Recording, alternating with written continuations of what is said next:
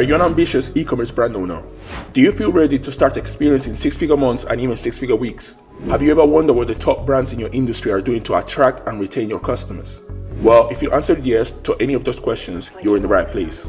In this training, I'll show you the exact growth infrastructure we implement and leverage to scale e-commerce brands to multiple 7 or 8 figures a year. By watching this video, you will gain actionable steps that you can implement immediately to start seeing results with your e-commerce brand. You will acquire a holistic view of the entire growth process from customer acquisition to long-term retention. Additionally, you will receive frameworks and systems that support sustainable growth without overextending your resources. The information in this training has the power to completely alter your approach to scaling your e-commerce brand. If you apply the insights shared in this training, you're going to unlock new growth opportunities and achieve higher levels of success and profitability. This is your opportunity to learn from industry leaders and apply the same techniques that propel top brands to unprecedented success. With that being said, let's get straight into it.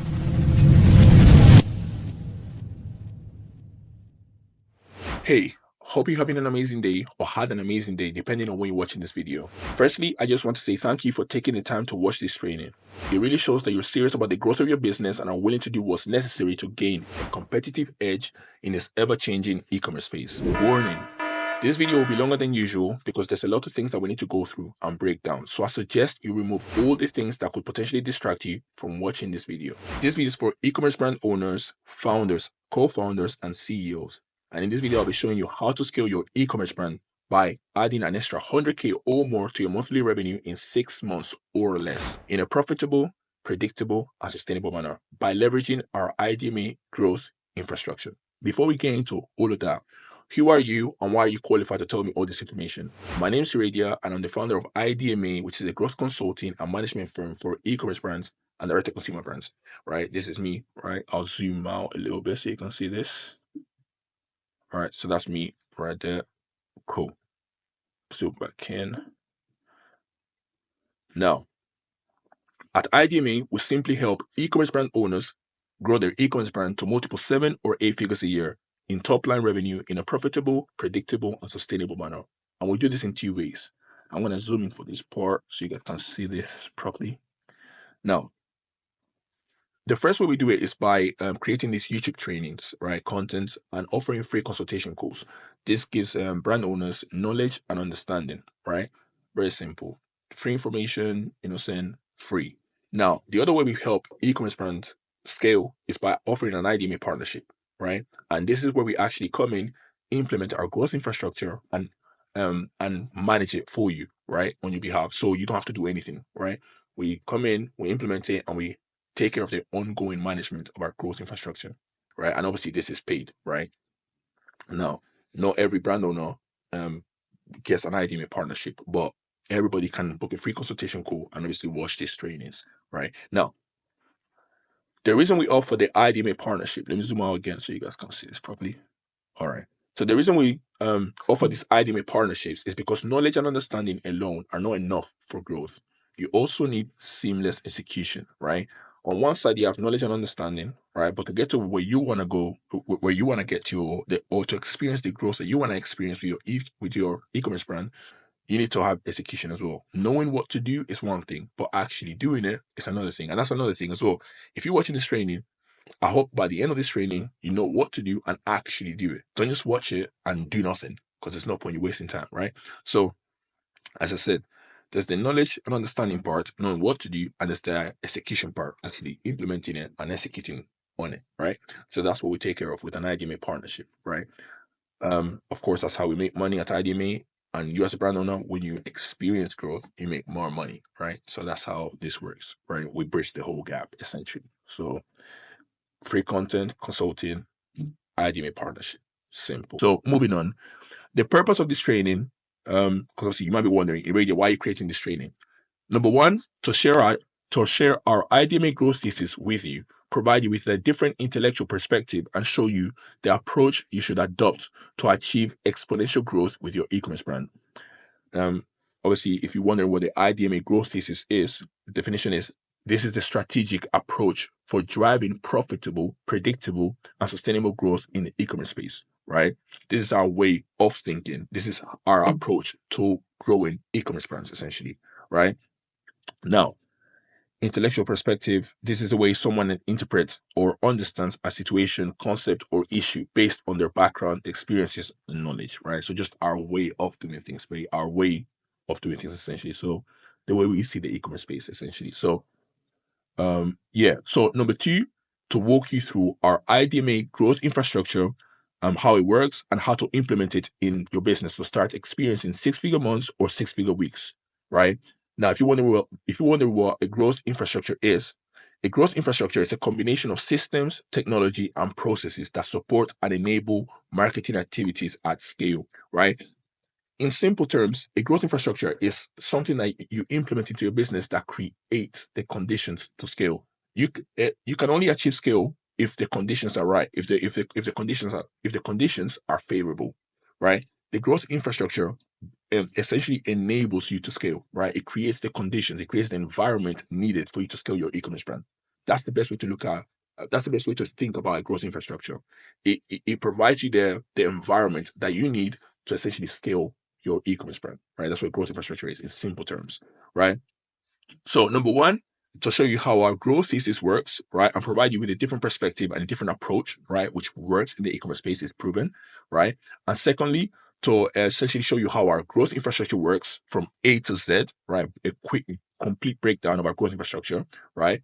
And then third, if I succeed in opening your eyes to the true value and potential of our IDMA growth infrastructure, and you meet our three requirements, because obviously we don't work with every single e-commerce brand. We're very strategic with who we partner with and who we don't, right? So you have to meet a few requirements to become an IDMA partner, right? So, but yeah, if you see the potential and the value in our IDMA growth infrastructure and meet our three requirements, I'll extend you an offer to become an IDMA partner and give you access to our e-commerce growth team to scale your brand a lot faster than you would by yourself.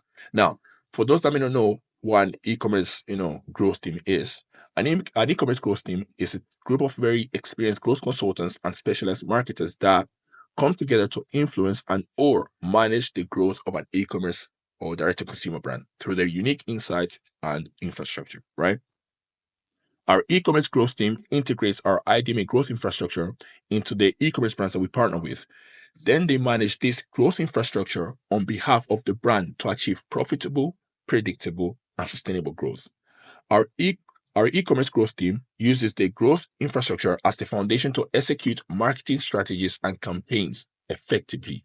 Their expertise and skills help to maximize the value and impact of our growth infrastructure, right? So today you might learn how to implement and essentially do what we do, but the team that we have will provide the value and the expertise to make this all work. Now you can of course do it by yourself, right? But it might take you a lot longer to do it at the level that we will do it at, right? So, but yeah, so that's that. So the first thing is we're gonna go through our growth thesis. That's the first point. Two, show you how our growth infrastructure works and how you can implement it into your business. And then three, if I succeed in showing you the value of our growth infrastructure, right, we can offer you a partnership, right, if you meet the three requirements, right? So that's the three main reasons for creating this training: growth thesis, growth infrastructure, and an opportunity to join IDMA as a partner, essentially, or to partner with IDMA, right? Now, next, before we actually get into it, we have to make sure that the right person is actually watching this video. So as I said, this training is going to take a significant amount of time to fully watch, and I do not want to waste anybody's time. So are you an ambitious e-commerce brand owner that wants to scale their e-commerce brand by adding at least 100K to their monthly revenue in a profitable, predictable, and sustainable manner? Are you tired of marketing agencies making you countless promises and not being able to deliver results? Are you struggling with high customer acquisition costs that eat into your profit margins? Are you struggling to stand out in a crowded market and attract more customers to your store or website? Is your conversion rate lower than you would like, leaving potential revenue on the table? Are you finding it challenging to increase repeat purchases? Do you worry about how economic downturns or changing consumer trends might affect your business?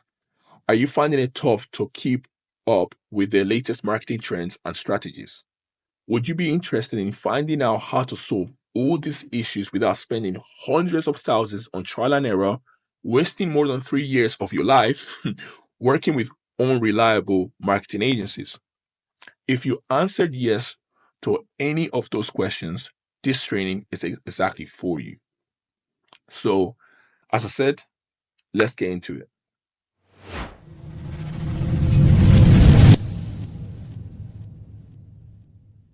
Cool. If you're watching this training at this point, I feel like you are the right person that we made this training for. Now, the next section is the IDMA Growth Thesis. And this is a strategic approach for driving profitable, predictable, and sustainable growth in the e-commerce space. Now, this is the way we see the e-commerce space, and this is the way we believe an e-commerce brand should be scaled. Now, this is proven. It's not just our theory or our beliefs or what we think should be done. No, this is actually been proven, and this is actually the best way to scale your e-commerce brand. So that's it. Let's just get into it. Now, the reality is all the traditional marketing agencies that have approached you and have been pitching you are all focused on selling you a higher rewards, return on ad spend on one given platform. One agency is selling you a 5x ROAS on TikTok. Then the week after, you have another agency selling you a 15x ROAS on Facebook or Meta, right? They are missing the whole point of marketing, right? All these beginners fail to understand that real business growth goes way beyond a single metric, ROAS, on a single platform, Facebook, right? In fact, growth can even take place outside of these ad platforms, right? But we're not gonna touch on that today, right? Because obviously there's retail stores, saying there's obviously physical locations where you can actually sell product to, right? But we're not talking about that today, right? I've come to the conclusion that the reason all the traditional marketing agencies are so fixated on ROAS is because it's the only thing they know and understand. Some even struggle to deliver on the ROAS that they promised you, but that's a different story for another day. I know some of you guys felt that one. Now, the truth is, you can take your brand to your first $1 million or make a few more faster if you've already made your first $1 million, obviously, by understanding what I'm about to show you. Although ROAS, return on ad spend, is one of the metrics you should be paying attention to when it comes to the execution of paid acquisition or paid ads, it's not the key to the growth you're looking for. The metric you should be paying the most attention to and optimizing to achieve exponential growth is your lifetime contribution margin to CAC ratio. LTCM to CAC ratio. As long as the ratio is at least 3-to-1, your e-commerce brand is in a great position to grow. LTCM, aka lifetime contribution margin, equals the total amount of contribution margin generated by the average customer. CAC equals the total marketing spend required to generate all the purchases made by the average customer. Now, you might be like, that's not what CAC means. CAC means customer acquisition cost, right? That's what you think, right? In the e-commerce space, there's no such thing as CAC. And I'll prove it to you later on in this training. Basically, in 10 to 15 minutes, I'll go through an example and I'll break down exactly why CAC does not exist in the e-commerce space. Customer acquisition cost, it does not exist in the e-commerce space, right? So in the e-commerce space, CAC, if you want to know the definition of CAC in the e-commerce space, CAC is the total marketing spend required to generate all the purchases made by the average customer. Now, as I said, this might not make sense right now, right? By the end of this section, in 10 to 15 minutes time, I'll go through an example explaining why CAC doesn't actually exist in the e-commerce space. Like customer acquisition cost. Customer acquisition cost doesn't exist. I'll go through an example. But the main two things you need to learn, the main things you need to get right now is, in the e-commerce space, the number one metric when it comes to the growth of your business is the lifetime contribution margin to CAC ratio. That's the number one metric in the e-commerce space, right? Now, moving on. I know you've probably heard marketing experts define CAC as customer acquisition cost, but this doesn't apply in the e-commerce or direct-to-consumer space, and I'll prove it to you later in this training. For now, just remember that at IDMA, CAC is the total marketing spend required to generate all the purchases made by the average customer. Your lifetime contribution margin to CAC ratio is the most important metric when it comes to any function related to the growth of your e-commerce brand. This is because as growth marketers or brand owners, our goal is to make sure that the contribution margin generated throughout the entire relationship you have with your average customer is higher than the total marketing spend required to attain the lifetime contribution margin in the first place, right? Of the average customer in the first place, right? So, and this is again going on to the point I made earlier. CAC does not mean customer acquisition cost in e-com. That doesn't exist. There's no such thing as CAC in e-com. And I'll get to that in a second. I'll get to that later in this training. But that's it. Our number one function, I'll say that again, our number one function is to make sure that the contribution margin generated throughout the entire relationship you have with your average customer is much higher than the total marketing spend required to attain the lifetime contribution margin generated by your average customer. That's it. Your lifetime contribution margin has to be higher than the total marketing spend to generate the sales to even realize that contribution margin in the first place. That's it. Hopefully that makes sense. I'll go through the example in a second. I'll go through a very easy example. Like mathematical calculation, you're going to see it visually. Obviously, sometimes when you see the words, you might not fully grasp it. We're going to go through an example in 10 to 15 minutes, right? So stay with me, all right? This metric helps determine the long-term profitability and sustainability of your business by comparing the lifetime contribution margin generated by the average customer with the total marketing spend required to attain the lifetime contribution margin of the average customer, which is your CAC, right? Even though CAC technically in the e-com space doesn't exist, right? But we're going to stick with that for now. A high lifetime contribution margin to CAC ratio indicates that you are making more money from each customer than you are spending to make that money, which is a good position to be in if your objective is business growth. I'm going to say that again. A high lifetime contribution margin to CAC ratio indicates that you are making more money from each customer than you are spending to make that money in the first place, which is a good position to be in if your objective is business growth. ROAS, return on ad spend, on the other hand, is simply a metric used to judge the immediate effectiveness of your paid advertising efforts. ROAS does not take into account all the other costs associated with making a sale. For example, your COGS, cost of goods sold, or fulfillment and shipping costs. ROAS does not take that into account whatsoever. So if it does not take that into account, then it can't tell you how profitable your business is. Then it shouldn't be the number one metric you look at, or you look for, or you try to optimize, right? You should pay attention to it, but it shouldn't be the number one metric. That's the point I'm trying to make here.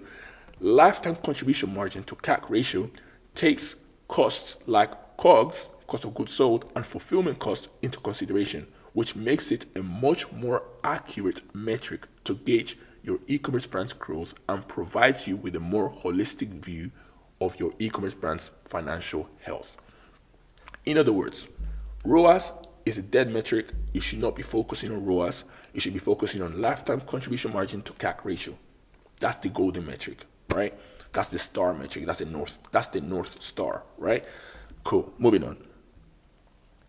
Before we get into the ROAS approach versus healthy lifetime contribution margin to CAC ratio approach, there's one thing I thought about while I was reading and checking this whole training, and I think now would be the right time to mention it. Now, I know there might be a very small minority of brand owners that might be considering or thinking about using organic content to scale their e-commerce brand.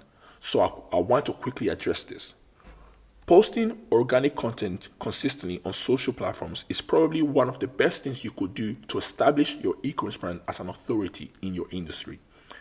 This perceived authority will lead to increased credibility and social proof. And this increased credibility and social proof will lead to more organic sales for your e-commerce brands. But here's why you shouldn't even be thinking about relying solely on content marketing to scale your e-commerce brand. Lack of predictability. Posting organic content does not guarantee you eyeballs or impressions. You might make a post, go viral, make a ton of sales one day, but the very next day you could make a post that completely flops, doesn't get any traction whatsoever, which means you make no sales. So one day you could make 1,000, millions of sales. Great, amazing. Today we made a lot of money. And then the next day you make a post, gets no traction, doesn't go viral, and you make zero sales.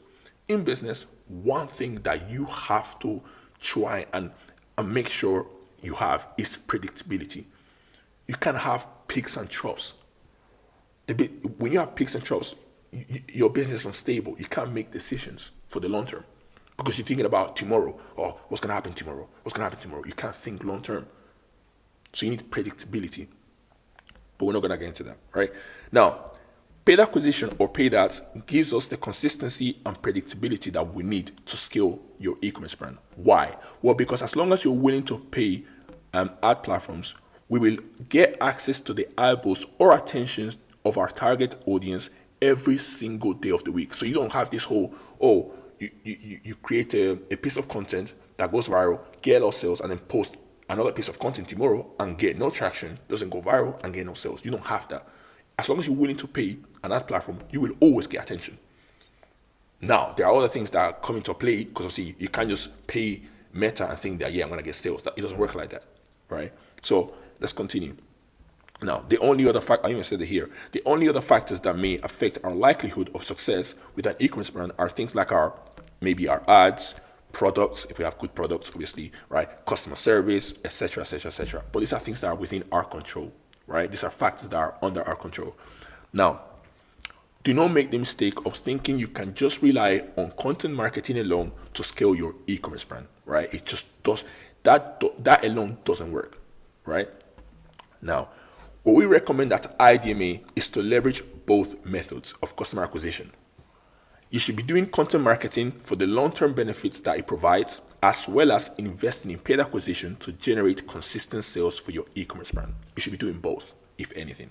If you rely on organic content, you won't get the predictability you need to scale your business because you'll be thinking about tomorrow, and you shouldn't be thinking about tomorrow in business, right? You should be thinking long-term, right? So invest in both. So I just want to quickly mention that right now because I know some of you might be thinking, wow, I can just post organically and go viral on TikTok and this, that, on Instagram Reels.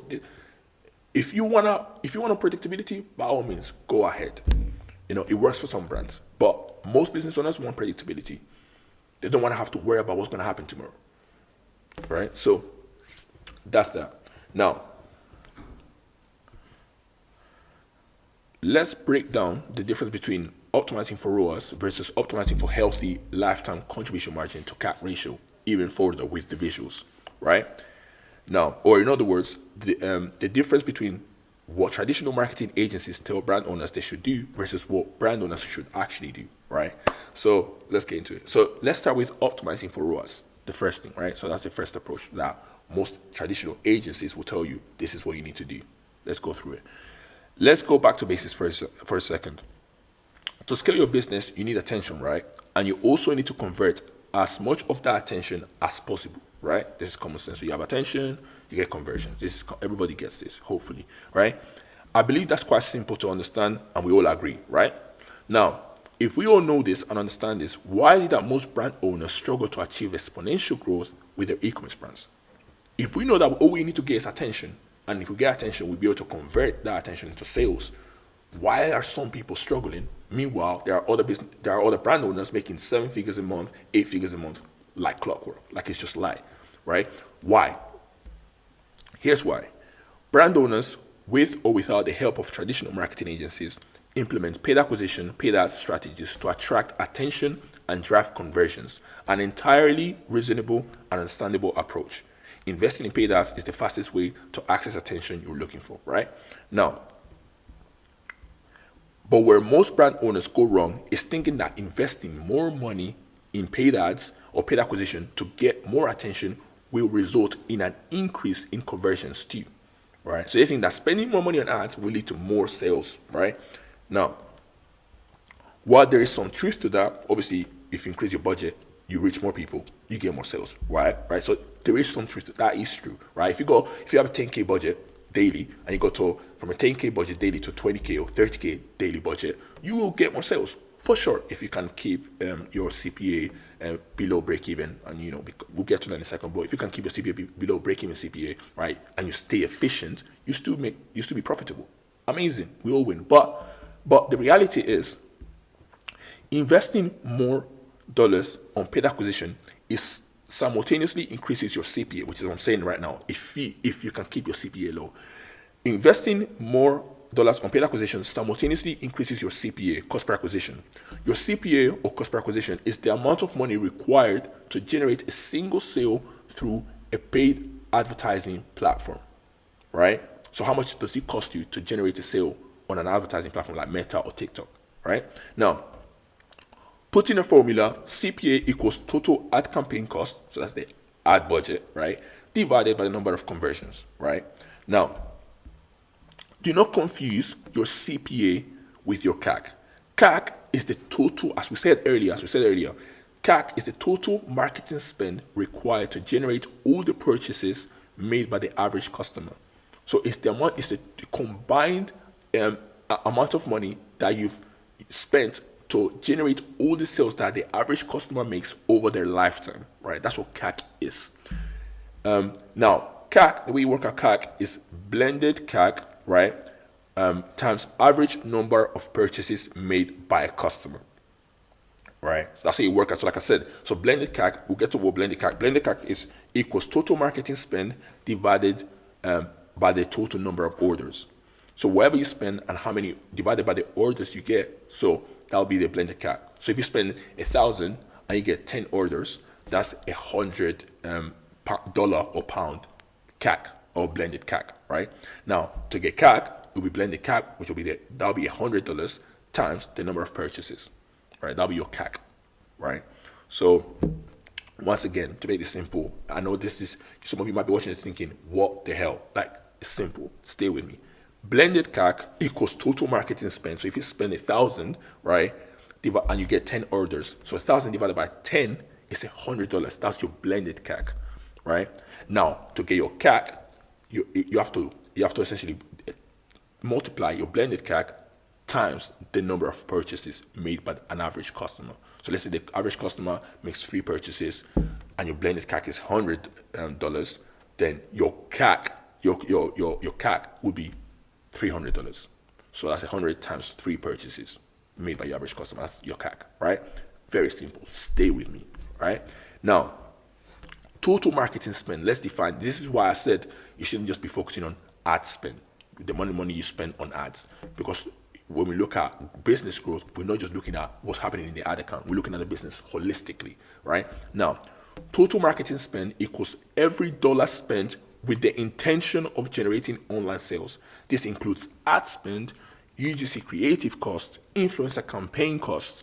If you have, I don't know, if you run an email and you have email software, all the dollars you spend on generating online sales it goes towards total marketing spend. It goes towards that, right? Anything you do to generate sales online, total marketing spend, right? Now, you're assuming that you only sell products through online, through online or through digital, right? Obviously, if you have physical stores, then your marketing spend is going to be higher, right? Because you have physical stores and stuff like that. You still have to do billboards and radio and TV, right? It should be a bigger brand, right? But for most e-commerce brands, especially if you're watching this video right now, you're probably getting customers through social or online digitally. So let's keep things simple. Your CPA is included in the total marketing spend of your e-commerce brand. And that's why if your CPA increases, your CAC naturally goes up with it. I think that's quite simple, right, to understand. If your CAC goes up, it will have a negative effect on the lifetime contribution margin to CAC ratio that we previously talked about, right? And as I said previously, we want an LTCM, lifetime contribution margin to CAC ratio of at least 3-to-1, because if the contribution margin you earn from the average customer is less than 3 times the total marketing spend required to generate all those purchases made by the average customer, your profit margins will be too thin to reinvest in growth, leaving your brand in a suboptimal position for exponential scaling. You won't be able to scale without profits, right? So you have to make sure that your lifetime contribution margin is higher than your CAC. Otherwise, you can't scale, right? Now, here's a diagram to illustrate the effect of CPA has on your lifetime contribution margin. As you can see, on the x-axis, we have cost per acquisition, and on the y-axis, we have lifetime contribution margin to CAC ratio, right? And as you can see, as the cost per acquisition increases, your lifetime contribution margin to CAC ratio goes down. That's a trend line. That's shown by the red line. That's a trend line, right? That shows you what happens, right? As cost per acquisition increases, right? So obviously, the sweet spot, as we spoke about earlier, is 3-to-1. That's the sweet spot. That's the sweet lifetime contribution margin to CAC ratio, 3-to-1, right? Below that line, you start to get unhealthy conversions, right? Which is you getting conversions that make you less profitable, essentially, right? These conversions negatively affect your profitability and sustainability of your brand, right? We do not want this for obvious reasons, right? Now, the graph visually demonstrates how important it is to manage CPA in order to maintain or achieve the target lifetime contribution margin to CAC ratio, 3-to-1. The steeper the decline in lifetime contribution margin to CAC ratio shown by the trend line as CPA increases, the more critical it is to manage CPA to keep the business in a profitable and sustainable state. There's a sweet spot where you're investing enough money into paid advertising campaign to get healthy conversions, but not so much to the point where you're overspending and becoming less efficient.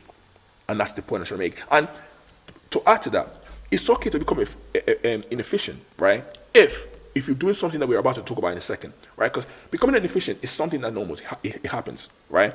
You can't always aggressively scale without becoming less efficient.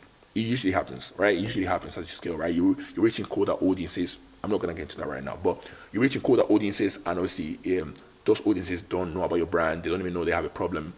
I don't want to get into the technicalities, but the point is, as you scale, you become less efficient, right? So that's okay, right? But you have to manage it. You have to make sure that you're not going into the point where your lifetime contribution margin to CAC ratio is suffering as a consequence of you increasing ad spend and increasing your essentially cost per acquisition, right? Or mismanagement of your cost per acquisition, right? Now, why does investing more dollars on paid advertising simultaneously increase your CPA? Why does this happen? When you increase ad spend, which is the amount of money you decide to invest in paid advertising campaign, ad platforms have to stray away from the ideal segment of your target market. The larger the ad budget or ad spend, the larger the required audience, right? So that means the more money you spend, the more people Facebook or TikTok has to try and find, right?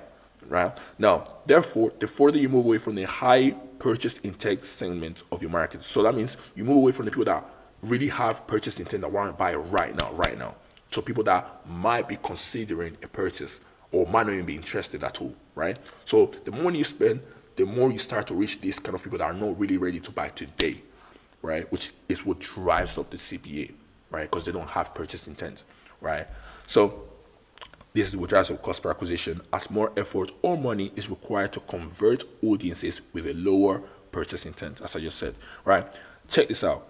This diagram shows what happens to your CPA on ad platforms like Meta, TikTok, etc. as you increase your ad budget or ad spend. Let me click this and open this up. I'll show you guys.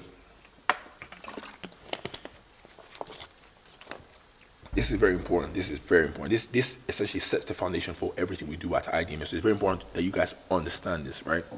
Because if you get this and you behave in a way that is aligned with this, you will experience growth. It's just inevitable, right? So anyways, as I said, so this essentially just shows that there's a pool of people that have high intent, a pool of people that have mid intent, and a pool of people that have low intent. And of course, as the arrow shows how high your ad spend is. After you go past this point, essentially this point of ad spend, you go to mid intent, which means that your CPA is increasing, right? The higher your ad spend is, the colder audiences you'll be reaching, essentially. Like the more people that have a lower purchase intent that you'll be reaching when you increase ad spend, right? If ad spend goes above this point, you start experiencing diminishing returns. Now, on this side, this shows you what happens in a more, in a graph. Like on the x-axis we have ad spend, on the y-axis we have cost per acquisition now. So as ad spend increases, right, you start to leave the high purchase intent section, which is this, right, this part, to mid intent, which essentially, as you can see, CPA starts to rise when you go to mid purchase intent, and when you even increase ad spend further, right, you go to the low purchase intent segment of the market, and obviously your CPA skyrockets, right? So I think this is quite easy to understand. This graph makes it very easy for you guys to understand. So I just created this so you guys would see it visually, right? Because obviously when I explain stuff with words, you might not click in. This explains it. So as ad spend goes up, you reach colder audiences, right? People that are less likely to convert today, right? And as you increase ad spend, your cost per acquisition goes up, right? Because obviously you're reaching people that are less likely to convert today. Now, and that happens as you scale, right? Scale your ad spend. Now, increasing ad spend does lead to more sales, but only up to the target market segment saturation points. Once you stray away from the high purchase intent customers, you enter a stage of diminishing returns, right? Which is what I said earlier. Once you stray away from the audiences that are more likely to purchase today, you start experiencing diminishing returns because you're reaching people that are not ready to buy yet, right? So your CPA goes up, right?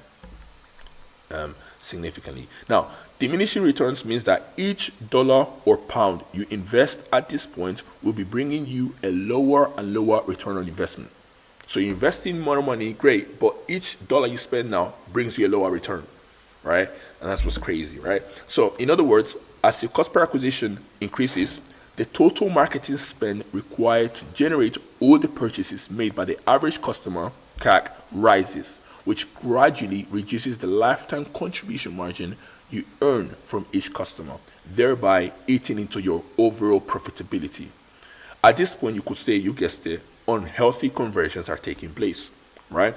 Now, to summarize this, when you focus on ROAS and increasing your ad spend to achieve quote unquote a higher ROAS and scale your e-commerce brand, you're gonna experience diminishing returns because as you scale ad spend, your CPA will naturally go up because you're reaching colder audiences, right? To summarize that. So what that tells you essentially is that's not the way to go.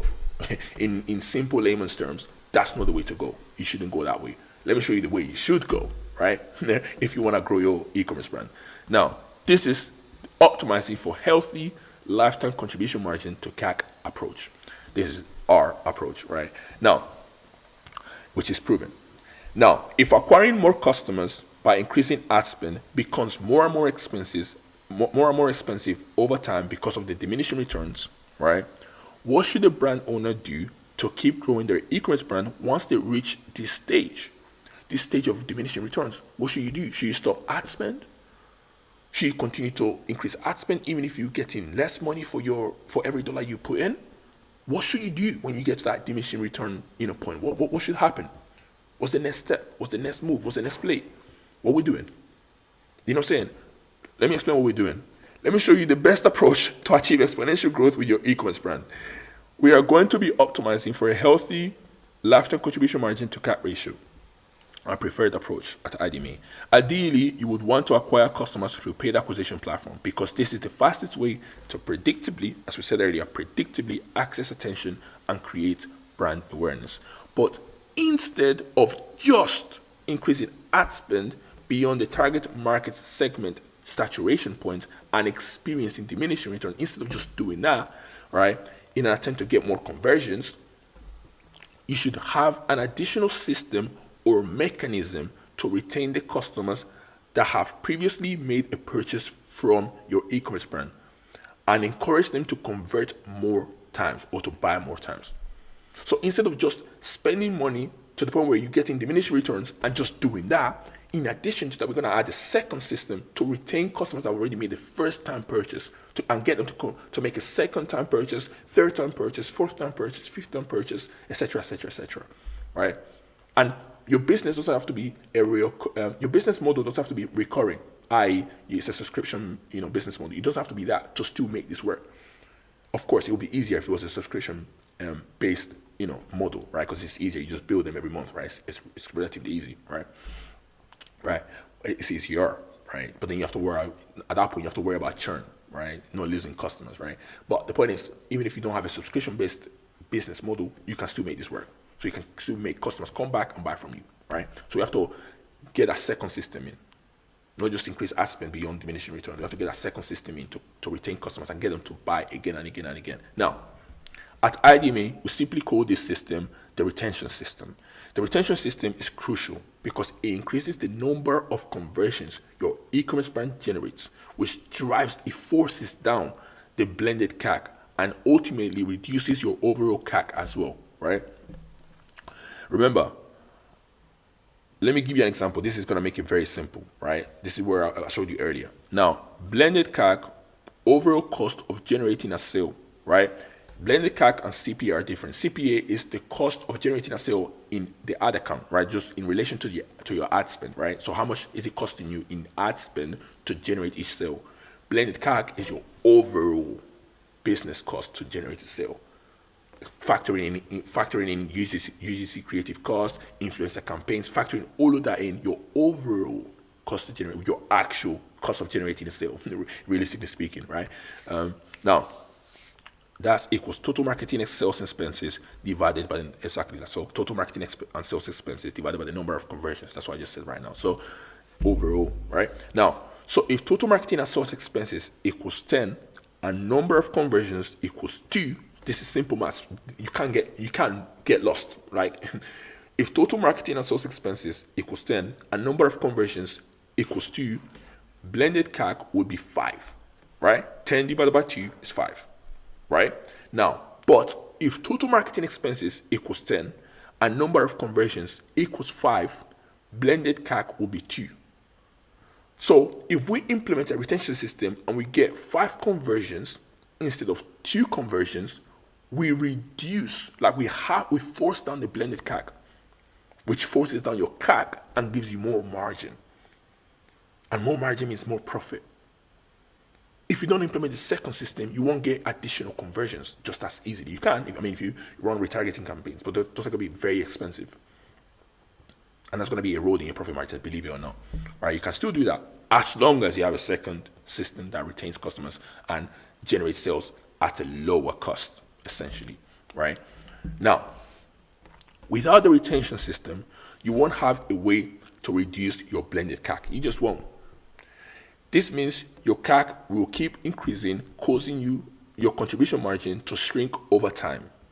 Now, to put it simply, without the retention system, your poor unit economics won't allow you to achieve exponential growth with your e-commerce brand.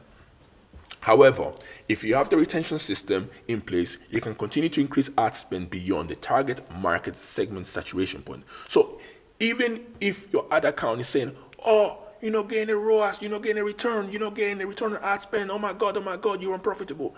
Facebook, Meta, they don't know what your business numbers actually are. They just know what you're spending on the ad account and what you're getting in return.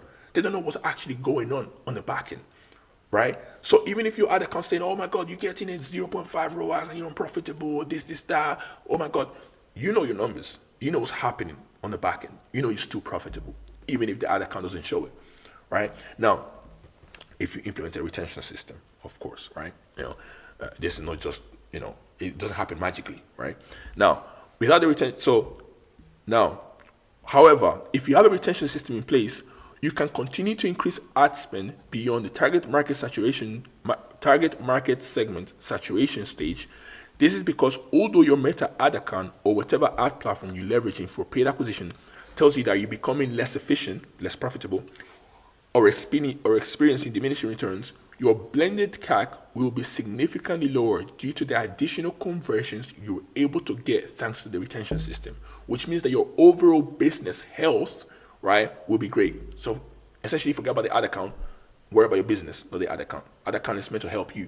You're not meant to be obsessing over the ad account. The ad account should be helping you, right? Your business objectives, which is profit, right? Now, remember, these ad platforms only know how much your ad budget is or ad spend is, or how much revenue you're generating from these ads, which is a ROAS essentially, right? These ad platforms do not know how much the average customer is worth to your e-commerce brand, lifetime contribution margin, and they do not know what the total marketing spend required to generate all the purchases made by the average customer is. CAC. Remember, CAC is not customer acquisition cost. CAC is total marketing spend to generate the sales made by the average customer. That's what CAC is in e-commerce space. Customer acquisition cost in the e-commerce space does not exist. It doesn't exist. And I'll tell you why it doesn't exist in a second. I'll give you an example, a very vivid example in a second, right? This will make it crystal clear why it doesn't exist, right? Now, so stay with me, right? This is why, as I said, lifetime contribution margin to CAC ratio is the metric you really need to be looking at to judge how well your e-commerce brand is performing, not ROAS. Because ROAS could be, the ROAS in your ad account could be saying 0.5, but if you know your numbers, your business numbers, you can still be profitable, even if your ad account is telling you that you're not. If you know your numbers, your ad account is just, forget your ad account, essentially. Your ad account is just a way to get customers, get first-time purchases. And if you know your business and you know your numbers, and you're getting extra conversions in the back end, you're getting repeat purchases, right? You're retaining these customers, and you're getting extra conversions, forget what Meta say. Don't worry about Meta or TikTok. Don't worry about them. Just keep generating. Your business is a money printing machine. Remember, all these marketing methods, TikTok ads, Google ads, Meta ads, Bing ads, Twitter ads, Snapchat ads, Pinterest ads, all of these are just tools that you can use to make to grow your business. They don't dictate your business moves. As long as you know your numbers and you know that whatever's going on on an ad platform is serving your business, that's what you need to worry about. Don't worry about, oh yeah, my ROAS. Obviously, if you have a retention system, obviously if paid ads is your only way to acquire customers, then worry about it. You need to be profitable, right? But understand that you're going to be limited at some point. If you want to really scale, you need to have a retention system. The biggest brands have a retention system. The biggest brands have a retention system. They're not playing around. They're just focusing on ad platforms, right? They have a retention system because they want to scale aggressively. So even if their ad account is showing ridiculous, stupid numbers like, you're not profitable, they know their business numbers and they know that it's still profitable because they're getting extra conversions on the back end. So that's that. Now, as a quick side note, this is why investors will never ask about your ROAS. An investor will never sit down with you and say, what's your ROAS? They'll never do that because they don't care what the ROAS is. They only care about what your lifetime contribution margin to CAC ratio is. That's what they care about. How much profit are you making in this business? What's your operating profit? That's all they care about. They don't care about your ROAS. What's your operating profit? What's your EBITDA? That's what they care about. That's the question that they're going to be asking you. What's your customer lifetime value? Like how much do customers spend with you? And how much of what they spend with you do you keep, which is the lifetime contribution margin, right? How much of that do you actually keep? Right? Of course, you have to, obviously, with the lifetime contribution margin, that's obviously what you use to cover operating costs, right? And then after that, you have EBITDA, right? But I don't want to get into the technicalities. The point is, lifetime contribution margin is what you're looking for, right? Because your operating costs are relatively stable anyways. Every month is relatively stable, most cases, right? So that's not something that's going to be fluctuating like your marketing spend or fulfillment, shipping costs. They don't fluctuate as much. Operating costs doesn't fluctuate as much in most businesses, in most e-commerce brands anyways. It's quite stable. All right, so, but I digress. Point is, ROAS doesn't actually tell them the state your business is in, so they don't care about ROAS. Investors do not care about ROAS. I don't even care about ROAS, to be honest with you. I know I showed you examples and I showed you results that we achieved at the beginning. That's just to show you that we know what we're doing, right? We're not stupid. We know exactly what we're doing, right? You know, saying to you, but it's not the most important thing. This is the most important thing, right? Now, this second approach is the most efficient, predictable, and sustainable, and of course, profitable approach that brand owners should adopt to achieve exponential growth with their e-commerce brands. Attention gets you conversions, and if you're able to retain these customers that basically made a purchase with you, you get more conversions. And this is exactly how you scale your e-commerce brand. You get them in, they make a first-time sale, and you retain them, and you get them to make more, to buy more products or buy the same product more times, right? And that's how you scale exponentially. Because the very act of doing that forces your blended CAC down. So your your overall cost to acquire or to generate a sale is lower. It has to go down. When you're getting more conversions, it's just it's maths. You're getting more conversions, your cost to generate a sale has to go down. You become more profitable. You have more profit. Now, moving on. Benefits, your lifetime contribution margin, as we said, dramatically increases because you're making more money from the average customer. Your CAC decreases significantly because more conversions are taking place.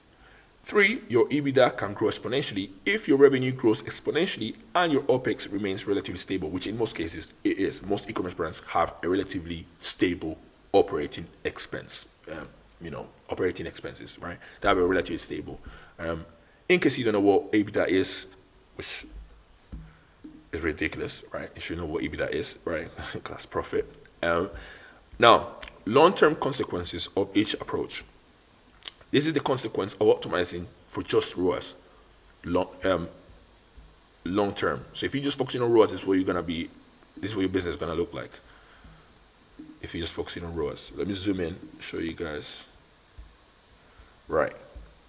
So the total amount of revenue generated by the average customer is gonna be that. Then the total marketing spend required to generate all the purchases made by the average customer is gonna be that. And this is what you're gonna have left, basically. Total amount of contribution margin generated by the average customer. This is what you have left to play with. This is all you have left to reinvest in the business and scale. This is what you're gonna have if you focus on ROAS. Now, let me show you what you have when you focus on lifetime contribution margin to CAC. This is what you have, right? So you have total amount of revenue generated by the average customer, the green line, right? And the red line, total marketing spend required to generate all purchases made by the average customer, that'll be the red line.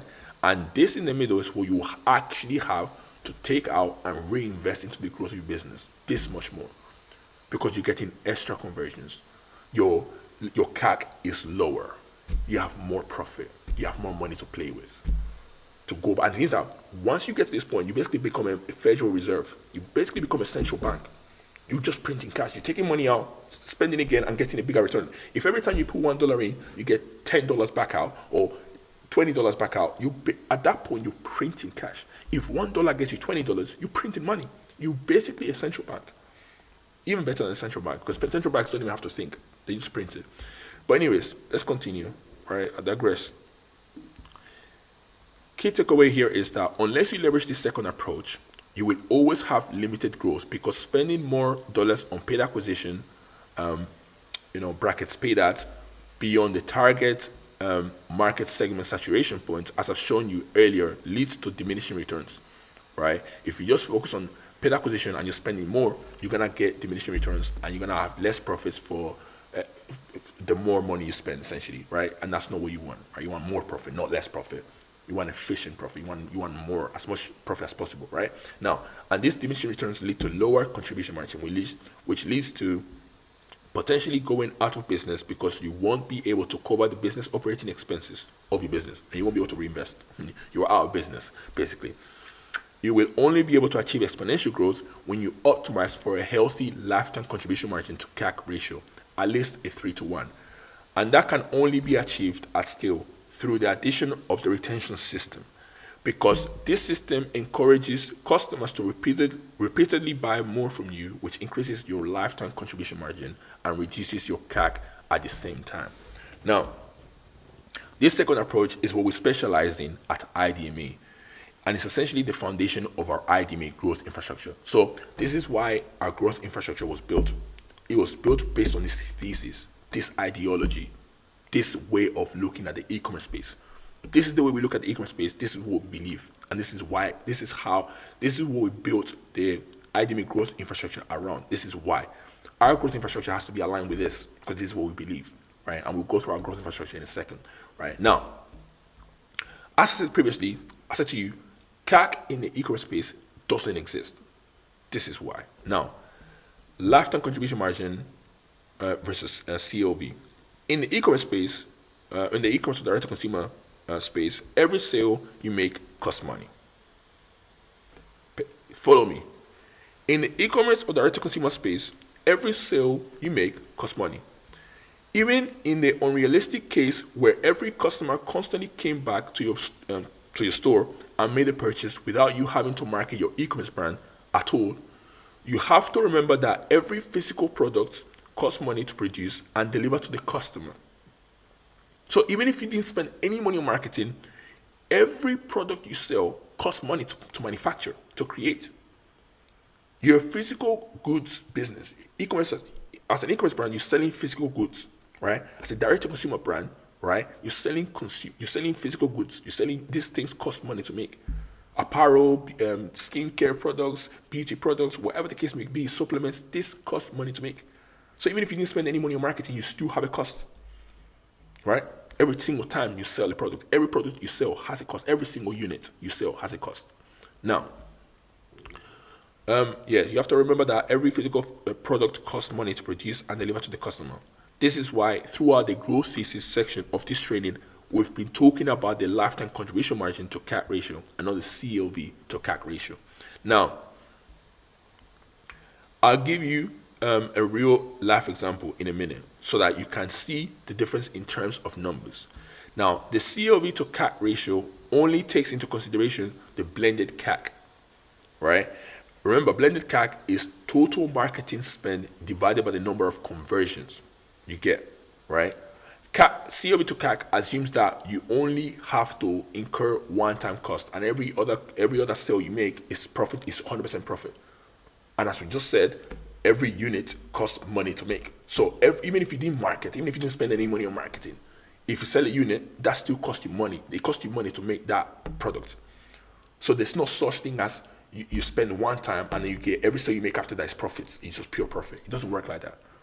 It doesn't work like that, right? So CLV to CAC ratio assumes that only takes into consideration that blended CAC, or as most marketing experts would say, customer acquisition cost, and assumes that the value you are able to extract from the average customer comes at no additional cost to the e-commerce brand. And that's not true, because every unit costs money. Every unit costs money. So there's no such thing as I spend this money, I get a customer, and the customer doesn't cost me any more money to get them to buy again, and the product doesn't cost any more money. Every product you sell has a cost. And you also have a cost to acquire a customer, to generate a sale, right? Or to get a customer to buy again and again and again. There's still a cost attached to that. You don't spend money to get a customer and they just come back by themselves and buy again and again and again without you having to spend. And even if that's the case, you shouldn't assume that. And I'll get to that in a second. Now, while this may be the case for SaaS companies like Netflix, this is certainly not the case for e-commerce or direct-to-consumer businesses. For SaaS companies like Netflix, the additional cost of serving each new customer is relatively low. So they still have a cost, but it's just very, very low. It's like very low. It's basically insignificant for SaaS companies. It's basically the additional cost. They basically have a zero marginal cost of replication. SaaS companies don't really have every customer they acquire has a very small cost to them. Like it's literally just cents, not even that. So, that's SaaS though, right? So, because the business model relies on digital products and recurring revenue, which means most of the costs are upfront, i.e. developing the software and marketing to acquire the user, right? SaaS companies acquire users, right? Now, however, as an e-commerce direct-to-consumer brand, every sale costs you money, every single one. And therefore, you also need to understand how much of that CLV, which is the gross revenue. If you look at CLV is basically the gross revenue per customer, right? Your average customer. The CLV, customer lifetime value, is your gross revenue per customer, essentially. How much revenue does that customer bring to your business? Essentially, pure revenue, gross top line revenue, right? By customer, right? Now, translate into your contribution margin, which is why lifetime contribution margin is vital. CLV, customer lifetime value, tells you how much in gross revenue does a customer bring. Lifetime contribution margin tells you how much of that revenue is profit, right? How much of that revenue, that gross revenue per customer, is actually profit. That's what lifetime contribution margin tells you. And that's why it's the star metric, not CLV, right? Now, aside from the cost associated with making and delivering your physical products to a customer, right? So we've established that every sale you make has a cost attached to it, right? From actually manufacturing the product, right? Now, Here's where CAC comes in, because a lot of people think that CAC in the e-commerce space, like CAC actually exists in the e-commerce space, and it doesn't. It doesn't, because every sale costs money to generate. You still have to spend money to generate sales. Marketing, you have to spend money in marketing to generate sales in the e-commerce space. Here's why. Now, aside from the cost associated with making and delivering your physical goods to a customer, you also have a blended CAC, or a customer acquisition cost, right? Attached to every single transaction you make as an e-commerce brand. Consider a SaaS company like Netflix, which acquires customers or users. Like I said, they acquire users, right? Through marketing, of course, right? And charges them on a recurring basis each month, which means they don't have to spend any more money on marketing. Their users get automatically billed every month. Netflix bills you every month automatically. They don't have to remarket to you. They don't have to do anything. They just automatically bill you every month, right? Now, this model means Netflix doesn't have to invest additional resources to encourage repeat purchases from those customers, while also sidestepping any cost associated with delivering its product. Because number one, once they get you, they don't have to spend any more money to get more money from you, because they automatically bill you every month. Every 28 days, they bill you, right? So you don't have to spend any more money to market to you. They've already got you. They've acquired the user. That's why customer acquisition cost makes sense, because once they spend money to acquire the user, right, they don't have to spend any more. They've acquired that customer. In SaaS, Netflix, SaaS, as a software company, essentially your tech company, right? They have digital goods, and their products they offer digital goods. They offer films, movies, right? That is a digital product. It has virtually a zero cost of replication, zero marginal cost of replication. So they don't spend any money to essentially deliver more films. Like obviously they do, but their cost is basically zero, and it doesn't go up in relation to how many users they get. If they acquire 20 million users this month, their cost of delivering the product doesn't go up.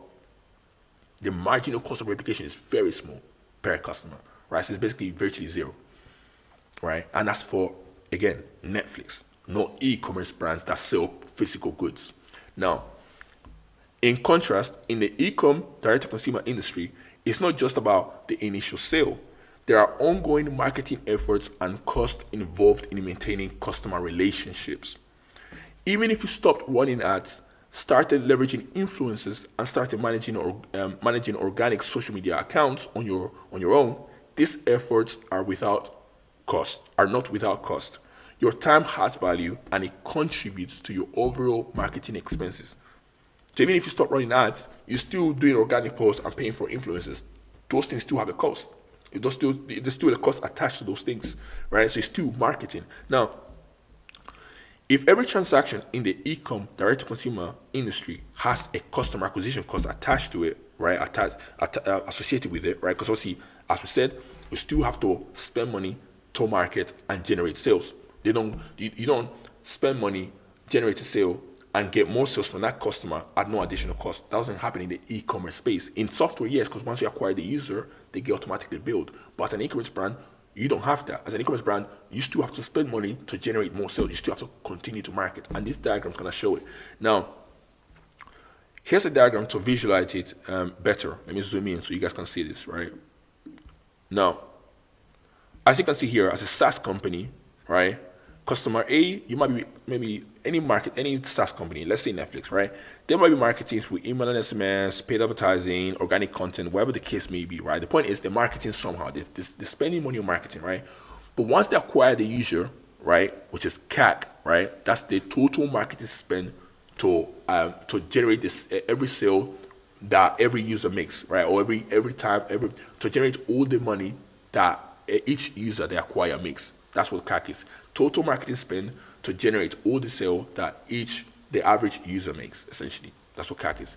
Once they acquire the customer once, they don't have to spend any more money, because every 28 days, boom, boom, boom, automatically. Every 28 days they get billed automatically. They don't have to spend any more money to generate more sales. Whereas in the e-commerce space, you do, because you don't have a recurring. Now, there might be some e-commerce brands that have a recurring based business model, and that's different. Most e-commerce brands are reoccurring if they have a good product. Obviously, people come back and buy more from them, right? You might buy a bottle of water today and buy the same bottle of water tomorrow, right? That's reoccurring, not recurring. There's a difference. Recurring means you automatically build every month or every quarter or every 3 months you get billed automatically, or every month, right? Or every week. The point is you get billed automatically. You don't have to, the company does not have to market to get you to buy again. You get automatically billed. It's a subscription, like Spotify, like Netflix. As an e-commerce brand, most e-commerce brands don't operate like that. They don't operate like that, right? So most e-commerce brands, the way they work is they'll send out an email, generate purchases, boom. Then they'll do ads and generate a second purchase from that customer, right? Customer A, same customer, right? Same customer will convert from paid advertising, same customer will convert from email marketing, same customer will convert from organic content. And all of this is ongoing cost. These are all ongoing marketing costs. You don't get this customer to buy from paid advertising and not spend any more money to get them to buy through email, because you're spending money on email. So you're spending money on email, organic content, and paid advertising. So you're spending money to advertise, right? So that customer, to generate a sale from that customer, costs you money. Whereas the SaaS, they do it once, they acquire the customer, and they get automatically billed. That's a SaaS, that's Spotify, that's Netflix. They get automatically billed. You don't have to market to that customer to get more money out of them. As an e-com brand, you do, because you're sending out emails, you're sending paid advertising, running ads, you're doing organic content. You're still marketing to generate sales from that same customer. Now you might say, well, my customer buys one time, they see an ad, they buy one time, and they just come back by themselves. How do you know that?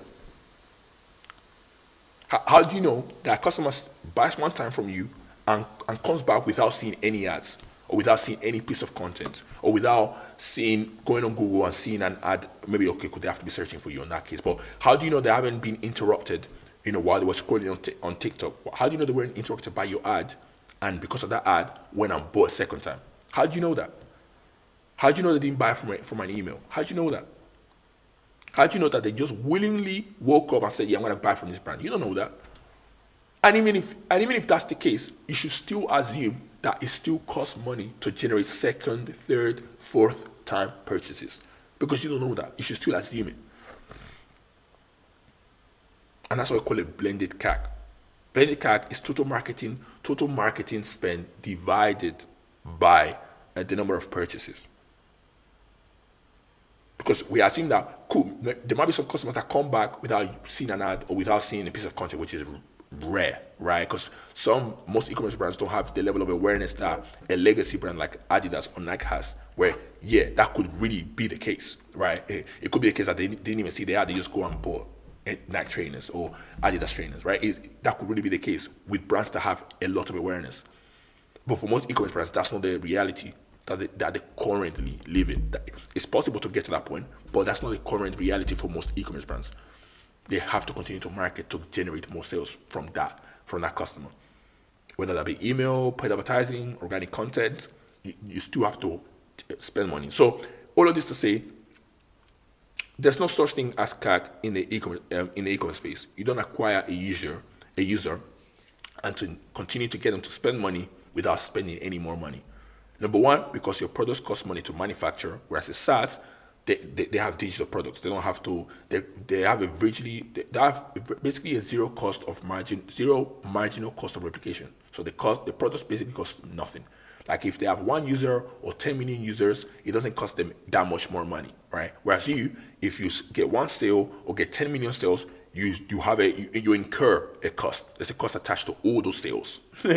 All the sales cost money, right? And it's a significant amount, right?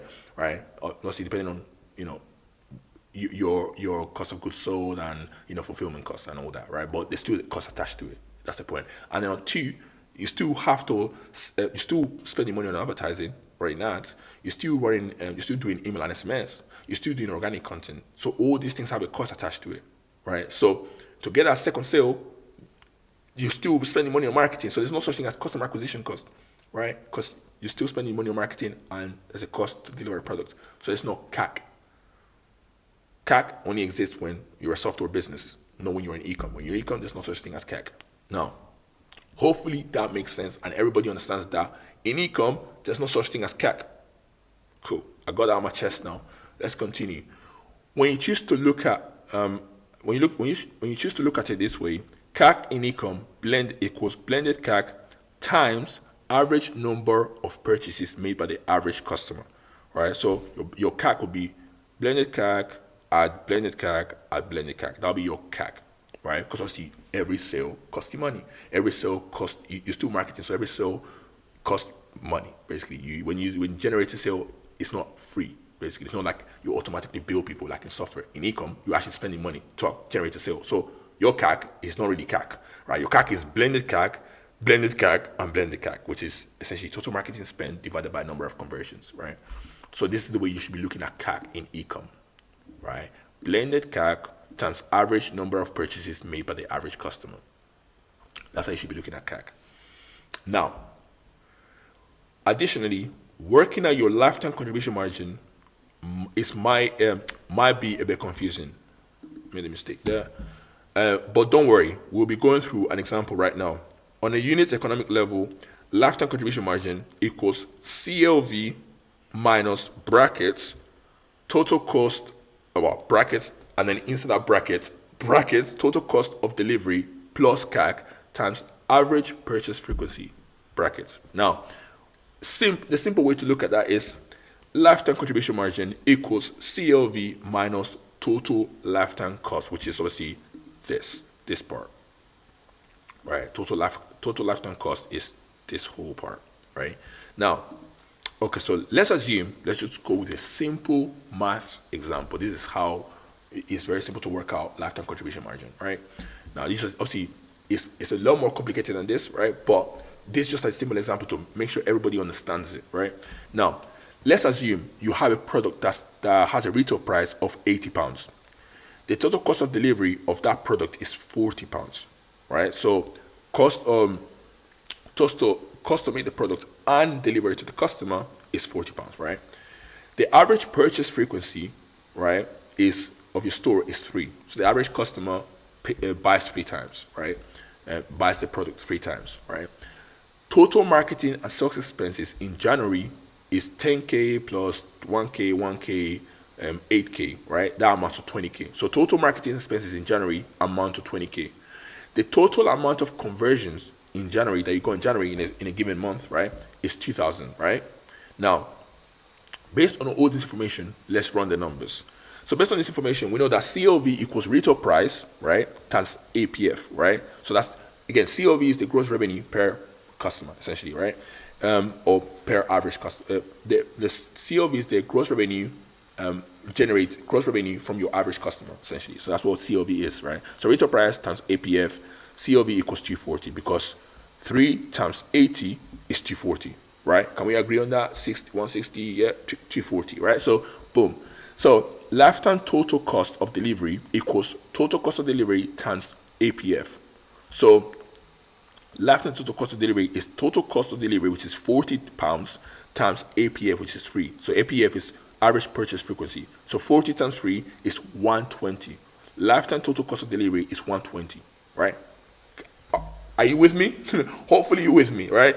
Now, blended CAC equals total marketing expenses divided by the total number of conversions, right? So blended CAC equals 10. Why? Because total marketing expenses is 20K and total number of conversions is 2K. 20K divided by 2K is 10. So the CAC is 10, right? So the blended CAC is 10. So that's that. Now, so we have CLV 240, lifetime total cost of delivery 120, blended CAC 10, right? Simple maths. Remember, in the e-com space, every transaction has a blended CAC associated with it, as we just established. Every transaction has a blended CAC associated with it because you're still spending money to generate each sale, right? Now, right, CAC equals blended CAC times APF. So that means CAC is 30 because blended CAC obviously is 10 and APF is 3. So 10 times 3 is 30, right? So that's CAC. CAC is 30. Now, total lifetime cost is lifetime total cost of delivery plus CAC, right? And lifetime total cost of delivery, we worked it out before, that's 120. 120 add CAC, which is 30, is 150. So total lifetime cost, so the cost of making the product plus the cost of generating those 3 sales So this, because also remember in income, we have a cost to generate this sales. So the cost of the product, making the 3 units that you sold. So the cost of making the 3 units that you sold, plus the cost of generating the 3 purchases from this customer, right, from the average customer, is £150. So that's the total lifetime T code, right? Total lifetime cost, right? Now, lifetime contribution margin equals CLV minus total lifetime cost. Now, CLV, as we worked out earlier, it was 240. Now, 240 minus total lifetime cost, which is 150. Hopefully, this is simple maths. 240 minus 150, that gives you 90, which means that your lifetime contribution margin to CAC ratio is 90 to 30. Why? Because lifetime contribution margin is £90, right? And your CAC is 30. So your ratio is 90 to 30. Now, if you want to simplify it into the simplest form, it's 3 to 1. It's the same thing. 90 to 30, 3 to 1 is the same thing, right? So this essentially means that your business, in this example, this is simplified example, it means that you're in a good position to scale, right? Because every dollar you spend, you get 3 back. Every dollar you spend, you get 3 back in return. That's what this means essentially. If you spend 30, obviously 30, if you spend $30, you get 90 back, so you get 60 in profit, essentially. Now, an LTCM to CAC ratio of 3 to 1 means that for every pound you invest in marketing, you get 3 back in return. This is an optimal condition for scale. Now, hopefully this all makes sense, right? There's still one small bit that we need to go through quickly, right? But hopefully this all makes sense, right? CAC does not exist in the e-commerce space because every unit you sell, every physical product that you sell has a cost attached to it, because number one, it costs money to manufacture the product, but two, you're still spending money on marketing, right, in e-com, right, to generate sales. Software companies, once they acquire the user, they automatically bill the user because they have a subscription-based business model. So they automatically bill people, right? Whereas you're still spending money on the marketing to generate sales.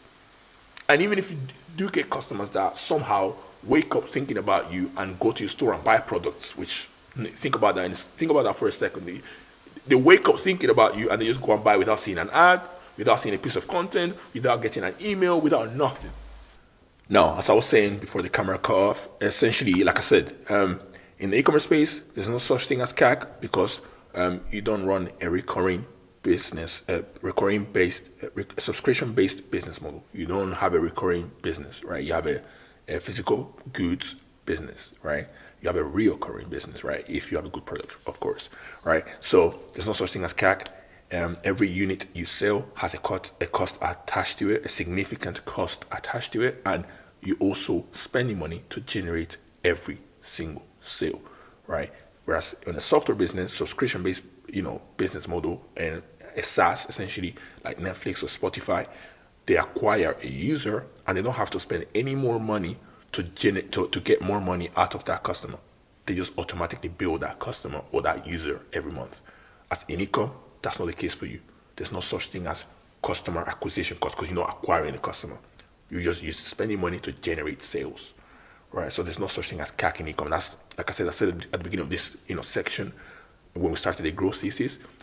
There's no such thing as CAC in e-com. Now, aside from that, main point is if you focus on ROAS, right, and focus on increasing your ad spend, you can only grow so far. To achieve exponential scale, you have to bring in a second system, which is what we call the retention system. That retention system allows you to increase the number of conversions you essentially, the number of conversions that you get, which forces down your blended CAC. If your blended CAC goes down, your CAC also goes down, which increases the profit margins, right? The amount of profit that you make, right? Your lifetime contribution margin goes up, your CAC goes down, that gives you margin, that gives you profit. So you have to, instead of just spending money on paid ads and getting to the point of diminishing returns and continuing to spend money on paid ads and becoming less and less efficient, to the point where if you were spending $1 on paid ads and getting $5 back, when you get to that diminishing returns point, you're basically spending $1 and getting $2 back. That doesn't make sense. You're losing margin. Why are we scaling just using that? We have to get a retention system to get additional conversions in, and that obviously mathematically forces the CAC down, right? Because you get additional conversions, right? So that said, as I said, focusing on ROAS is not a smart thing to do. You need the golden metric or the star metric is lifetime contribution margin to CAC ratio, right? And that's that. Now, CAC obviously in the e-commerce space is total marketing spend used to generate all the sales the average customer makes. That's what CAC means in the e-com space. Because in e-com, as I said previously, as you just said, as I showed you on the screen, in e-com, you have multiple you have multiple transactions. These are not recurring transactions like in SaaS. In SaaS, it's recurring. In e-com, you don't have recurring. You have reoccurring, right? So if your product is good, people come back and buy again, but they'll probably see an ad or see a piece of content because you're spending money on organic and paid ads. They're not automatically built, right? Like a software would build, users, right? In e-com, you don't automatically build them, right? In most cases, right? In e-com, you don't do that, right? Most e-com businesses have a physical goods product and they sell units, right? So there's no such thing as e-com, as CAC in e-com, right? Now, the last bit I want to go through, something that might be important to know is the average purchase cycle, which is APC. This metric tells you the average number of days or weeks or months that it takes for customers to come back and buy again. The shorter your APC, the faster you attain the full-time lifetime contribution margin from each customer. So obviously, if it takes you maybe 3 months to realize the lifetime contribution margin of each customer, if we can shrink that into a month, we basically realize that profit a lot sooner, right? The faster we can realize profit, the faster we can reinvest in growth, the faster we grow, right? So obviously that's something that we keep in mind as well, and that's something that we focus on. Now, conclusion, to just finish up this section, right? At IDMA, as a growth firm, our primary goal is to literally help you print money legally. As you saw by the example I gave you above, if we can get your e-commerce brand to a place where it can return 3x, 4x, or even 10x of what we spend or invest in marketing, then your business essentially becomes a money printing machine, similar to a central bank. Literally, if you can get $1 in and get $10 back, $10 back, you're printing money. You're basically printing cash at that point. You're spending $1 to get 9 back. You're printing cash. You're printing money, right? So then your business essentially becomes a money printing machine, similar to a central bank. Our second responsibility is to ensure you achieve that 3x, 4x, or even 10x return as quickly as possible by shortening your average purchase cycle, so how fast you realize that lifetime contribution margin, right? Now, in order to make that happen, the first step is to look at metrics that give us an accurate picture of your business's health and performance. This is why we optimize for a healthy lifetime contribution margin to CAC ratio rather than focusing solely on ROAS. And that's just the end, right? So lifetime contribution margin to CAC ratio is the golden metric, it's the star metric. ROAS is just used to judge how good your advertising efforts on an ad platform is. Return on ad spend is just the ad account. CAC takes into account your overall business and marketing expenses, and that tells you it's a more accurate, metric to gauge how the health of your business. Essentially, it's a more accurate metric to gauge how healthy your business is, right? Lifetime contribution margin to CAC ratio. That's the metric, right? So it's very important for you to understand the lifetime contribution margin to CAC ratio is the golden metric, and that's what we should be optimizing for. Because if that's the case, then the way we advertise and market our products in e-com has to align with that ideology, right? And that's the foundation of our growth infrastructure. This growth thesis is the foundation of our growth infrastructure. You have to align with this way of thinking. Otherwise, you won't be able to scale. You'll be limited. You start experiencing diminishing returns, and your profit margins will be shrinking after a certain point. You still make money, but you won't make as much as you could. if you focused on lifetime contribution margin, your numbers, your business numbers, not just your ad numbers or your ad metrics, your business metrics. So that's that. Yeah, so that's section 2. I'll see you guys in section 3.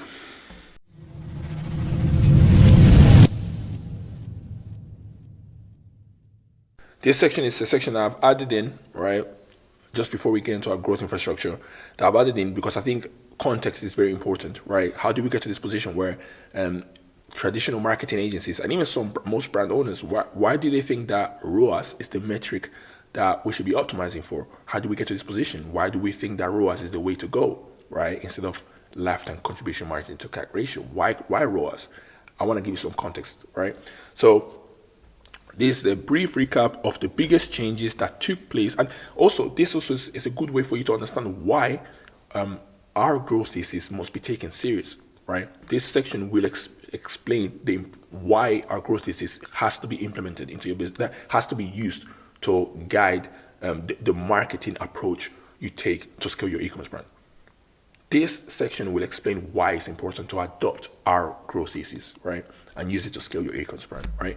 Now, brief recap of the biggest changes that took place in the e-commerce space in the last 4 to 5 years. This highlights the importance of our IE DMA growth infrastructure and why it must be implemented into your business if you're looking for sustainable growth, right? Profitable, sustainable growth.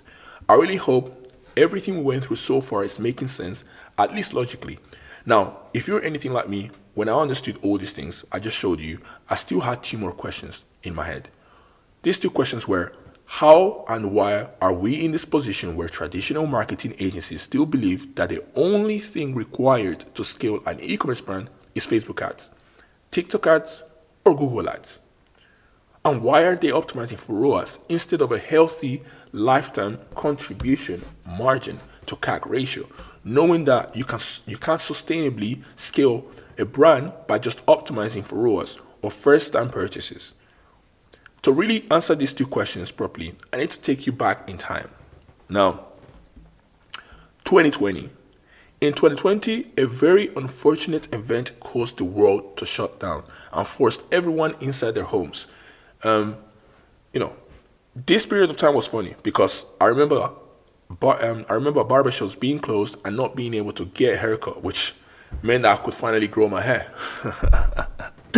I have very strict Nigerian parents. Now, anyways, the only direction eyeballs' attentions could go was towards some kind of screen.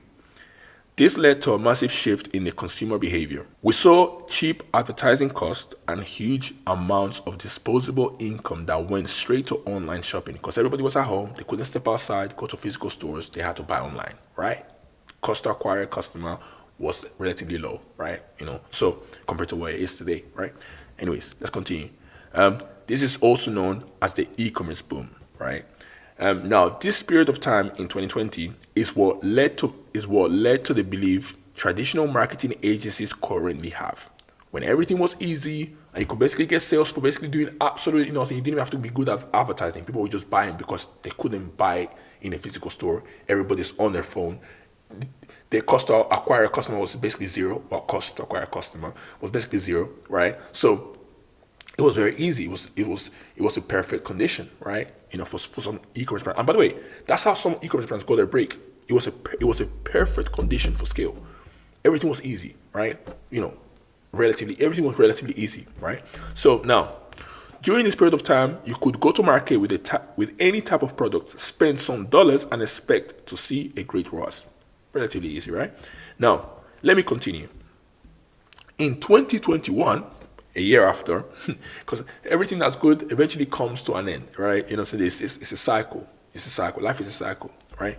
In 2021, iOS 14, Apple's new operating system at the time, was introduced, which caused attribution issues, reduced visibility in the customer journey, right? That's what attribution, if you don't know what attribution issues are, it's reduced visibility in the customer journey, right? So you can accurately track each customer or each user like you did before. Before it was very easy to track users, since you retarget them. Now it was hard because of this privacy, update, right? So which, listen, it's good and bad. Good for the user as a user, buy as advertisers because it's harder to essentially create personalized messages, right? You know what I'm saying? Because we have less visibility. But it's still doable. It's not the end of the world, right? It's a solution for everything. This forced brands to adapt their data analytics practices and readjust their marketing spend and diversify from Facebook ads. This period of time, 2021, is when traditional marketing agencies should have changed their flow of thinking, but they didn't. It was easier to keep launching ad campaign after ad campaign and get mediocre results for brand owners. That's 2021. 2022. In 2022, the TikTok gold rush kicked off. You need to be on TikTok. TikTok UGC creators are killing it right now. I'm sure you've heard something similar to this. The newly introduced platform gave pre-2020 advertising metrics and a new way to showcase products, UGC. But just like any gold rush, it came to an end, which leads us to 2023. In 2023, we saw the consequences of pre-2022 thinking come into play. Most brand owners struggled unless brand owners were able to add an extra 100K in monthly sales volume. And advertising platforms weren't the free ATM machines they once were. In other words, you actually had to know and understand the marketing fundamentals to succeed, as well as have the right foundation within your business to scale sustainably. This brings us to 2024. So now, 2023, it wasn't as easy anymore. The whole, oh yeah, we'll go on TikTok and launch an ad and you can get crazy ROAS and this and that, this is the new thing. It wasn't as easy anymore, right? Now, in 2024, with the rising ad costs due to iOS 14, online buyers are becoming more sophisticated and an economy on the brink of collapse, which obviously I'm exaggerating a bit, obviously. You can understand why it's harder to add an extra 100K or more per month using the old methods. The whole let's go for ROAS, let's chase ROAS, let's go and scale ads, let's scale ads and just ads, right? It's a lot hard to scale that way now, right? To achieve success today and to scale past $1 million plus a year, we need to readjust our thinking and the paradigms under which we operate. Now, the more accurate your perception of reality is, the more W's you'll get and the more M's you'll be able to collect. The people ahead of you just had a clearer picture of how the world actually works and took action accordingly. This couldn't apply more to this situation. That's why I had to include it right in this training. In addition to that, I want to emphasize this point. To ensure the long-term growth and success of your brand, you must consistently execute an omni-channel strategy. It's no longer enough to just do paid ads and just hope for the best and try and scale through ads and chase ROAS and increase ad spend and get diminishing returns and continue to scale ad spend. Like, that's not enough anymore. You can't scale that way. It's not viable, right? It's not sustainable, right? It's viable, but it's not sustainable, right? Now, our IE DMA growth infrastructure supports this comprehensive approach, helping you leverage multiple channels to generate revenue effectively and efficiently. Relying on a singular acquisition channel, e.g. Facebook, TikTok, or Google, is not a sustainable strategy for 2024 and beyond.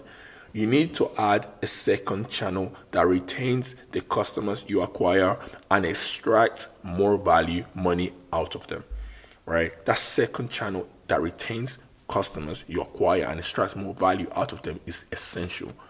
You need that to scale. You absolutely need that to scale. Many traditional marketing agencies haven't adapted to the current market conditions and continue to rely on outdated beliefs from years ago. This is what gives you the biggest opportunity to get ahead as a brand owner today. Most brand owners and marketers haven't adapted to the new e-commerce environment, right? So that's everything from this section, right? And hopefully that's giving you a bit of context as to why traditional marketing agencies and e-commerce brands are still thinking, most e-commerce brands are still thinking in this whole, let's go for ROAS, let's get bigger ROAS, let's get higher ROAS, let's increase ad spend, let's see if we can scale that way, instead of focusing on the lifetime contribution margin to CAC ratio, which is the golden metric. That's the star metric. That's what we're optimizing for, profit, We're not here just to run ads. We don't care about ads. In fact, so much so that our tagline is we architect profit, not just ads. That's our tagline at IDMA, because we don't, ads is just a means, saying it's just a small part of the bigger, the strategy essentially, right? It's just a small part of it, it's a small element of it. We use it, of course, because it's a way to predictably get sales, but we don't just rely on it, which is what most brand owners do, and which is what traditional marketing agencies want you to do. You don't need to do that. You need to leverage paid ads and have a retention system to get repeated purchases, forcing your blended CAC down, reducing your CAC, making you more profitable, right? It's that simple.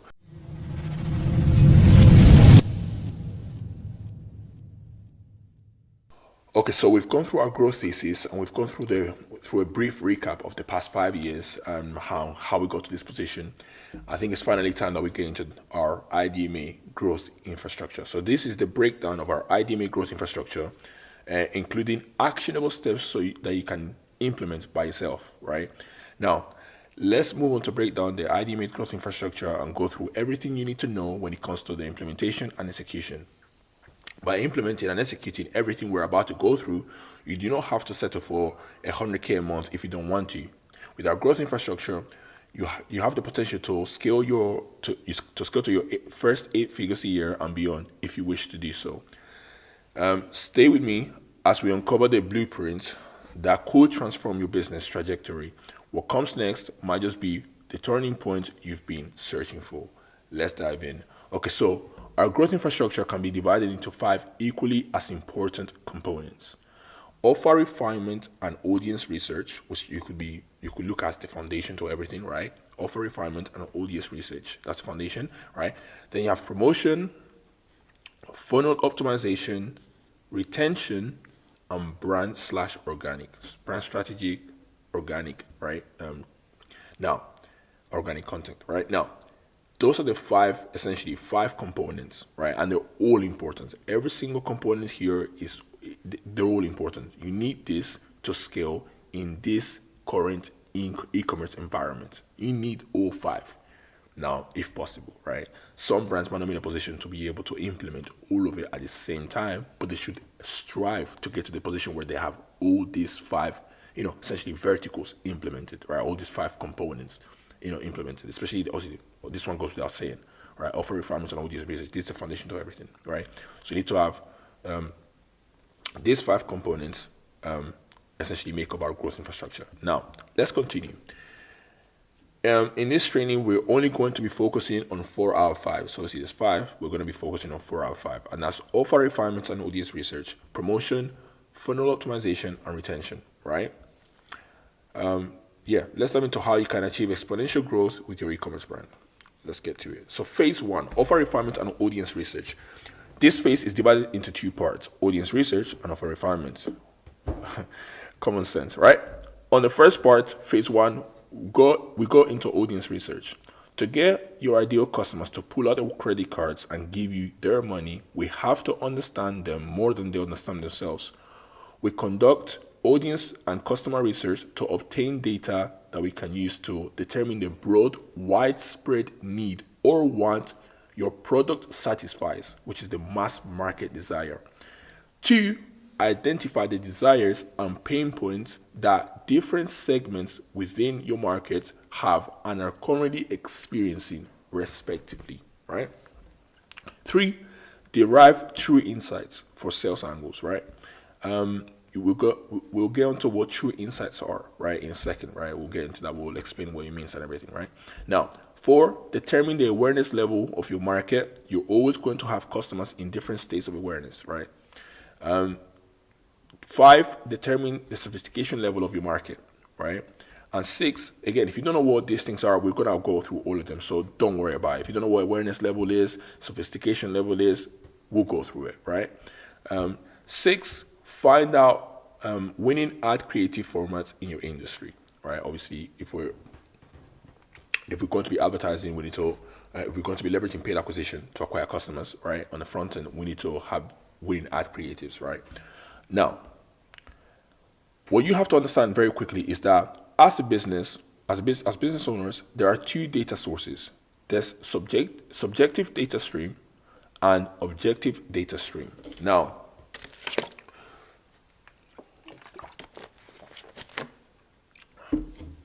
subjective data stream comes from your own insights, whereas objective data stream comes from your end user's perspective, i.e., your customers, right? We need both data sources to get true insights. This is how we get true insights: your subjective data stream and objective data stream. Insights from your own insights combined with your customers, perspective or insights. The insights that we get from your customers, essentially, right? Now, that's what makes true insights. True insights are insights backed by research and data, not just feelings or intuition, right? Because we're doing research, we're doing market research as well. So it's not just what you feel like as a brand owner, it's also like what the market is saying, right? What the market is actually saying, right? Now, the first step is to create two forms. One labeled as subjective data stream and the other labeled as objective data stream. Obviously, you don't have to actually name them this, but this is the point I'm trying to make is you make one for subjective data and make one for objective data, right? Now, you want to ask yourself, the brand owner, the following questions. We ask the brand owners that we are partnering with these sort of questions during the onboarding process, right? So when we partner with e-commerce brands, right, we ask the brand owners a series of questions. Now, these are not the exact questions, obviously, right? But these are the sort of questions that you wanna ask yourself, right? If you're a brand owner doing this, by yourself, this is the kind of question that you wanna ask yourself, right? To get information out of yourself, right? Obviously, we will be doing this with the brand owner and asking the brand owner, right, to fill out a form, right, to get subjective data. Now, who are your customers? What demographic are they in? What is their gender? What is their, if you're selling a product that's predominantly for men, then obviously men, right? Or for women, obviously women. Or for both, obviously both, right? Obviously this applies to certain brands. Now, what is their current situation? In what state do they find you? What lies are they believing about your product slash industry? So the misconceptions, right? Which angles have worked when it comes to selling your product? Which angles haven't worked when it comes to selling your product? What results is the product offer designed to create? What is the outcome? Describe it below. What is the product USP according to you? What makes our product special in comparison to their competition? So list 3 to 5 interests your customer base has. So this is all questions that we ask the brand owner. So this is all to get a brand owner's perspective, right? Now, then on the other side, now you want to get a customer's perspective. So you have to ask a series of questions, right? Or to get this information out of your customers, right? So this is the objective data stream, right? Again, these are example questions. These are not the actual questions that we actually ask, but this is the kind of questions that you would want to ask your customers if you're doing this yourself to get data and information, right, that you can leverage, right? Now, which products do you typically purchase? Where do you spend your time offline? Where do you spend your time online? What are your day-to-day struggles? Who do you follow, such as influencers or celebrities? That's a big one. What are your biggest pain points and fears that you want solved? Do you have any specific fears? What excites you? What words or language do you commonly use? What terms or phrases would turn you off or repel you? What factors are important to you when shopping for X, Y, and Z? Is there something you feel guilty about related to this product? Why do you like our brand? What don't you enjoy about our products or similar? No, what don't you enjoy about products similar to ours? Right. So these are all questions that you ask your customer. Now, once you collect this data, you need to make sure you have statistically significant sample size, right? Obviously, 300 people minimum. Of course, the more people, the better. Of course, you have more data. You can have more confidence in the results, right? Getting answers from 2 customers won't help you much. If you have a small customer base and less than 1,000 people, you might have to incentivize your customers to take a survey with discounts or free gifts. Ideally, not in a free discount, right? I would say even maybe give them a voucher, right? Obviously, it depends on what kind of brand you are, right? But I would say give them a voucher. A voucher is better than a discount, right? But Anyways, that's all. I don't want to get into that, right? That's a topic for another day, right? In addition to that, here's what you can do. You should partake in these activities, even if you have a massive existing customer base. It will only make you more informed. So, customer reviews, competitors' customer reviews, right? You can do this exercise with your own customer reviews if you have them. If not, you can do it with your competitors' customer reviews. Create a table like the one below. Might be easier to use a spreadsheet document for this. So obviously, I'll just show you essentially. It's just a quick table that I created in 2 minutes, right? So obviously, you can get fancier than this.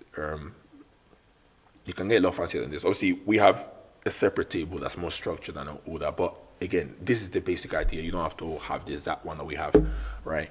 But yeah, this is essentially what you have. So you have a product name, main value proposition, unique features and benefits, customer pain points, customer desired outcomes, customer purchase prompts, customer misconceptions, customer failed solutions, customer objections. So you basically want you want to create a table with all these different sections essentially, right? So you can put information that you find from customer reviews into this table. All right, let me show you. So essentially this way it's gonna look like.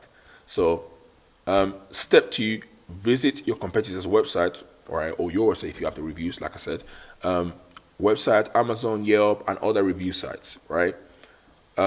Step 2B, read through the customer reviews carefully and pop in all the feedback, objective data, because you're collecting this data from the market. So like these are insights or information that you get from the market, right? This is not your perspective. This is from the market, right? So objective data that you are now getting into the table below or above, right? This table. So you put in all that data. You put in when you see someone mention a value proposition or a misconception or something, you put this in the table, right? Now, this will help you understand what customers value and what issues they face. So any problems that they're talking about in the reviews, you add to the table, or any things that they're thinking about, objections, possible objections, and stuff like that, you add it to the table. Anything that you find in the customer reviews, you add it to the table. Now, next, step 3, use this information to inform your product development and marketing messaging, right? Once you do this, obviously this is time consuming, but it has to be done. If you do this right, everything else you do in advertising or marketing in general will be extremely easy, bro. Because it won't even you're essentially you know what pain points your customers have, and you literally you're positioning your product as a solution to that problem. Like it's very simple. Like if you don't know what they're struggling with or what they want or what the desire is, you will never get them. Your ads won't resonate. Any marketing effort won't resonate because you're not speaking to them. You don't know them, right? If you know them, you can speak to them, right? The way they want to be spoken to, and in a way that resonates with them, right? This is the foundation to marketing. Honestly, it's a foundation. So you can use ChatGPT to do this faster if there's a lot of reviews to go through, obviously. By the way, I'm not gonna go through the whole AI, prompt, right, in this training, but you can get access to this training by DMing the IE DMA Instagram page. The word resource. If you DM us the word resource, the team will send you the training, and you can have access to all the whole doc, right, and all the things within the doc, right? Because there's a lot of information in this doc, and I'm not gonna go through all of it here, right? Because we'll be here for 10 days, so there's a lot of information, right? So now, next, add creative research. Our creative strategist and paid acquisition specialist will be looking for winning creatives in your industry, and they do this in 2 ways. Number one, find out which creatives are currently performing on our IE DMA partners ad account. So if we're working with a brand owner, we're looking at their ad account. If they ran ads in the past or currently running ads, we look at their ads and we see what's performing and what's not, right? Then we take a look at the best performing ads based on purchases, right? More purchases, more profits, obviously. So we look at that. How much is being spent on those ads? A higher ad spend on an ad creative means that your ads are resonating with the market and therefore being shown to more people by the ad platform. This is quite self-explanatory. Now, what ads have the lowest CPA, cost per acquisition? This tells you how efficiently and effectively your ads turn spend into sales, right? So we look based on these three factors. We determine which one are the best, which ads are the best ads, or which ones are the best performing ads based on these 3 things. All right. Now, Aside from the number, aside from the numbers, we also dive even deeper into the creatives themselves to conduct a hook rate and hold rate analysis. This allows us to use and understand what type of imagery and messaging has done the best job at engaging and retaining viewers. If you do not know what the hook rate and hold rate of an ad creative is, don't worry, we'll be going through that in more detail later in this training. As I said, I'm not holding anything back in this training. Now, if a brand owner has never run ads before, we go straight into option 2. To be honest, we go through option 2 even if a brand owner has run ads before. The option 2 is look through the TikTok and Facebook ads library and take a closer look at 3 to 5 of your top competitors to get some inspiration. Now, the first step in this process involves a thorough examination of your top 5 competitors. It's what we call ethical ad hacking or funnel hacking. This includes not only identifying competitors but also understanding the most 3 common creative types they use in their ad campaigns. We also want to be aware of the ads that the biggest brands in your industry are running, right? The brands giving everyone else a hard time by stealing all their customers. One thing I want to emphasize here, right? This is very important, right? We are not looking to copy everything in their ads.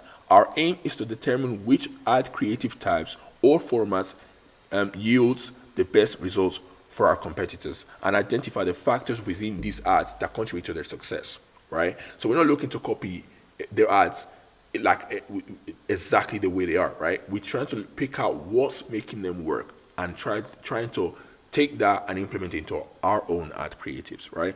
So of course, we cannot determine an ad's performance without access to our competitors' ad account. However, if we observe that they consistently use a particular ad format, it likely indicates that they are achieving good results with it. So back to our spine. Now, obviously, like I said, they're not going to be creating a particular kind of style of ad if it's not working. Like if you try a style of ad and it's not working, you stop doing it. You don't keep doing it. So if we notice that they keep doing a particular style of ad, we take that into consideration. We identify that throughout the research process, and then we take that into consideration when we're creating our own ads. Right now, you might discover that they use UGC, lifestyle images, high production videos, ads, memes, advertorial style, etc. What we do now is dive deeper into each ad concept or sales angle they utilize. Note the video hooks, advantages, features, pain points, and even the character attributes and sceneries they use. Because obviously that tells you the kind of customer they're trying to appeal to, right? Now, IE DMA ad creative process. I'm not gonna go through that, right? I'm not gonna go through that in this video, in this training, right? Again, if you have access to this doc, you can go through it, right? It's very simple. Most brand owners and traditional marketing agencies are gambling or guessing every time they launch an ad. We don't, right? Now, true insights. Now that everyone has raw data, we extract true insights from it and start crafting the best advertising angles or sales angles, ad concept headlines, and ad copy that resonates with our customers. We got all the data now. Right now, we need to extract true insights from it to start creating our ads. We're not creating the ads here, but we need to, right now, we collected the data. We need to extract insights from it. We have raw data, right? Now, here's an example of what we're trying to achieve, a practical example, because this obviously, I'm explaining what needs to be done, but now I'm going to show you how this would look in practice, right? Now, let's say you run a skincare brand and notice that the feedback you received from the objective data questionnaire you sent out to your customers indicates that customers are struggling with acne and are frustrated with the lack of effective solutions in the market. So you see that that's something that a lot of your customers are saying. They're struggling with acne, they have problems with acne this, acne that, acne this, acne that. So you notice that, right? You derive a true insight from this, which is, in this case, is that people are struggling with acne, right? True insights backed by research or data, not just feelings or intuition, right? You've done the research and the research come back and you've gathered this information from your customers. This is not your feeling or intuition, right? This is from the market, right? Now, Of course, your product has to be able to solve this problem, right? That goes without saying. The sales angle formula: new way equals new way of achieving desired results plus new results achieved. The new way, natural organic ingredients formulated to target acne, product feature, right? New results, clear, healthy skin, product benefit. Can you see how we're crafting a sales angle right now? Now, sales angle formula equals natural organic ingredients formulated to target acne plus achieve clear, healthy skin. So you've got raw data derived true insights from it, and you've used that true insight to create a sales angle. A sales angle is a new way of achieving desired results plus the new result achieved, right? That's the formula for creating a sales angle, right? But this sales angle comes from the true insights, right? Which comes from the data that you've gathered from the market. You didn't make this up. This is from what you observed the market needs and wants are. Acne problems. So you've derived the true insight and created a sales angle from the true insight. You're not making this up. Again, most brand owners don't think about this step, and this is why they launch ads and expect it to run, like they expect it to get sales when they haven't done the hard work. This is the hard part. Running ads, launching ads is the easy part. Once you know what your customers want, creating ads is in my opinion, is the easy part. This is the challenging part: finding information, gathering data, spending time going through it, right? Analyzing it, deriving it, trying to extract true insights from it, right? This is the hard work, right? Now, but if you do this right, everything becomes easy. Now, by understanding this insight, you can tailor your marketing angles or sales angles, offers, and assets to resonate with customers who seek effective, maybe even natural solutions to their acne struggles. This true insight sets your brand apart by addressing a specific pain point with a unique solution, appealing to the needs and desires of a particular segment of your target market. You need research to get true insights and to create sales angles from those true insights. It's that simple. Get raw data, derive true insights from it, and create sales angles from that true insight. That's it. It's very simple. Customer reviews is the best place to go, and you can even, if you have customers already, you can just send them a basic questionnaire, a short questionnaire to try and get their insights, right? I'll give you example questions, both to ask yourself but also to ask your customers. So everything's been laid out already. Now, in case you don't think that this process or this audience research process is necessary, I'm going to go through why we do all of this, the reason behind audience research, and why it's important for everything we do in terms of marketing. I'm going to go through that in the next section.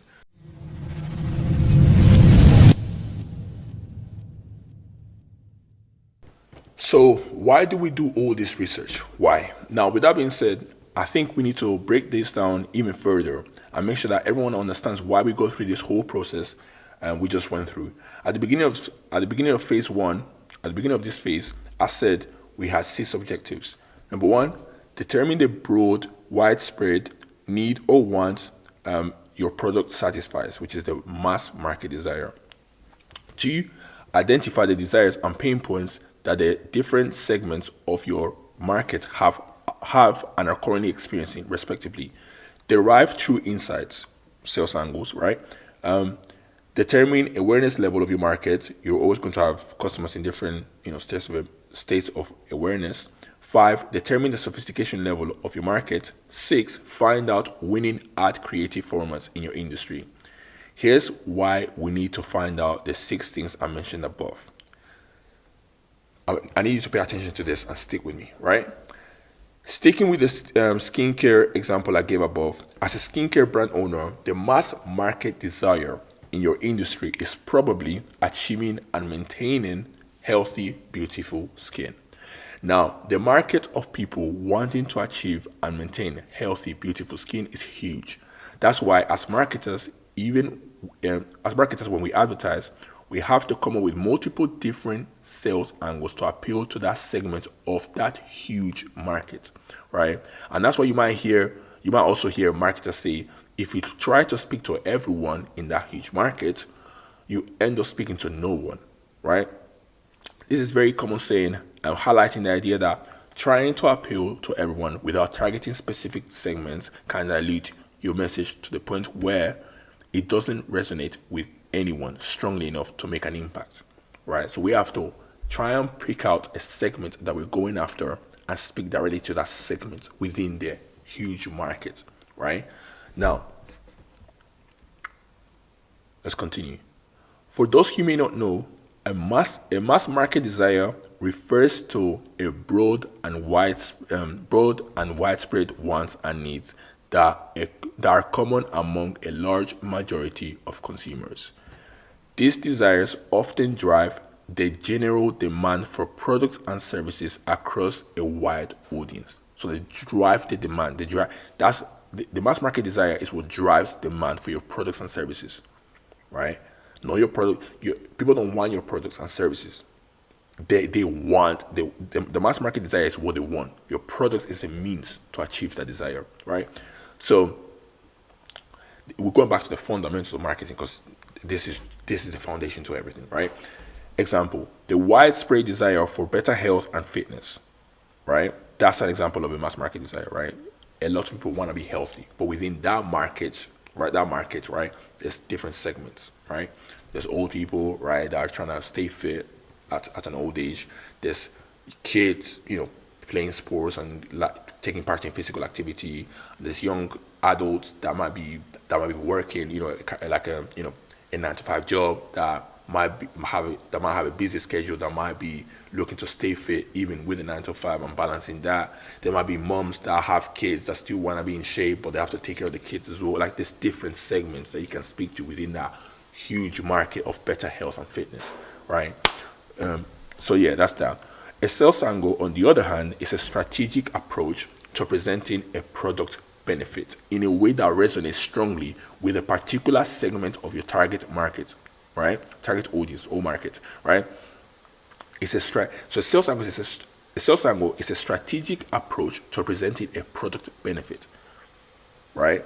Now, a sales angle is what encourages a specific segment of that huge market we previously mentioned to take action. So if you have the skincare example, for example, right? A sales angle is only trying to appeal to a segment within that whole achieving beautiful, healthy skin, right? A sales angle is trying to appeal to a segment within that huge market, right? Now, key elements of a sales angle: benefit/feature focus. It zeroes in on a particular benefit or feature of the product that is likely to appeal to a specific segment of potential customers, your target market. For instance, a fitness tracker might have multiple benefits, but the sales angle might focus on its superior sleep tracking capabilities because that appeals to a particular type of person, someone that's maybe conscious about their sleep, right? Are they getting the right amount of sleep? Are they getting quality sleep? When you come up with a sales angle that appeals to those people, your messaging will resonate with them because they're looking for that, right? Now, targeted messaging. The messaging is crafted to align with the interests, needs, or pain points of the target market segments. This ensures that the promotion feels relevant and compelling to them. This is why we conduct audience research, to find needs and pain points. This is why we conduct. Without finding needs, pain points, desires, we cannot craft advertising or marketing messages. We cannot. We can, but it won't resonate. Right? So we have to do market research, get true insights, and develop sales angles from those true insights. Differentiation. It often emphasizes how the product or feature stands out from competitors. This can involve unique selling propositions that make your product more attractive than others in the market, right? That could be a unique selling point. That could be a sales angle as well, right? Now, if we take anything away from this phase, right? Phase 1, audience research and offer refinement. If you take anything away from this phase, take this away. A mass market desire creates a market. And within this market, you have different market segments. These different market segments respond to different sales angles, right? So you have a market, they have market segments, and each market segment responds to different sales angles. Simple. Now, here's an example. Let me zoom in quickly. So obviously, in blue, you have the mass market desire, which is better health and fitness. And within that huge market, you have four. Obviously, there's more, right? But for this example, we're picking four, right? We have four segments: tech savvy fitness enthusiasts, health conscious seniors, outdoor enthusiasts, and office workers. These are different segments within that huge market, right? These are different segments that we can appeal to with our sales angles. Great. Moving on. Keep in mind, mass market desire is what fuels overall product demand. The different sales angles informs the various market segments of a product's value to them specifically. A sales angle make your ads more personalized to the market segments. Each of your customers likely bought your product or is going to buy your product for different reasons emphasized by the different sales angles you used in your ads. But they all share the same mass market desire. So each one of your customers probably bought for a different reason, right? They buy for different reasons, but they're all driven by the mass market desire, right? So even if all these customers, let me zoom in again, even if all these different type of customers, right? So as I was saying, even if all these customers bought for different reasons, they're still driven by the same mass market desire, better health and fitness. Now, moving on, let's zoom out quickly. Right. Moving on, when it comes to sales angles, you can present different products benefits to appeal to different market segments in your ads. Now, or you can present the same core product benefits in different ways to appeal to different market segments. So you can use different product benefits to appeal to two different market segments, or you can use the same core benefit to appeal to two different market segments, right? And I'll go through an example of each, right? So first one is obviously different product benefit to appeal to different market segments. So let's say we're selling a fitness tracker, right? And we're targeting office workers, a segment, right? Sales angle, activity reminders and ergonomic health features, right? Target audience, office workers who spend long hours at their desk and are concerned about the impact on their health, right? Now, just quickly, ad concept headline, stay active and healthy at work. Notice how this headline lets them know who that we are talking to them. This can only be done when you've done your market research, when you know them, when you know who you're targeting, when you're intentional about your marketing. You're not just hoping to get a sale, you're intentional. You're going after office workers. Stay active and healthy at work. You're targeting office workers, right? Now, now to target a different segment, you can use a different benefit, right? Let's say you go in again, fitness tracker, right? You're going for outdoor enthusiasts, people that like, hiking and doing outdoor activities, right? And now you can use a different sales angle, a different benefit to appeal to them. Durability and GPS for outdoor activities, because you're going for outdoor enthusiasts, right? So that's a sales angle that you're going for to appeal to this type of customers, right? Target audience, people who enjoy outdoor activities such as hiking, running, and cycling and need a durable device with reliable GPS tracking. So using a different sales angle to appeal to this target market segment. Example, adventure-ready fitness tracker with GPS appeals to them because people that want to go outdoors, adventure, right? So it appeals to them, adventure-ready fitness tracker with GPS, right? Now, that's an example. That's an example of how you can use two different sales angles to appeal to two different market segments. Now let's go through an example where you can use the same core benefit to appeal to two different segments, right? So the same core benefit to appeal to two different market segments, right? Let's go through that example now. Sorry to sales angles here. Okay, cool. Okay, cool. So the same core benefit, right? but presented in different ways to appeal to different market segments. Let's use the fitness tracker with mass market desire for better health and fitness and focus on the core benefit of advanced health metrics. So that's the core benefit that we're focusing on, right? Here are two different sales angles that present the same core benefit, right? To appeal to two different segments of the market. So tech savvy fitness enthusiasts, right? So we're going for the people that are very tech, like they like the technological stuff, they want the latest stuff, right? The latest gadgets, right? So sales angle, cutting edge technology and detailed analytics. So cutting edge technology and detailed analytics. Target audience, individuals who are deeply into technology and data driven fitness insights, right? Add concept headline example. So maximize your fitness with cutting edge health metrics. Very straightforward, very simple, right? Going after the people that want all this data, latest technological, advances and gadgets, right?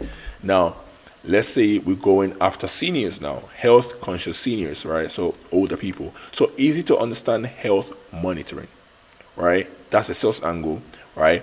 Older adults who want to monitor their health easily and effectively. So the ad concept headline is stay healthy with easy to read health metrics. Remember, the core benefit is still the same, health metrics, right? Health metrics, advanced health metrics. But when you want to appeal to tech savvy fitness enthusiasts, you have to appeal to them in a different way, right? So the sales angle is cutting edge technology and detailed analytics. Maximize your fitness with cutting edge health metrics. If you were to use this message to target seniors, it will turn them off because this just screams complex. It screams difficult. The messaging is off, right? You wouldn't be able to appeal to seniors or older people with maximize your fitness with cutting edge health metrics. That sounds complicated, right? So it wouldn't resonate with them, right? They want easy to understand health monitoring, right? Stay healthy with easy to read health metrics. So easy to understand, less complicated, right? So these are ways that you can appeal to different market segments with the same core benefit, right? This is the thinking behind it, right? I want you to understand that it's not about the latest ad tactic or the ad account tactic and that new ad UGC style, this that. It's not about that. Marketing is about this messaging, understanding your target audience and knowing how to speak to them. This is why we're going through this. It's not about the latest tactic and the latest ad and the latest this that was the new UGC. Like, it's not about that. This is marketing. This is the fundamentals. This is how you get people interested in buying your products, irregardless of what medium you use, whether it be digital advertising, TV, radio. It doesn't matter. This is how you get people interested. Ads, emails, content is all the same. It doesn't matter what medium you use. SEO is all the same. This is how you get people interested in buying your products. It's not about the latest ad tactic and the latest ad strategy. It's not about that. It's about this. The best marketers use this. They know this and they leverage this. Now, moving on. Okay, so let's go through the summary of the two sales angles. So we have tech-savvy fitness enthusiasts and we have health-conscious seniors. So let's go through the summary of the two. Obviously, this angle was had an emphasis on cutting-edge technology and detailed analytics. Benefit presentation: advanced health metrics presented as a sophisticated and data-rich, appealing to those who love detailed insights and high-tech gadgets, VO2 max, heart rate variability, and etc., etc., etc. Now, for health-conscious seniors, the angle focuses on ease of use and clear, understandable health monitoring.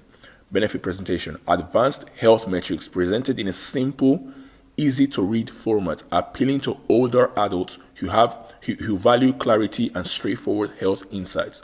So we're still using the same core benefit, but presented in a strategically different way to appeal to two different market segments. It's the same core benefit, detailed analytics, advanced health metrics, right? But just presented in a different way to appeal to the people that we're trying to speak to. If we're going for older adults, the senior people, we have to present it in a way where it seems easy, it seems simple to understand.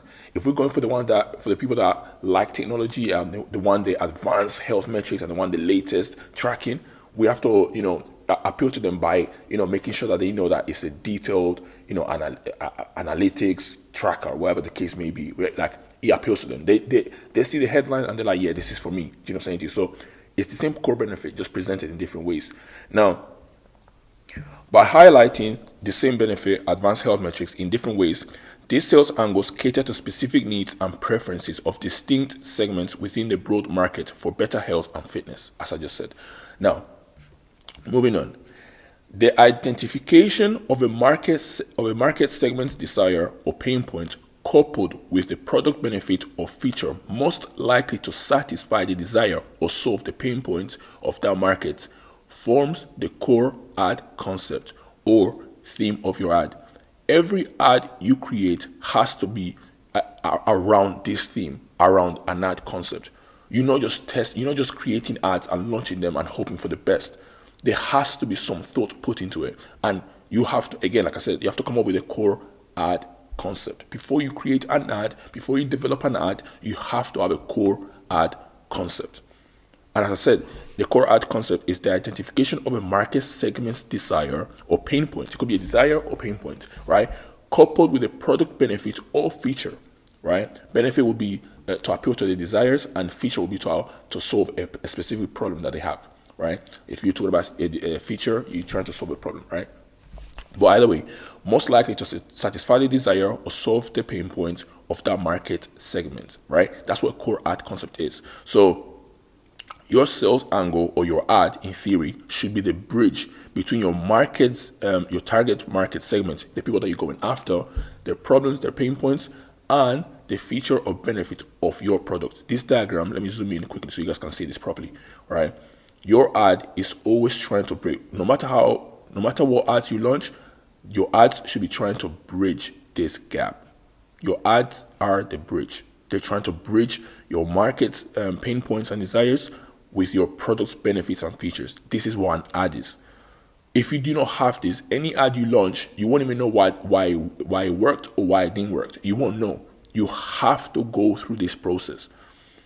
This is why it's important to understand the fundamentals of marketing, not just what's the latest AI trend. How do I create ads with AI? It's not about AI. Successful ads have nothing to do with AI. Successful ads have nothing to do with AI. You can use AI to create successful ads, right? You can use AI to make your work more efficient, right? To save yourself time.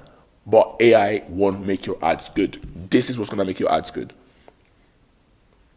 You have to be intentional about how you create ads, and you have to have an ad concept in mind. You have to have this in mind.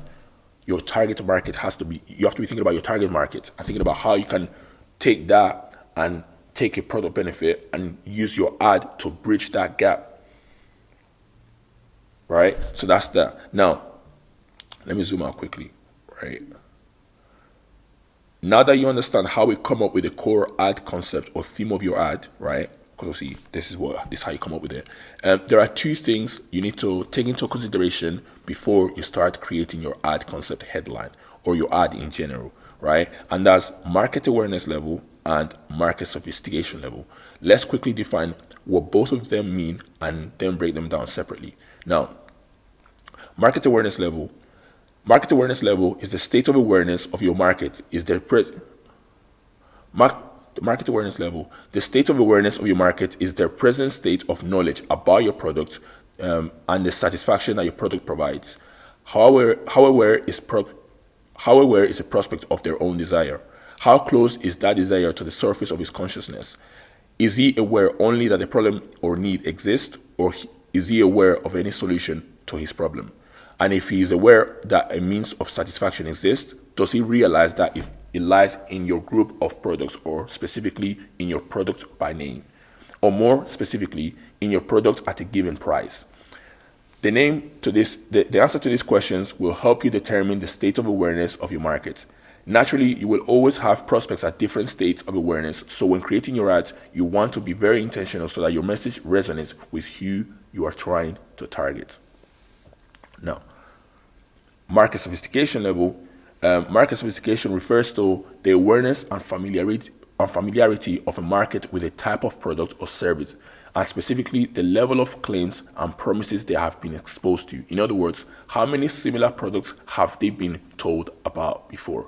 So market awareness level is about how aware someone is of their problems or your solution, or if they even know that something is out there that can solve their problems, right? That's their awareness level, how aware they are that they have a problem, that there is a solution, that your product can solve the problem. Saying that's awareness level. Sophistication level, on the other hand, is more about, okay, cool, if they do know that there's a product out there that can solve their problems, how many claims have they heard, right? How many times have they seen, oh, this product can help you do this, and this product can help you do that? Like, how many times have they heard the same thing from different companies, right? So the more times they've heard it, the more sophisticated the market is, because they're more aware of different solutions that can solve their problems, right? And the harder it is to essentially sell your product, because there's a lot of noise. There's a lot of other companies that are claiming to do the same thing, right? So in the minds of your consumer, they're like, wow, they say they can do it. They say they can do it. They say they can do it. They all can do it. They can all, help, right? So the market is sophisticated, right? Now, moving on. Of course, there is a relationship between market awareness level and the market sophistication level of any particular market.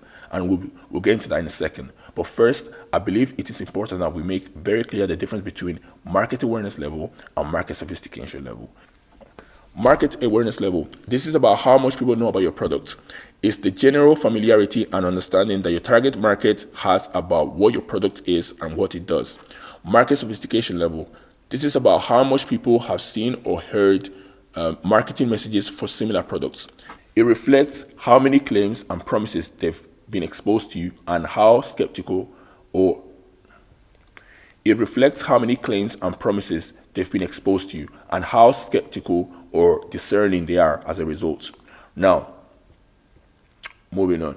When it comes to the market awareness level, there are 5 levels: most aware, product aware, solution aware, problem aware, completely unaware, right? Now, most aware, these customers are already know about your product and are ready to buy right now, today.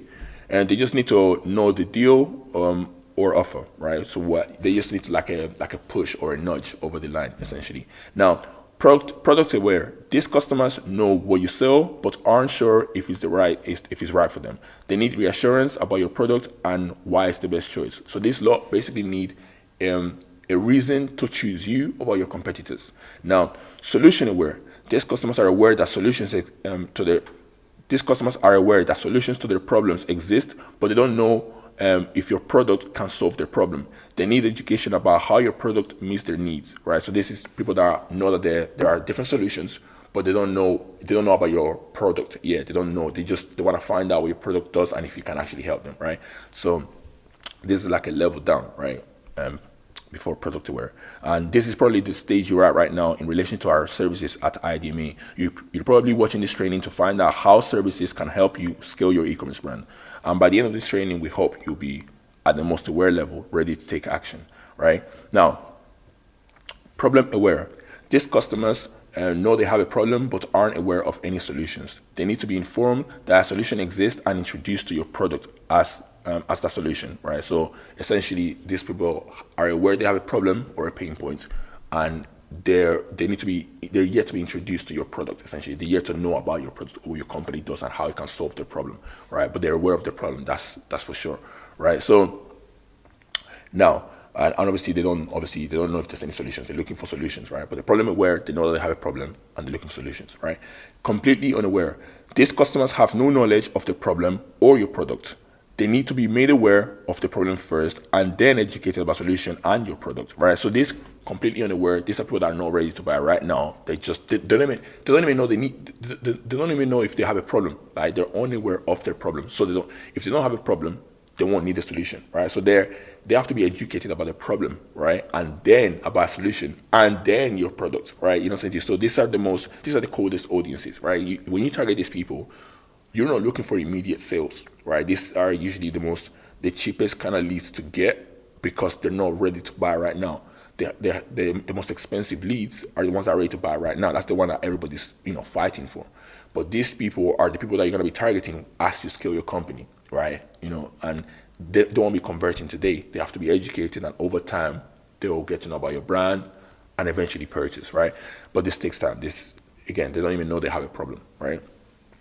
Market awareness levels guide how you tailor your marketing message based on how much the customer already knows about the problem or desire and your solution or product. Now, with sophistication level, we also have five levels. When it comes to sophistication, there are also 5 levels. First level, the market has never seen your product or heard your claim before. Your job is to introduce the product and explain what it does. Your message is simple. Here is a new product. All right? When you're the first one to market, you don't have to try too hard. You just have to say, yo, we have a product that can do this. Done, right? It's very simple. And when such golden opportunity to be first presents itself, you are probably dealing with the market in its 3rd or 4th stage of awareness, right? So these are people that already know about, they're looking for solutions and there's no solution. You're the first one in the market. It's very easy, right? So if they're looking for solutions and you're the only solution in the market, they're going to choose you, right? So when you have this opportunity, it's basically you playing the game on easy mode, right? Not for long though. Your prospects know that they would like what your product does, or they would like to get rid of the problem that your product solves. It is if it were only possible. Here the answer to the question, how many similar products have they been told about before, is quite simple. You are dealing with a market where you are first. Therefore, you have no previous information about similar products. So you're the only option, right? So they have to choose you, right? Therefore, they are completely unsophisticated, obviously, right? Because you're the only option in the market, right? There's no other company saying we can do the same thing they do, but better. Or we can do the same thing they do, but better. There's no any other competitors. You're the only one in the market. That's why it's the first level of sophistication. Now, that's Eugene M. Schwartz from Breakthrough Advertising. Second level, competitors have started to appear, making similar claims. So that's the second level of awareness. To stand out, you must make a stronger or more specific promise about what your product can do. Your message evolves to our product works better because. So now you have to say we're better because. You have to give a reason because there's a few competitors that have come into the space or into the market that you're in, right? So now you have to say, well, we're better because. You know what I'm saying to you? So now that takes us to the 3rd level of sophistication, right? The market has become skeptical or similar The market has become skeptical of similar claims. To convince them, you introduce a new mechanism or unique way your product works. Your message is our product works differently because it uses this unique method. So now you're not just saying we're better because. Now you're saying we're better because we use this specific way of doing this. So now you have like a unique mechanism, right? So it's not just enough to say we're better than them. Now you have to say why you're better than them, essentially, right? Now that's the 3rd level of sophistication, right? The 4th level of sophistication is the market is now familiar with your new mechanism, right? To maintain interest and stand out, you need to elaborate and expand upon this mechanism, making it more detailed and compelling. Your message becomes our product's unique method is even better because, right? So you don't have to exaggerate the unique mechanism. Now you have to like go above and beyond. You have to say, yeah, we're better because our mechanism does this and that, and you have to exaggerate the claim, right, to make it more appealing to the target market, right? And eventually, we get to 5th level of sophistication, right? The market is saturated and highly skeptical. So now all the customers or potential customers in your market are like, you know what? Like, I don't even trust any of them. Like, I'm hearing the same thing from all of them. They're all good. I don't know which one to go for. So like, now there's an abundance of options in the market, right? People have seen everything and are hard to impress. To succeed, you need to appeal to deeper emotions, desires, and identity. So now, at that level, you're not just competing on practicality or we're better because we have this technical thing. Now you have to appeal to emotions, right? That people have to feel like they identify with what your product sells, right? And this is why it's important to build a strategic brand, right, to stand out in this kind of like market, right? But yeah, more on that later. Now, your message now focuses on this product is not just different; it connects with you on a personal level. Add concept headline example. Elevate your well-being. the fitness tracker that understands you, right? So now it's not, oh, we can do this better than you and we can do this better than you. Now it's, oh, elevate your well-being, the fitness tracker that understands you. So now you're trying to appeal to, a deeper, emotion essentially, right? It's not about all the technical features anymore, right? That's the fifth level of sophistication.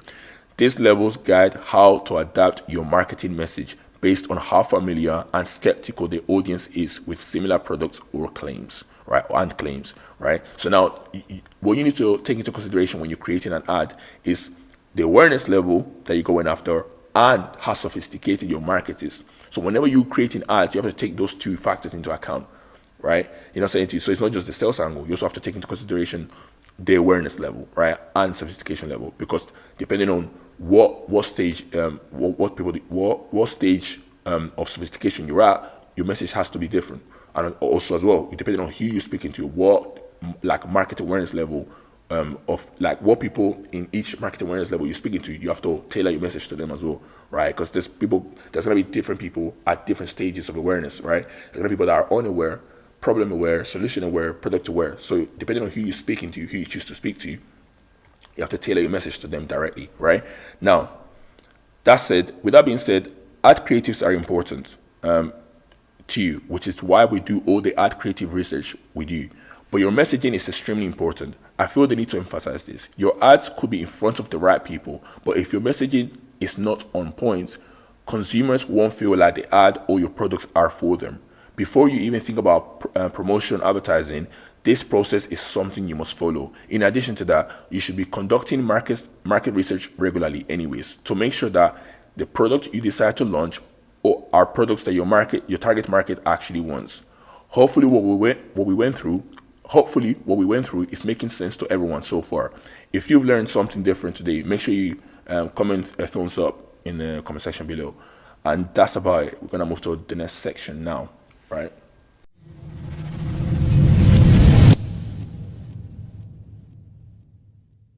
Right. So now we're on the second part of the first phase, which is audience research and offer refinement and offer creation, right? So offer refinement is the second part of the first phase, right? So phase 1.2, right?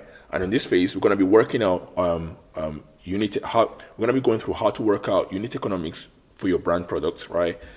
Create and simulate offers to see if they are economically viable, and three, find out what the break-even ROAS and the break-even CPA of each offer is before we even launch it. Now, before we go into offer creation and refinement process, there are two mistakes that brand owners usually make. Mistake number one: a lot of brand owners and all traditional marketing agencies do not take the time to work out metrics like break-even CPA. And without knowing your break-even CPA before launching any ad campaign, you won't know whether your brand is actually profiting or whether And without knowing your break-even CPA before launching any ad campaign, you won't know whether your brand is actually profiting or not. And here's why: if you don't know what your break-even CPA is, then you might actually be spending more than you should to acquire a new customer. In other words, your profit margins or contribution margin will shrink or be non-existent, right? So if you don't know what your break-even CPA is, you essentially could be spending more than you should, and unknowingly shrinking your contribution margin, essentially, right? And obviously that ties into profit. The less contribution margin, the less profit you make, right? So now, this of course could lead to you being unprofitable from every sale you make. And let me explain. I'll zoom in here so you guys can see this as much as possible. Right, hopefully you guys can see that, right, that table. Right, so let's say we have a product that has a cost of delivery of like $10, for example, right? So it costs you like $10 to actually produce this product, and you're selling that product for $60, right? Now, let's go through example one. Let's say, like I said, cost of delivery $10.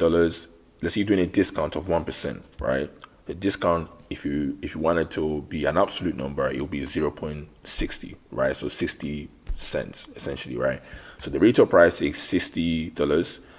With discounted price, which is 60 cents, it will be $59.40, or so $59.40, right? And then your profit would actually be $14.40 because obviously the cost of delivery. So you have to take away the cost of delivery, which is $10, right, and the discounted, the discount that you've added on. So that takes you to 14 and 40, right? So you've gone from 60 to 15 and 40 because of the discount, and then you take another 10 away because obviously that's the cost of delivery. That's what it costs you to make the product, right? So that's 14 and 40. Now, your profit margins will be 83.6%, and your break-even CPA will be 14 and 40 because the profit you're making on this product, or if you sell this product, the maximum profit you can make, right? Assuming you don't advertise, right? The maximum profit you can make is 14 and 40. But if you are advertising, you have to keep in mind the fact that if you go over 14 and 40 to generate a sale, you're unprofitable. If you go over 14 and 40, which is the break-even CPA, if you go over this number, you're unprofitable because that's your whole margin gone. So if you don't work out what your break-even CPA is in advance before you start advertising, you could be spending more than you should to generate a sale. If you go and advertise now and you spend $50 to generate a sale, yeah, cool, you got a sale, but you're not making any money because you've gone above your break-even CPA. So it's very important for you to know your break-even CPA before you start advertising. And this is a very simple way to obviously to go through it.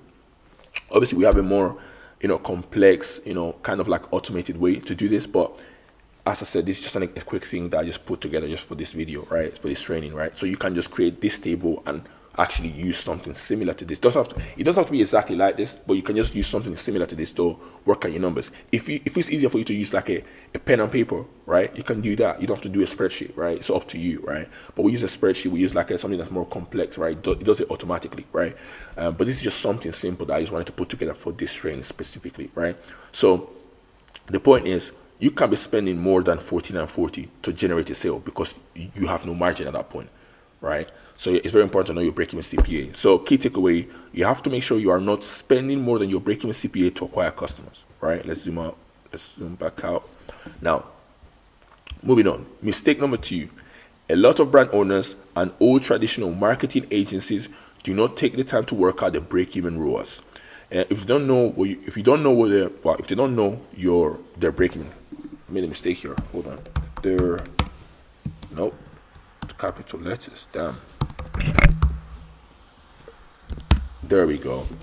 If they don't know their break-even ROAS when they actually launch your ad campaign, they will not know whether they're making you money or not. Let me explain. Break-even ROAS, return on ad spend, is ROAS for return on ad spend, is the key metric used in digital marketing and advertising to determine the minimum ROAS a business needs to achieve to cover its costs. In simpler terms, the break-even ROAS tells you the point at which your revenue from advertising equals your advertising expenses, meaning you're not making profit, but you're also not losing money. So, in other words, break-even ROAS is the minimum amount of ROAS you should get on an ad campaign. If you get less than the minimum amount of ROAS, you're losing money. Same, you can't go above your break-even CPA, but you can't go below your break-even ROAS either, right? So otherwise, you're gonna be unprofitable, right? The break-even ROAS is the amount of money that you make where you don't lose any money, but you don't make any money. So you have to be above that to make money. You have to be above the break-even ROAS to make money. You have to be below the break-even CPA and above break-even ROAS, right? But a lot of brand owners don't know what the break-even ROAS is. When they launch a product or they advertise a product, they don't know what the break-even ROAS is. So they don't have any benchmarks. They don't have any goal or objective in mind. They just launch ads and try and get sales, right? Without any objective in mind, right? So you have to know what your break-even ROAS is. So yeah, profit margin percentage equals profit over final price that the product is being sold at times 100, right? Break-even ROAS, yeah, 1 profit margin. So cool. Let's go through this example quickly so you can see. Let me zoom in quickly. So obviously, to work out what your break-even ROAS is, you have to just like divide 1 by the profit margin percentage, right? And the profit margin percentage in this example for the first product, right, 83.16%, right, 83.16%, right. You divide 1 by that, and then you get 1.202 as your break-even ROAS. So any advertising campaign when you're advertising this product specifically, right, this SKU, right, you have to get above a 1.2 ROAS. Essentially, you have to get above a 1.2. Otherwise, you're losing money. So when you launch the ad, you should be looking at the ROAS, thinking, this has to be higher than this number. Otherwise, I'm losing money. I'm not making, even if I'm getting sales, I'm not making any money. If I go below this, right? Now, let's continue. Let's zoom out. I think that's very simple. So you need to know what your break-even ROAS is and know what your break-even CPA is. I think that's quite simple now, right? Let's go back.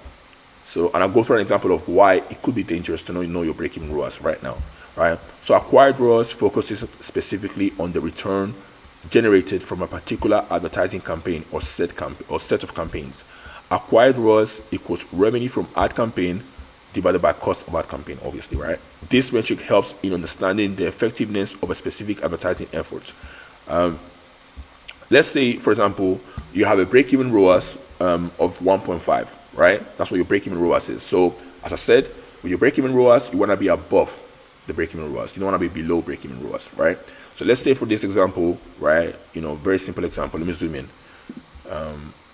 Let's say for this example, your break-even ROAS is 1.5. So that means you have to, when you advertise this product, you have to be above 1.5. Otherwise, you're losing money. So the mistake people make, and this is why you have to understand what your marginal ROAS is as well, not just what you're actually getting overall. You have to know what your marginal ROAS is, and very few brands actually do this, right? It's shocking to me. So let's go through this example. So break-even ROAS is 1.5, right? And that's the line, right? You might be spending $1,000 and getting $2,500 back, right? And that's the 2.5 acquired ROAS, right? Then you spend $2,000, you get $4,800 back. That's 2.4, right? Then you spend $3,000, you get $6,900 back and get 2.3, right? And this is still looking good, right? But what you need to take into consideration is that what's happening, what are you getting from each additional $1,000? Each incremental $1,000 that you invest in advertising, what are you actually getting out of it? Yeah, you're getting $4,800 back, but that second $1,000 investment that you made, what do you actually get from that? And to work that out, you need to look at marginal sales. So the first time you invested $1,000, you got $2,500 back. Great. The second $1,000 that you invested brought back 2,300, right? And that's what gave you the 4,800, right? The third $1,000 you invest, because you're spending 3,000.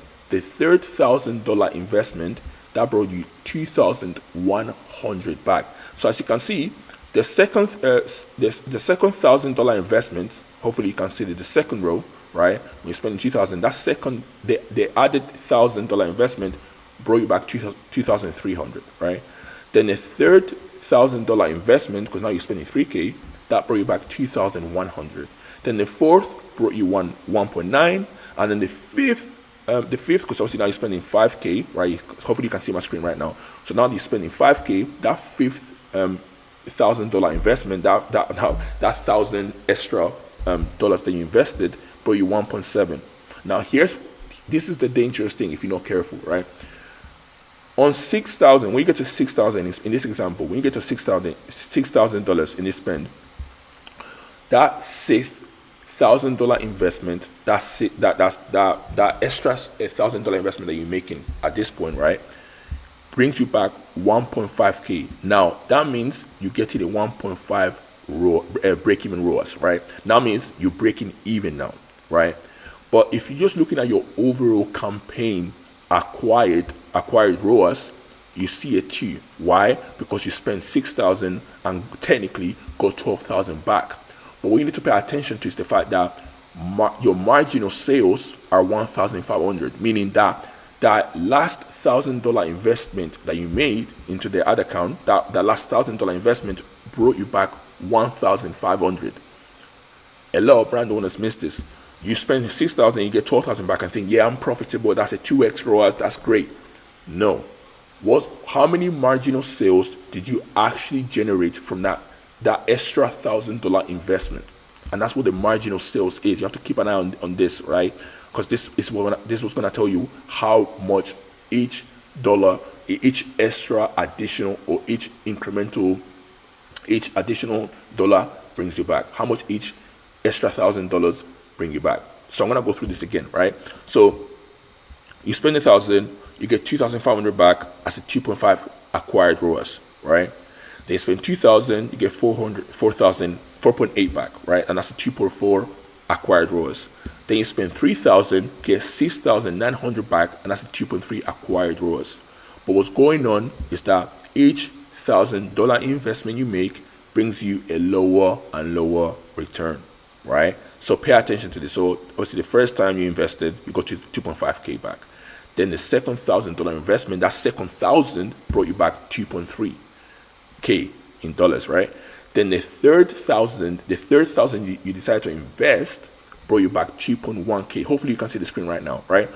Then the fourth $1,000 investment brought you 1.9K, right? So as you can see, the more money you invest, the less money it gets returned back to you. So you need to keep an eye on this, because the moment you hit one, obviously in this example, the moment you get to 1.5K return, you are break-even ROAS. That's a 1.5, break-even ROAS, right? You're hitting your break-even ROAS is 1.5. So the moment your marginal ROAS gets to 1.5, you breaking even. So any additional $1,000 that's below, that brings you a lower return than 1.5K in this example, is unprofitable. You're not making any more money. You're losing money. In fact, every dollar you spend at that point loses you money. Do you know what I'm saying? So you have to keep an eye on this. A lot of brand owners miss this, right? They just think, oh yeah, we're getting a 2x acquired ROAS, overall ROAS. No, you have to pay attention to the marginal ROAS, right? What's actually happening from each $1,000 investment that we make, right? Because every dollar is not spent equal, right? Every dollar is different, right? So you have to pay attention to this. And this is why it's very important to know your break-even ROAS, because if you don't know your break-even ROAS, you won't know at what point it makes sense to stop spending and move on to a different platform. Or, as I said earlier, it's okay to carry on spending if you have good business numbers. But my advice is just be profitable on the front end, right? Obviously, there's some brands that might break even in the front end, right, and make all the profit on the back end. But my advice is, in general, just try and be profitable on the front end, right? It just makes things easier, to be honest with you, right? Of course, you can still have bad numbers in the front end if you have good business numbers in the back end that's still profitable, right? Because obviously, this is what the ad account is telling you, right? I mean, that account will tell you the marginal ROAS, but that account will tell you the acquired ROAS. So even if this looks bad, you can still make money if you have good business numbers. But the point is, my advice is still stay profitable on the front end. It's just easier, honestly, right? So the point is, keep an eye on, you have to know your break-even ROAS so that you can keep an eye on your marginal ROAS and see if it's going below your break-even ROAS, right? So hopefully that's making sense. Every $1,000 or every dollar you spend is not spent equal, right? As you scale, and you're gonna get, as we spoke about earlier, you're gonna get diminishing returns. So you have to keep an eye on the marginal ROAS of your ad campaigns, right? You have to keep an eye on this, because you could be spending money to lose money if you're not careful, right? Now, the marginal ROAS of an ad campaign has to be higher than the break-even ROAS. Let me zoom out, as I just said, right? So yeah, so the marginal ROAS on an ad campaign has to be higher than the break-even ROAS. If it's not, you're losing money, regardless of what the acquired ROAS may be. As I just said, it doesn't matter what the acquired ROAS is. If your marginal ROAS is below break-even, you're losing money, right? So you need to keep an eye on that. 99% of brand owners and traditional marketing agencies don't even consider this before they begin advertising. Missing these two steps could be the reason why brand owners aren't able to scale their bottom line revenue as fast as they should be, even with a high acquired ROAS on their advertising efforts. Key takeaway is that you have to make sure your marginal ROAS does not go below your break-even ROAS. If it goes below your break-even ROAS, you're losing money. Cool. Let's move on. Phase 1.21. Okay, cool. Let's actually go into offer refinement. With all that being said, on the second part of phase one.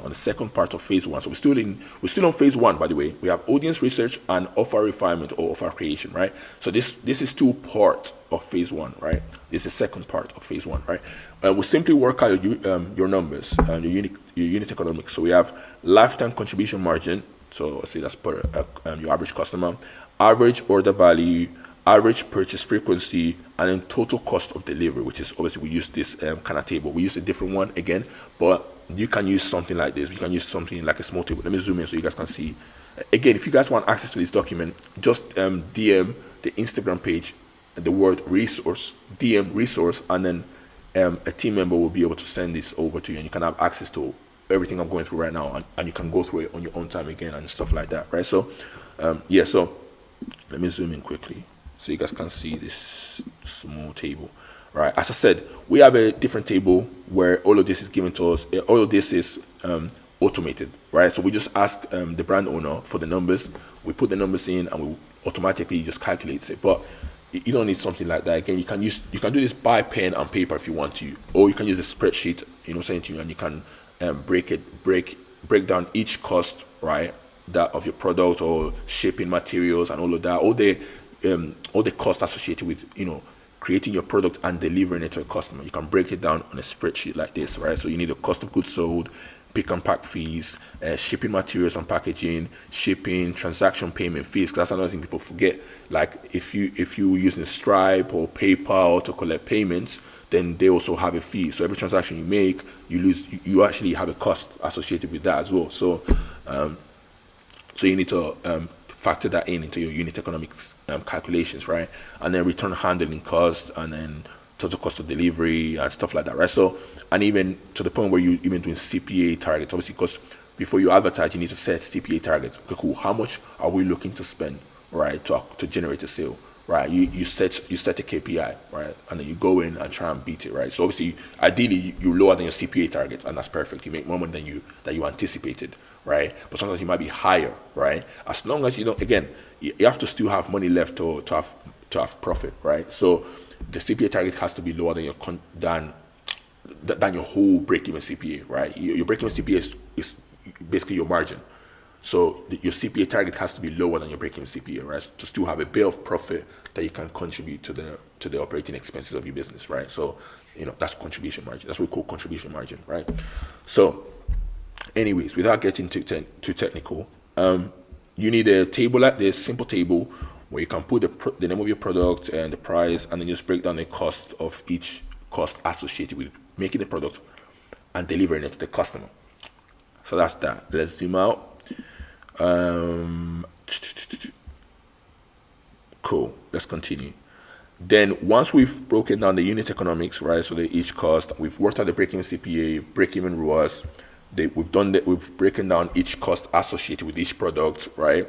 Including the transaction fees, PayPal, Stripe, whatever payment processors you use. Some people use Square, but whatever payment processor you use, that's not a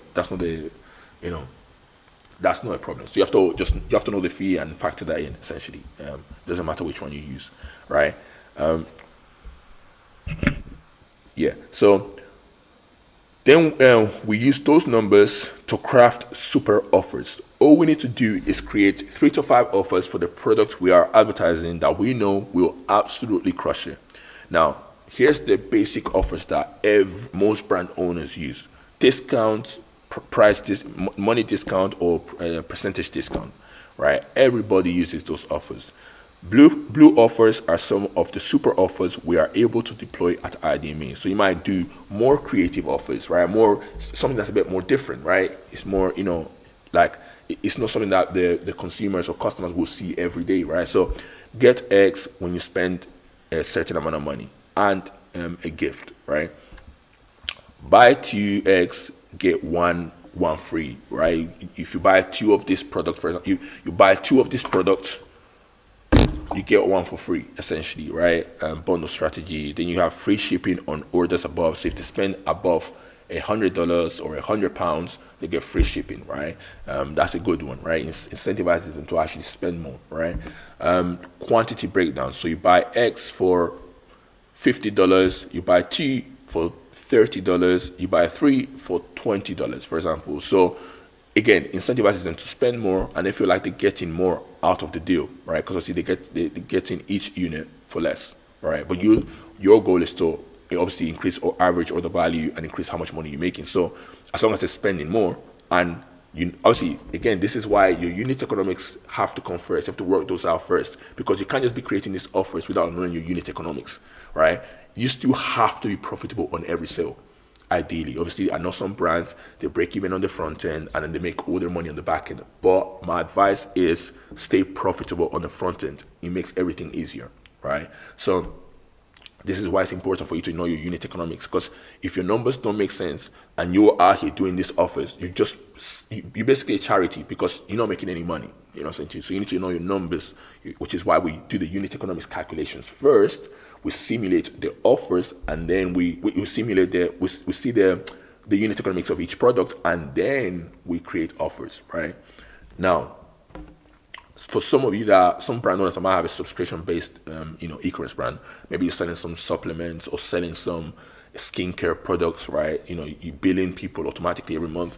For you, you might just say, you know what, my goal is I'm playing a retention game. So I know once they try my products, they're gonna want to buy more. So for you, you might even go ahead and say, you know what, first order is free. We break even basically, and just pay for shipping. So the shipping should make you break even essentially. So even if the product is quote unquote free, the shipping cost should make you break even, right? So, and your goal is to, once they try that product, they actually want to buy again, right? And then you retain them. So now your profit is made on the back end. Like I said, some brands are like that, but my advice is stay profitable on the front end. It makes everything easier, right? Now, green offer, you can only do that if you have a really high, like I said, lifetime contribution margin, which is why we need to work out your unit, work out your numbers first. You have to at least break even with shipping costs. That's what I just said, to prevent loss.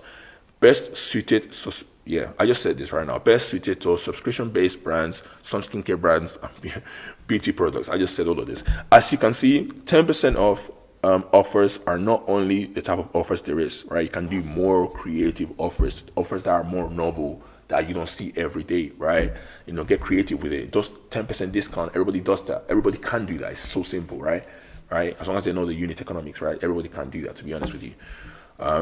A lot of brand owners do not add any sort of creativity to the offer creation process. As a result, they just blend in with other brands, and you don't want to blend in with other brands. You want to stand out, right? Cool. Now, once we have offers, we must simulate them and work out your break-even ROAS and break-even CPA for each offer, right? So you work at the unit economics, so you work out your numbers, right? Each cost associated with your product, right? Then you work out your break-even ROAS and break-even CPA. Again, we've already gone through break-even ROAS and break-even CPA and why they're important, right? Now you actually have to work them out for each offer that you make, right? Which essentially is offering your product, right? Whether you're doing discounts or you're doing bundles, whatever the case may be, free gift with purchase, you have to work out those unit economics. Because if you're doing like free gift with purchase, you're essentially losing money on the gifted product. Now, ideally, that gifted product isn't too expensive, right? It's not your core product, right? That free gift is probably maybe like one of the other SKUs that are less expensive, right? But you still have to factor in the cost of that product, right? Because you're not making any money on it, so that's a cost, right? So you have to factor that into this simulation process, right? Again, this is why before you advertise, you have to know your numbers. The whole point of marketing is to generate cash. If you don't know your numbers, you don't know how much money you're making. You're just hoping you make money. You can't be hoping. This is business, not a charity, right? So now you already know how important these two metrics are, based on what we went through earlier. Yeah. Generally speaking, we should be profitable on that first sale. Is very important. Of course, depending on your acquisition strategy, like I said, you might choose to break even, no loss on the front end, right? Profit margin, final price, yeah, this simple calculation, right? It goes without saying. This is what we will do for a discount offer. I just went through this example earlier. Like I said, let's go through it quickly. Yeah. So, yes, I said discount. Let's say your cost of delivery, so the cost of making the product and delivering it to the customer is $10, and then the SKU is $60, right? So now let's say you have a 1% discount, so that's 60p or 60 cents, right? If you have the retail price 60 and take away the 60 cents, you have 59.40. But then you also have to take away the $10 cost of delivery, which is the cost of making the product and delivering it to the customer, right? That'll be 49.40, right? Which now means you have a profit margin of 83.16%, right? And your break-even CPA is 49.40, right? So that's the maximum amount of money that you can spend to generate a sale, right? And if you spend 49.40, you break even. You don't make any money, you don't lose any money. But what's the point? You're wasting time, right? So your CPA has to be below break-even CPA, right? And then as for break-even ROAS, you have to be above 1.2. Otherwise, you're losing money. if you have a break-even ROAS of 1.202, you're not profitable, you're breaking even, you're making no money. So the goal is to have a break-even CPA that's lower than this and make sure it's higher than 1.2. Obviously, it will be higher than 1.2 if it's lower than this, right? But you have to have a break-even ROAS that's higher than this, right? And that's it. It's very simple. This is very simple, right? And you have to do this for every product or offer you decide to advertise. You have to do this. You have to carry out this process every single time. Now, of course, if you're selling the same product over and over again, your core product, your hero product, you only have to do it once, right? You only have to do it once. But if you're doing bundles and trying different offers, you have to go through this process every single time. Otherwise, you're just gambling and hoping for the best. You cannot be hoping for the best. This is business, not a charity, right? So let's continue. These two metrics, break-even ROAS and break-even CPA, are essential for the creation of offers that are economically viable. Your offers have to be economically viable. They have to be economically viable. I'm assuming as an e-commerce brand, in most cases, you're trying to make cash. This is not a charity, right? Remember, traditional marketing agencies make the mistake of not working out those two metrics, which could make you unprofitable after every sale, right? If you're not careful. Traditional marketing agencies are incentivized to increase your top line revenue, not your bottom line revenue. I'm gonna say that again. Traditional marketing agencies are incentivized to increase your top line revenue, not your bottom line revenue. They usually take a percentage of the revenue, top line revenue, that they are able to generate from paid ads. So they do not care about how profitable you are. If you're working with the traditional marketing agencies right now and they're taking a percentage of the top line revenue, they don't give a shit about how, excuse my language. If you're working with a traditional marketing agency, they do not care about how much money you're making in profit. All they care about is top line because they're taking a percentage of that top line. So they don't care how much money you're making in profit. Does that make sense? Right? So I'll explain this in more detail later in this training, right? So, but for now, just know that that's the reality situation, right? Now, the completion of this phase, which is phase one, audience research, remember all of that, and audience research and offer refinement and offer creation, right? This essentially finishes phase one. Audience research and offer creation or refinement, right? So that's phase one. This step gets you closer to that additional 100K in MRR goal, right? So just to summarize everything in this first phase, we have to go through audience research. We have objective data and subjective data, right? Objective data is the insights that you get from the market, right? From your customers directly. Subjective data is the insights that we get from the brand owner directly. So their insights, right? Who they're going after and from their point of view, right? From their perspective, right? Once we have that, we go and do ad creative research. We look at the ad account, we see what ads are currently performing, if the brand is running any ads. If they're not, great, we go to option 2, which is actually going into the TikTok's ad library and Facebook ad library, finding 3 to 5 of the top competitors. The competitors are taking all the customers in, they're stealing all the customers from everybody else. The competitors are taking all the money in the market. Basically, we look at what ads they're running and we try and find the 3 most common creative types, right, that they keep using, which usually means that it's working and performing. Now, of course, we don't know how much money they're making from each of those ads, but what we do know is that if they keep doing the same creative formats, the 3 common creative formats again and again and again, we know that they must be making money from it, because we're not going to do, a business owner wouldn't do the same thing over and over again if he wasn't getting results. If he doesn't get the results, you stop doing it and you try something else. No, right? So once we have that down, we now we derive true insights from the market research that we got, right? So all the data, all the information that we got from the market, we derive true insights and we start creating sales angles, right? Now, before we advertise, we have to actually know, well, like I said, why we do all of this, which is why we went through the whole process of, mass market desire and ad concept, market awareness level, sophistication level. We went through all of that, right? That's to explain why we do all of that. Once we do all the market research, we derive true insights and we have sales angles. We have to work out what your unit economics are. We have to know your business numbers, which is the offer refinement and slash offer creation, part of this process, right? And once we have your numbers, we start creating offers, and then we simulate them before we advertise, right? And now, and only now, we can actually move on to promotion and advertising. But we have to do the audience research, work out your numbers, simulate, create offers, and simulate these offers to make sure that they're actually good offers and that they are economically viable. Now we can move on to advertising and promotion, right? So let's go to it. That's the end of this phase. Let's go to phase 2 now, right? Cool.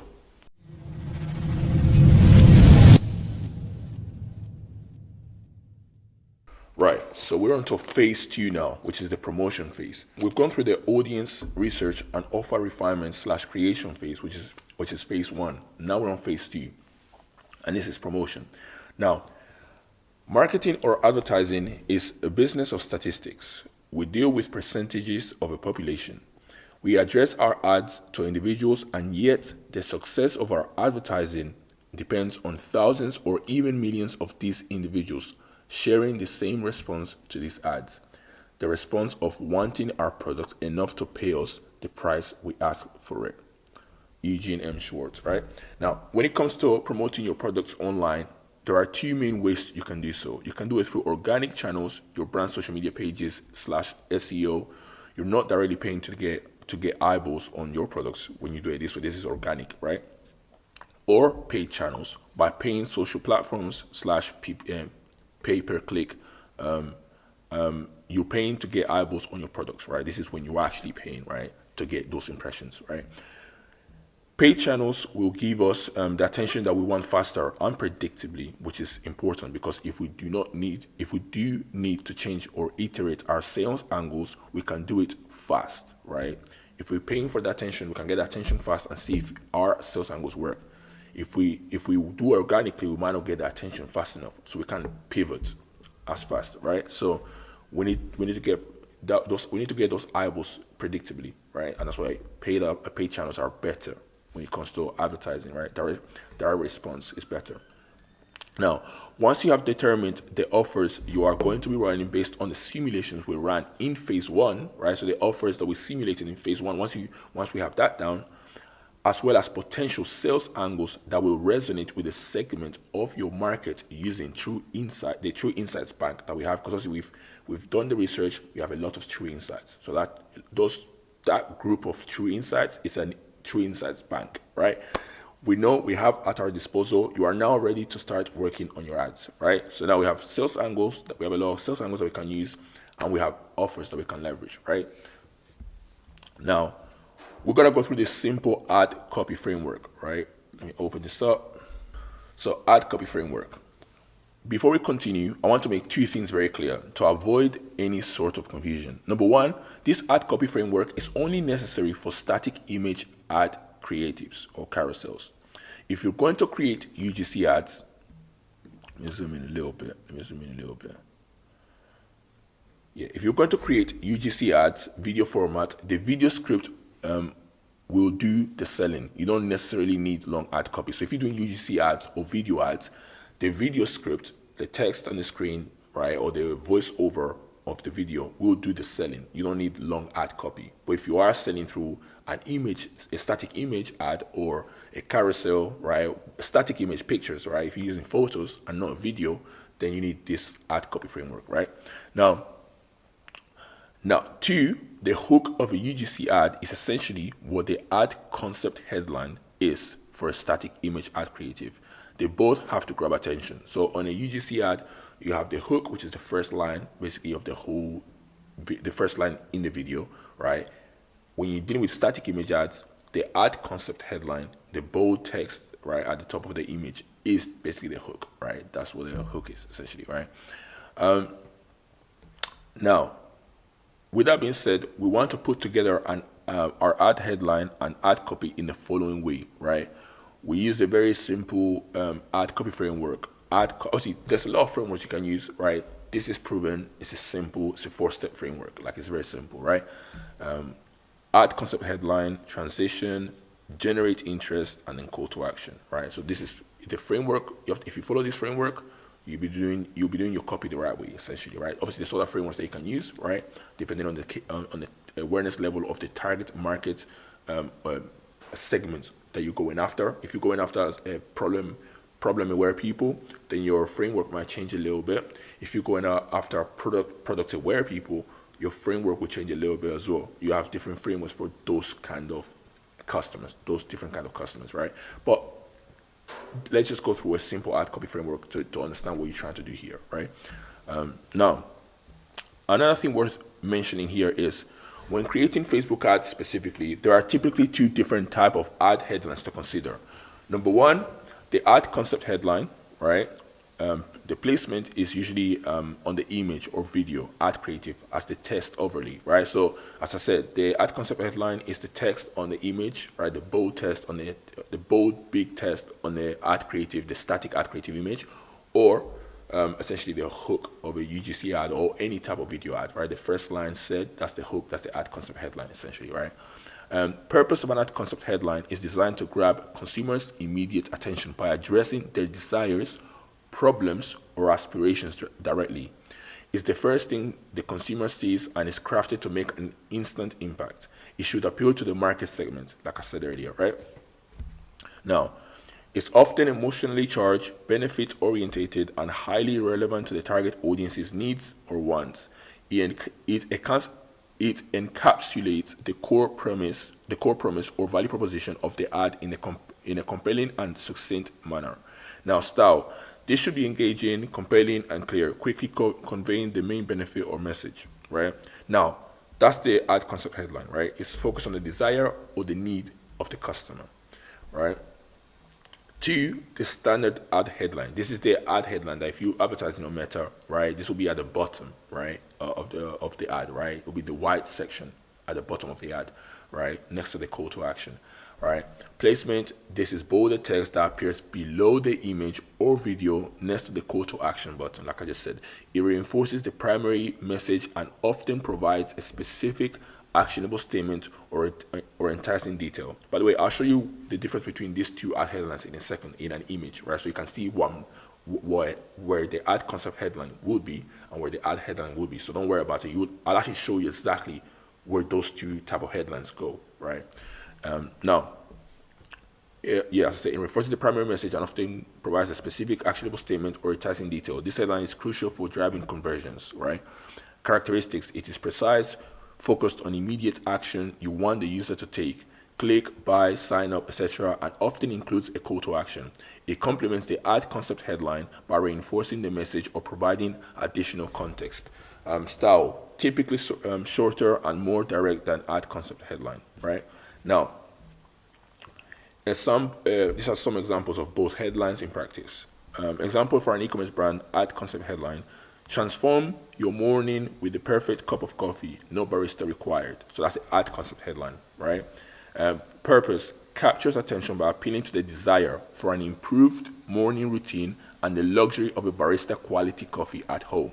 Characteristics: emotionally charged, benefit orientated, and directly addressing a common consumer desire or problem, right? Transform your morning with the perfect cup of coffee, no barista required. So they want the coffee, they want it to be good, but they also want it to be like barista level, basically, So it's benefit orientated, right?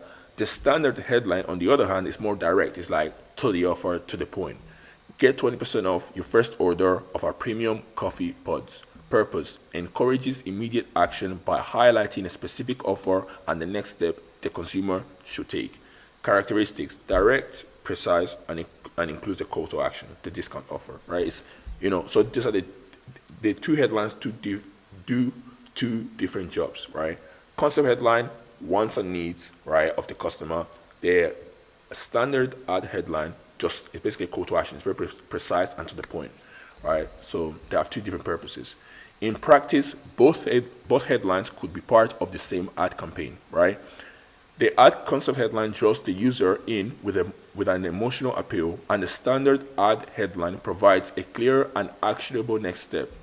Visual example: like I said, this ad does not have the best ad concept headline, to be honest with you, in the world, but I'm using it to show you the difference between the two types of headlines and where they would be placed within your static image ad. So at the top, you see the ad concept headline, right? That will be on the image, right?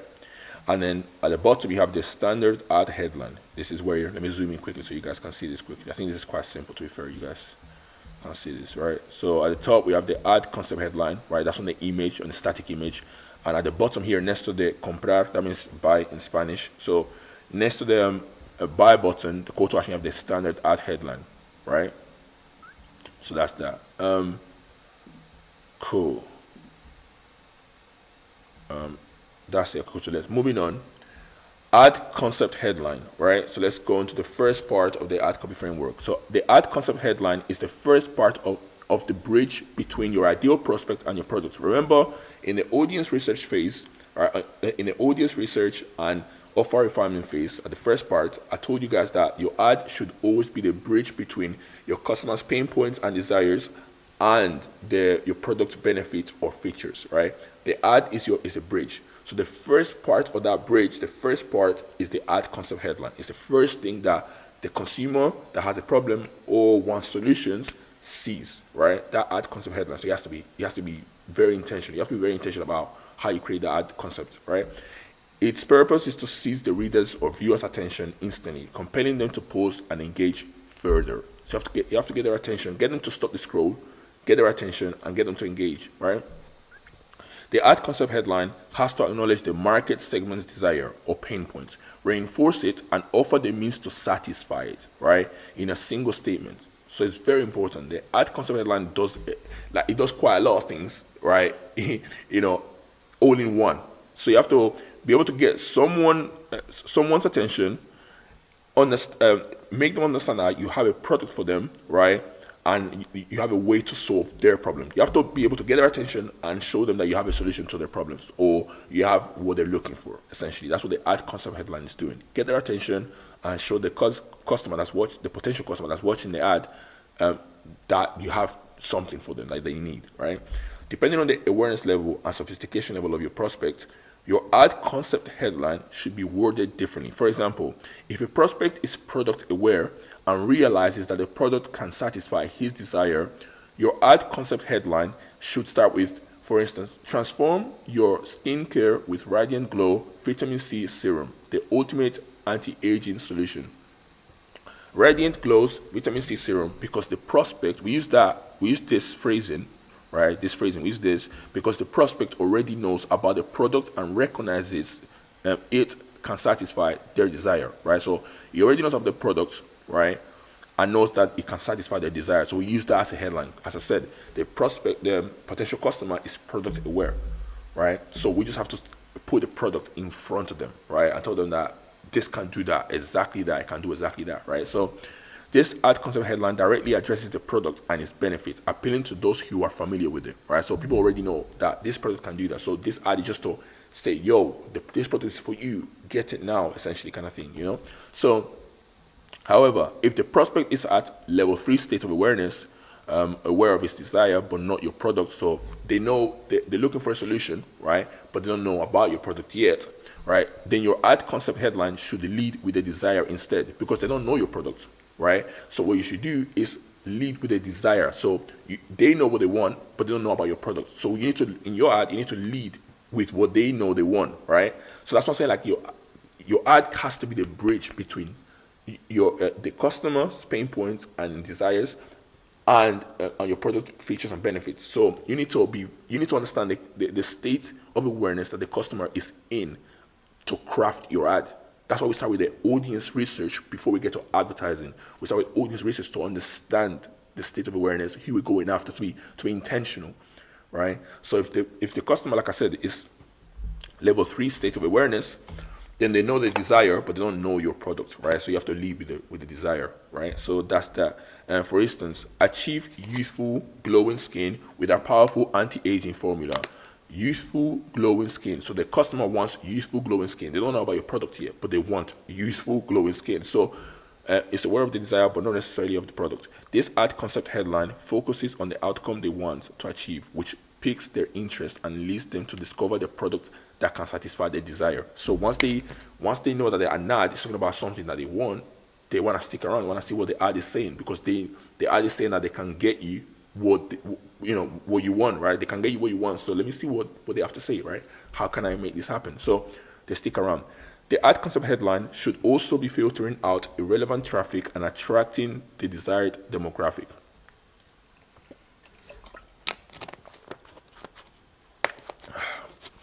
For instance, consider an ad targeted at eco-conscious individuals who are interested in sustainable living.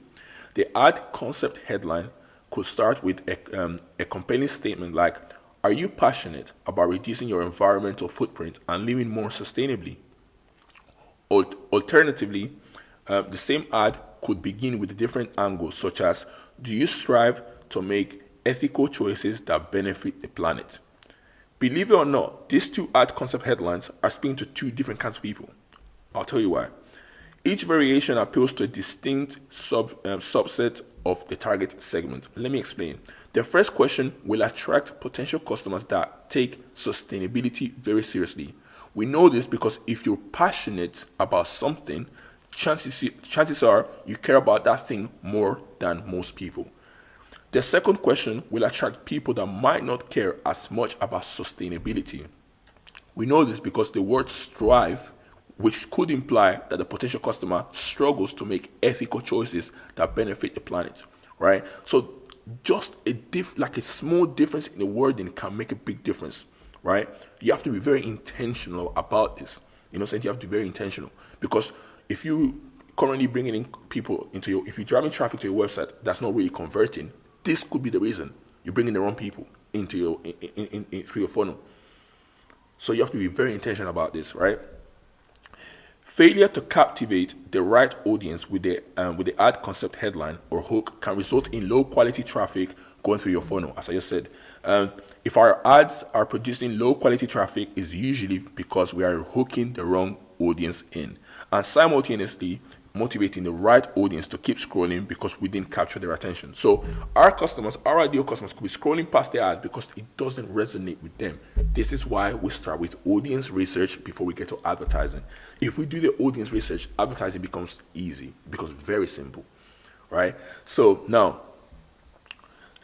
within the ad concept headline, we must be extremely clear about what the ad is about and be extremely intentional about the language we choose to use. Like I can't emphasize this enough. You have to be very intentional. You're trying to get someone to do something you want them to do, so you have to be able to get their attention. Otherwise, that's never gonna happen. So this hooks, like I said, this hooks the right people in and kicks out the wrong people, right? Ad concept headline variations. So okay, cool. So there's different ad concept headline variations, but these are the main four. I'll say, like, these are the main four, right? Labels, if A then B statements, rhetorical questions, benefit statements, right? There are a bunch of ad concept headline variations. These are just some of them. Labels. This is when you call out the target audience directly. This is when you say, "Attention gym owners, attention hairstylist," or whatever the case may be. You just call them out straight away. Like, this is for you, basically. Attention gym owners, attention hairstylists, this is for you. Like, it's very simple, right? If A, these statements are designed to capture the reader's attention by addressing common problems or needs, encouraging to continue reading or take action. This is like, if you're struggling with acne, then this is for you. Like, something like that, right? If A, then B. If you, then, so that's the kind of situation, right? Rhetorical questions. They are used in persuasive writing to engage the audience by addressing common problems or challenges they might be facing. The intention is not to elicit a direct answer, but to make the audience think about their own situation and feel a connection to the solution being offered, right? Now, obviously, that's just a rhetorical question. That goes without saying. I think most people know what that is. These are used to highlight the potential benefit statements. These are used to highlight the potential benefits or results that a product or service can deliver within a specified time frame. These claims are designed to attract attention, generate interest, and persuade the audience by emphasizing quick and tangible outcomes. Benefit statements. It's very simple. So that's that. Like, achieve useful, beautiful skin with, there we go, benefit statement. So Here are a few examples. College students, listen up. Single parents looking to, you just call them out. Gym rats, this is for you. If you're struggling with X, then this is for you. If you're a, then check this out. If you're tired of, keep reading. Rhetorical questions. Struggling to, finding it hard. Are you tired of? I think rhetorical questions are probably the best ones to use, because you basically showing that you understand their situation. Benefit statements. Say bye to, in 7 days. Achieve X, insert time frame. 37-year-old man loses X in under 9 days. This is good for like people that are looking for a solution. So solution aware people, or product aware, no, solution aware people. These are good statements for solution aware people, essentially. This is very good for problem aware. You can even use it for solution aware as well, right? But yeah. So these are the different examples, right? It's very simple, straightforward, right? Now we move on to transition phase. Transition step number 2, right, of this ad copy framework, right? Now, after capturing the attention of our prospect with a compelling hook or ad concept headline, we need to transition smoothly to the next phase. This involves providing context or a narrative that reinforces their attention-grabbing opening while maintaining the audience's interest, right? So we're providing context now. So if we've had the ad concept headline that's grabbed their attention. The transition phase is to provide context, right? To give an explanation, right? To let them know that, yes, by the way, you heard this right. Like, yeah, this is exactly for you. So you're giving them more context. The transition phase serves as a link between the initial ad concept headline and the call to action, guiding the prospect further into the story or explanation. Explanation example. Let me tell you how this works step by step. Step 1, step 2, step 3. So you're providing context, right? By following these steps, the target audience will be able to see how the product works and how they too can achieve their desired results, right? Story example. So meet Laura. She faced the same challenges you do, but with her solution, why she experienced incredible transformation without the usual hassle of ABC, right? Her journey showcases the power of our product developed over years of dedication and refinement, right? These examples illustrate how we bridge the gap between grabbing attention and our solution, ensuring our message resonates with the audience and motivates them to take action. And that takes us to generate interest. Once we've successfully captivated the prospects and kept them engaged with our copy, it's crucial to smoothly guide them towards the intended outcome or goal that resonates with their needs and desires, right? However, this transition can sometimes disrupt the flow of communication. While we may have initially attracted the customer's interest, if the desire we present to them doesn't align with their desires, they may feel like the ad wasn't made for them and become disinterested in proceeding further, right? Once again, this is why messaging is super important. It needs to resonate with whoever you are trying to speak to. This comes back to understanding exactly what our ideal customers wants or deepest desires. We know what they are from. We know what they are from research in phase 1, right? So, in other words, what do they truly want? Let me give you a random example. Let's say an ad campaign for fitness app targeting busy professionals who struggle to find time for exercise. The generate desire phase could highlight the app's unique features that cater to their specific desires, right? The ad might showcase testimonials from users who have experienced significant weight loss or improved fitness levels despite their hectic schedules. Additionally, it could emphasize the convenience of the app's customizable workout plans and the on-the-go access, addressing audience's desire for effective, time-efficient solutions. By tapping into the audience's desires for improved health and fitness in the midst of their busy lives, the ad generates interest and motivates them to explore the app further, right? So that's why. So you're essentially trying to generate interest now. You're trying to get to the point where you want them to actually want the product, right? You want to frame them, right? You want to frame them for actually wanting the product. You want to give them a reason. Essentially, that's what the generate desire is. You want to give them a reason to actually want this product or desire this product, right? So the transition part and the generate interest or the generate desire part are very similar but are slightly different. The transition part provides context or a narrative that reinforces the attention grabbing opening. So transition is trying to provide context, right, that reinforces the ad concept headline. Whereas the generate desire part is where we present the desire that resonates with their own desires, right? This is where we start telling them that we've been able to, this can give you exactly what you want, right? And this is what's going to make them actually want the product, right? So that's that. When you execute this framework properly, I'm giving you properly, the two parts should blend together and feel like the same part. Now, call to action, that's the last part of this framework. Now that we've essentially delivered our message, it's time to tell our potential customer what the next step to take is.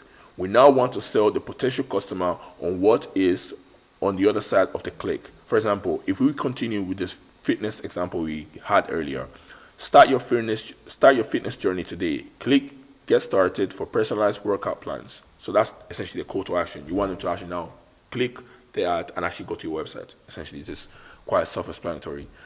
Those who click and take the next step will be highly qualified prospects because you've called them out directly. For everyone else who isn't our ideal prospect, wouldn't have made it to this point as they would have opted out after the first few lines, right? So they would have said, you know what, this ad is not for me, I'm out, right? So at this point, if they go to this point, this is definitely your ideal customer and they should be going to your website and actually purchasing your product, right? Now, that's that. Let's go back to this. Okay, cool. Now that we've got our ad copy written out, we have to select essentially an ad platform, right? An ad platform. So depending on what you're selling and where your customers are consuming content, we are going to choose a platform to leverage. So we have a few options, obviously, right? We have TikTok. UGC content infrastructure is needed to create high quality content fast and at scale, right? So you got TikTok, Meta, Google, Snapchat, Pinterest, right? But for TikTok, obviously, you need a UGC infrastructure, right? You need to have content creators. I need to have a system to consistently produce a lot of UGC creatives, right? Meta, Facebook, and Instagram, very powerful when leveraged correctly. Obviously, these are the big players in the game. Like this is the biggest ad platform, right? They make the most money, they collect the most cash, right? And this is where most e-commerce brands are actually spending their money, right? So it makes sense, right? Google, again, overlooked, but it does a very good job to keep you top of mind in your customer's head, right? So obviously, this is more intent purchase. This is for e-commerce brands that are actually, they've already mastered this too. If all the e-commerce brands they've already mastered TikTok and mastered Meta, they move on to Google, right? Because now people are actually searching for their brand specifically. So it makes sense to be on Google as well, right? And they have Snapchat and Pinterest, right? These are niche platforms that are product specific but remain great alternatives, right? These are more for this particular products that work very well on Snapchat, but not every brand should be on Snapchat, to be honest with you. At IDMA, we recommend to begin with one platform at first, usually Meta, right? And become proficient at it before branching out to a second or third ad platform, right? So pick one, and go with that one, master it, become good at it, and then progress on to the second one and then third one as you scale, right? In most cases, that first one will be Meta. In most cases, right? Meta, Facebook, and Instagram, right? So that's gonna be the option, the default option in most cases. But yeah, so that's that. That's this part, this section, right? We're gonna move on to part 8 now, right?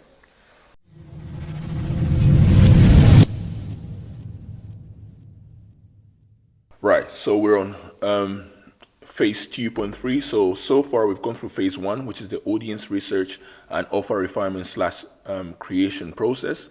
Now we're on phase 2. We've gone through the ad copy frameworks, and now we're gonna go through actually how we develop an ad creative. Right now we actually I'm gonna create the ad, right? The visual aspect of it. We've got the ad copy, right? Now we're gonna create the visual aspect of it. And remember, the ad copy framework is only necessary if you're gonna be creating static image ads, right? If you're creating static image ads, you're gonna have to do most of the selling through the text, right? If you're creating a video ad with a script, right, or a UGC ad with a script, you won't need the ad copy framework. You still need an ad copy framework, but it will be done through the script itself, the video script, not the text above the ad. Does that make sense? So we're gonna go through how to actually develop an ad creative that actually resonates, right? And this is So cool. So using all that information we obtained from the offer refinement and audience research phase, we create ad creatives using the ad creation framework and quickly put together a working ad campaign. This could also include UGC ad creatives, depending on the type of e-commerce brand we are working with and the ad creative types that are currently working or performing in their industry. Iradia, remember to briefly describe what each part of this. Yeah, for sure. I'll zoom in here.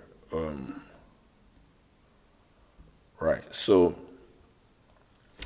cool. So obviously, this is a very simplified version of the ad creation process. Obviously, there's a lot more steps in here, but this is enough for it to make sense, essentially, right? So at first, we have research to develop the ad creative. So obviously, that's audience research, but also ad creative research, right? As I said, if you want access to this doc, right, the whole doc and also the ad creative research doc, just DM us on Instagram, the IDMA Instagram, DM us the word resource, and then we will send you access to the ad creative research process doc, right? You can access that and you know exactly how to carry out the ad creative research. As for audience research, right, target audience research, subjective data, objective data, all of that, we've already covered that, right? So on this doc and in this training. So, but you need the research, right? Then you go into ad idea development, which is what we're about to go through, right? Which is how to develop the ad creatives, how to come up with an ad concept and develop ad ideas, and then develop creative assets, right? That's what we're about to go through right now. And then obviously there's brief writing. Brief writing for, obviously, if you're creating a static image ad, that'll be, a brief that you send to the graphic designer to create the ad, and obviously you go through revisions with the graphic designer, right? That'll be the creative strategist and the graphic designer going through this, right? Saying to you. So, or if you're creating UGC ads, you're gonna have to send the brief to the UGC creator, receive the raw content back, review it. If they need to do if they need to do something differently, they can do it again and go through that process. Then once it's good, then the content is sent to the ad editor, right? For the ad editor to edit the raw UGC content, and then go through it again, revisions, and if it's good enough, then we move on to testing and launching the ads, right? Of course, as a growth consulting and management firm, there's a few more steps that we would go through, right? Because we're working with brand owners, we're working with e-commerce brands, right? So there's a process that we follow that's a very thorough, do you know what I'm saying? But essentially, this is what's going on, right? This is what's going on. So it's a simplified version, right? I'm not gonna sit here and just go through each step, right? So I'm just gonna give you a simplified version, so you get what you need to understand, essentially, right? So this is the majority. So as you can see, hopefully you can see the screen. So we got research, ad idea development, brief writing, and also depending on what the type of ad creative you're creating, if you're creating UGC or if you're creating a static image ad, obviously, you might have to communicate with the graphic designer or send a brief to the UGC creators, and then and send the raw content to the ad editor, and then once everything's ready to go, then you test it and launch the ads, right? It just depends on what kind of creative you're creating, right? So the brief, it would determine, also the ad creative that you want to create will determine what the brief is going to look like and who you send it to, essentially. So hopefully that makes sense. Very simple. Research, ad idea development, brief writing, obviously the actually ad creation step, and then testing, launching ads, and then evaluation of ads and optimization. So this is how we determine whether an ad is performing or not. So we'll also go through that. So these are the 4 steps that we're gonna focus on now: ad idea development, brief writing, evaluation of ads and optimization, testing and launching ads. This is a simplified ad creation framework, right? Cool. This should make sense. Let's move on, right? Now, we've already gone through the research part on phase 1, yes, I said. So we will only be going through our ad idea development process, UGC creative brief writing, like I said, testing / launching ads process, evaluation of ads and optimization process, right? So these are the 4 key steps, right, in the whole ad creation process, right? At IDMA, we have a growing pool of UGC creators. So if we're looking for UGC creatives, we simply contact the UGC creators that are the best fit for the e-commerce brand we are creating the creatives for. Send them to the creative brief, send out the creative brief, and receive content from them within a few days, right? The team then edits this raw content to make ads, and then these ads are presented to our partner, the brand owner, for approval. As a brand owner in 2025, you need to have a network of UGC creators if you are doing this yourself, or you can partner with IE DMA, and of course, we'll do this for you, right? So anyways, let's continue. Ad idea development. Many brand owners invest a significant amount of time developing ads that are destined to fail. This is usually because they miss a very important step in their ad creation process.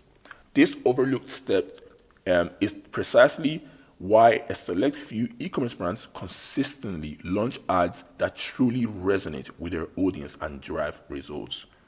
Without this one step, advertising becomes a shot in the dark, and here's why. Even if you manage to develop a winning ad without going through this one step, you'd have no insight into why it worked. This means you wouldn't be able to replicate the success, making it impossible to consistently and predictably drive sales. At IDMA, we do not like operating in this manner because we don't just want to win today, we want to win forever.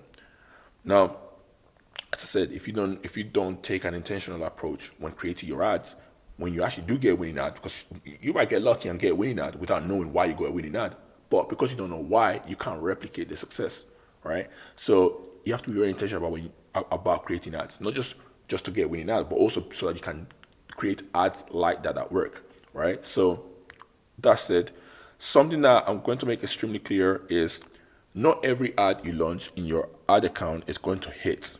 So that means, work and get results, right?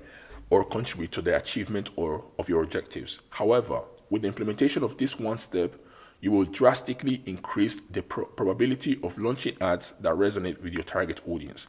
At IDMA, every ad idea is crafted through an intentional, purposeful, concept-driven process. At IDMA, every ad idea is crafted through an intentional, purposeful, and concept-driven process. Rather than just explaining it, I'll break it down with a diagram to show you exactly how it works. And that's exactly what I'm going to do right now. So cool. Hopefully you can see this diagram. Every single ad we create, we go through this process, right? Oh, zooming too much. All right. So, cool. Let's break this down. So as you can see, if we zoom out, you see 4 different rectangles essentially. 1, 2, 3, 4, right? This rectangle is where we come up with the ad concept. Ad concept ideation. As you can see here, ad concept ideation. That's the first rectangle, right? These 3 rectangles is ad idea development, right? So 1, 2, 3. These 3 rectangles is ad idea development, right? Now, at IDMA, so you have a potential ad campaign here, and then inside that campaign, you have an ad set, right? Which one ad. So you have a potential ad campaign, and each ad set is one ad concept. Each ad concept that we come up with is going to become an ad set within an ad campaign, right? So we have the ad campaign. If you look at the ad account structure, you have ad campaign, and each ad campaign is going to have an ad set, and that ad set for us is an ad concept. Every ad set that we come up with is an ad. Every ad concept that we come up with is an ad set within a campaign, right? So to come up with a core ad concept of any ad that we create, we have to have 3 things, 3 components: the who, the why, and the what. The who is the target market segment that we're going after. Who are we going after? Are these people problem aware, solution aware, product aware, unaware, most aware? Who are we going after? This is where we have to take into consideration the state of awareness that the people that we're trying to target are in. What state of awareness are they in? Are they problem aware, unaware, solution aware, product aware? Who are we going after? Right? And what are the needs and wants? What are the needs and desires? Who are we trying to speak to directly? Are we talking about the office workers or the health conscious seniors? or the tech enthusiasts? Who are we trying to target? Who are we going after? Older people that want to take, they want to stay healthy, or office workers that spend a lot of hours at work that still want to be fit? Who are we going after? That's the who. Why? Value proposition on or angle. So this is why should they choose your product? Why is your product important to them? So this is your product benefit or feature. Benefit that helps them achieve their desires, or a feature that solves their problem. Why should they choose your product over someone else's product? Why should they care about your product? Essentially, that's the why, right? That's the why.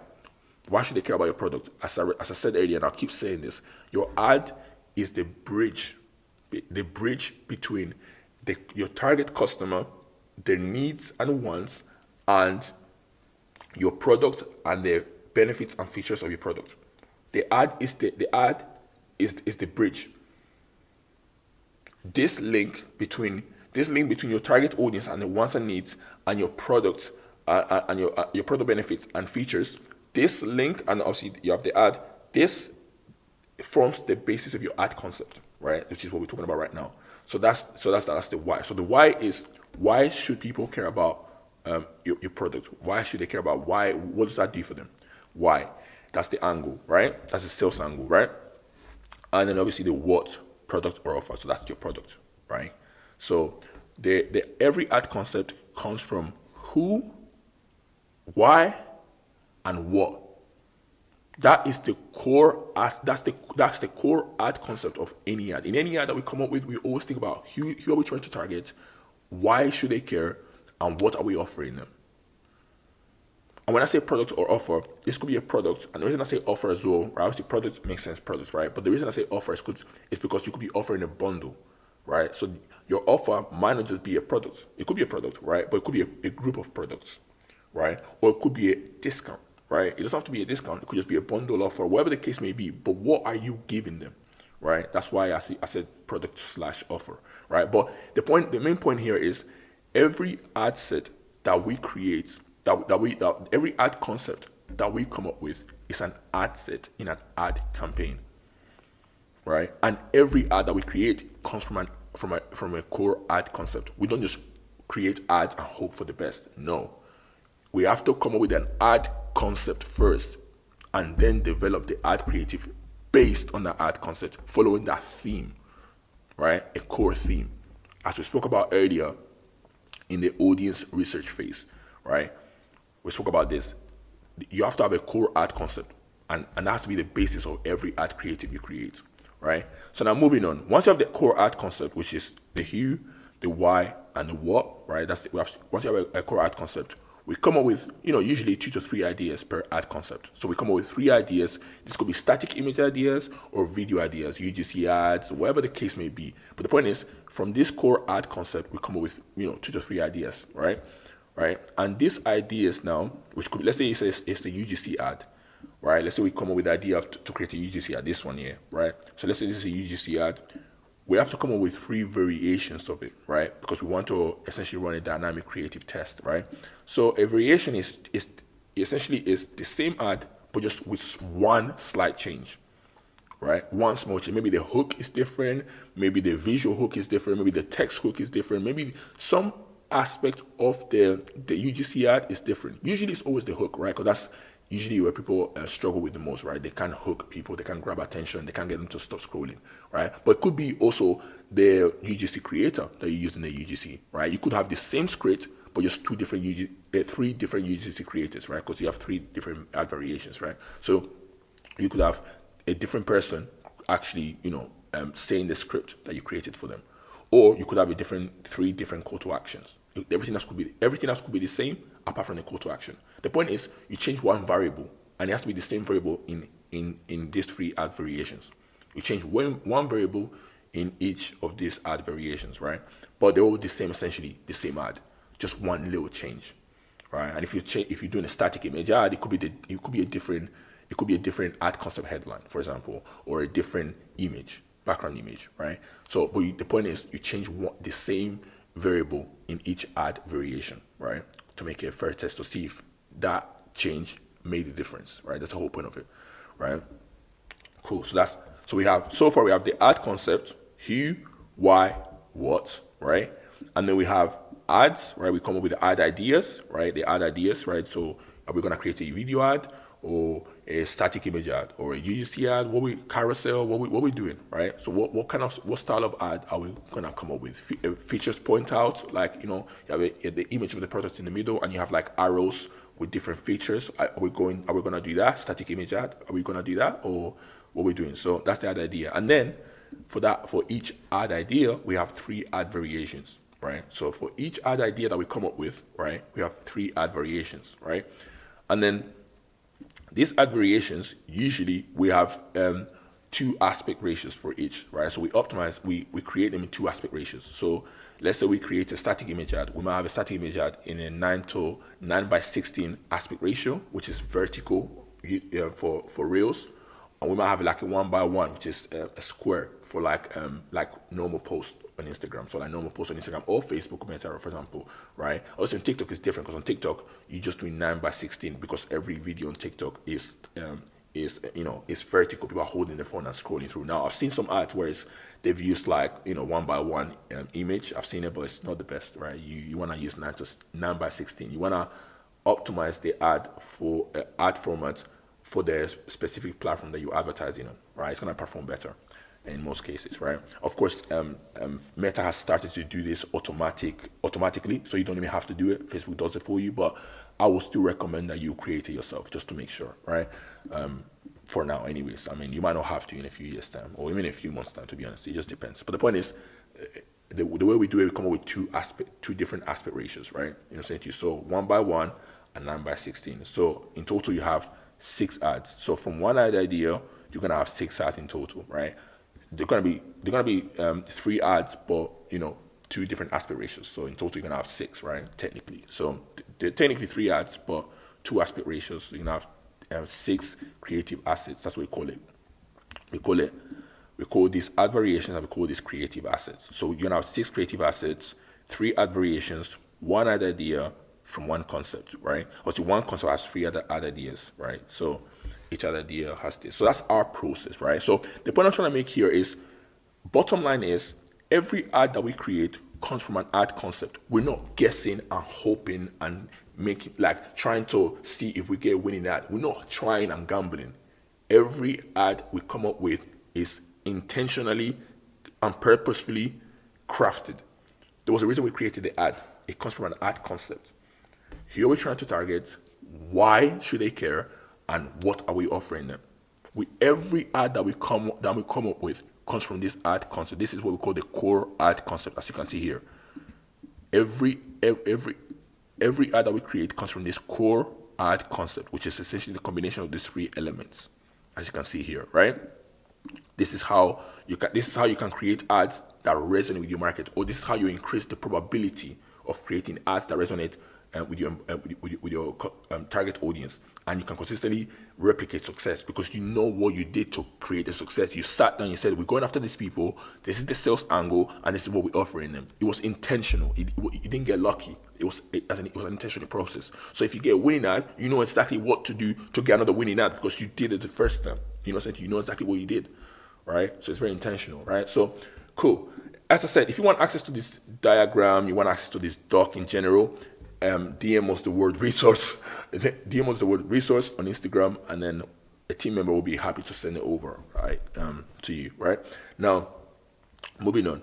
As you can tell by the image, it outlines the process of developing a potential ad campaign, starting with a core ad concept. This core ad concept is shaped by understanding 3 critical elements: the target market segment, who the ad is for; the product or offer, what is being advertised; and the sales angle, why the audience should care. These 3 elements are visualized in a Venn diagram within the image, illustrating how they intersect to form the core ad concept.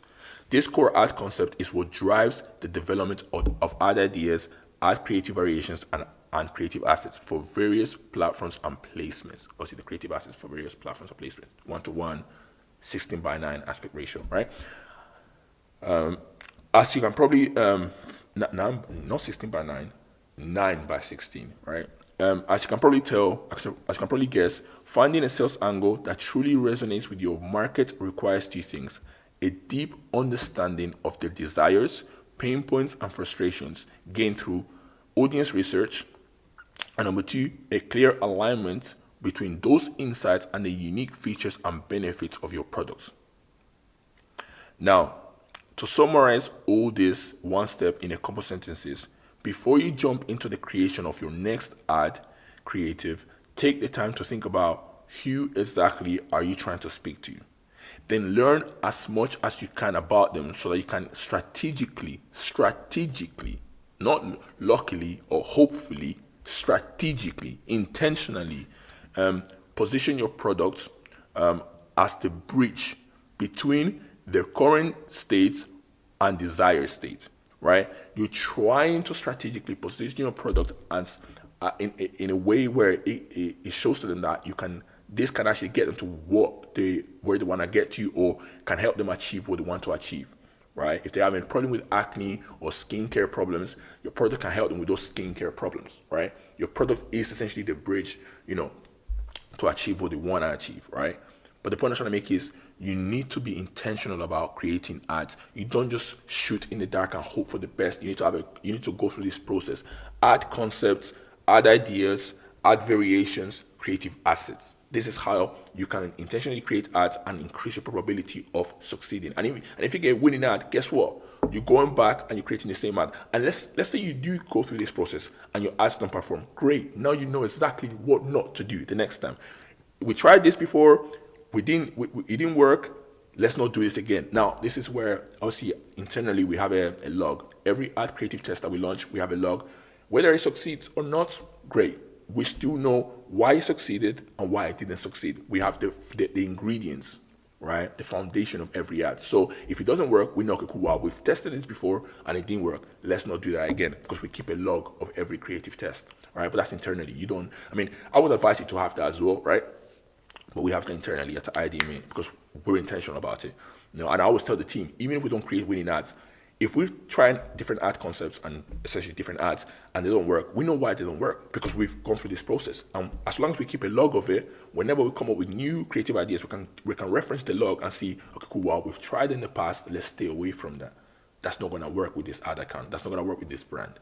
Let's stay away from that because we tried it, right? So we got a whole database, right? So we got a whole log, right, of each creative test. Now, without the implementation of this ad concept ideation step, even the most visually appealing ads can fall flat. Now that we have an understanding of what we must do before developing an ad, let's go through our ad idea development process. So now we know what we have to do, right, before we actually develop the ad. We need to have we need to go through an ad concept ideation step. We need to have an ad concept ideation step. Without an ad concept, we do not develop ads. Never. And at IE DMA, we don't do that, right? Maybe other companies do. We don't do that, right? Now, for this video training, we are going to focus on how to create UGC ad creatives mainly. This is because, number one, UGC ad creatives are one of the most challenging types of ad creatives to produce because it typically involves creating videos and collaborating with content creators, right? Two, UGC is the type of ad creative that most e-commerce brand owners struggle with the most, right? Because you'd have to contact with content creators and stuff like that, right? There's a lot of back and forth. Just in case you do not know what a UGC ad is, UGC ad is user-generating content ad. It's an advertisement that features content created by customers or professional UGC creators rather than the brand itself. E-commerce brands collaborate with these content creators who specialize in UGC to produce high-quality, authentic, quote-unquote, authentic content that resonates with the target audience. By the way, just thought this is worth mentioning. UGC ad creatives are not the only type of ad creative that can get good results with. You can get great results with other type or other styles of ads too. Now, okay, so you already have all the research that you need from phase one. Now all you need to do is develop core ad concepts. Two, put together a list of ad ideas you would want to create for each core ad concept, right? So you develop ad concepts, then you have a list of ideas for each ad concept. So let's say you come up with 3 ad concepts, you have to come up with ad ideas for each one of those ad concepts. Remember, these different ad ideas have to be aligned with the core ad concept. They have to be aligned with who you're trying to speak to, why they should care, and what you're offering them. Each ad idea has to align with the ad concept, right? Now, core ad concept equals the identification of a market segment's desire or pain points coupled with the product benefit or feature most likely to satisfy the desire or solve the pain point of that target market segment, right? So like I said, your ad is the bridge between your core ad concept. Your core ad concept is the bridge between your target market's desire or pain points and your product feature and benefits.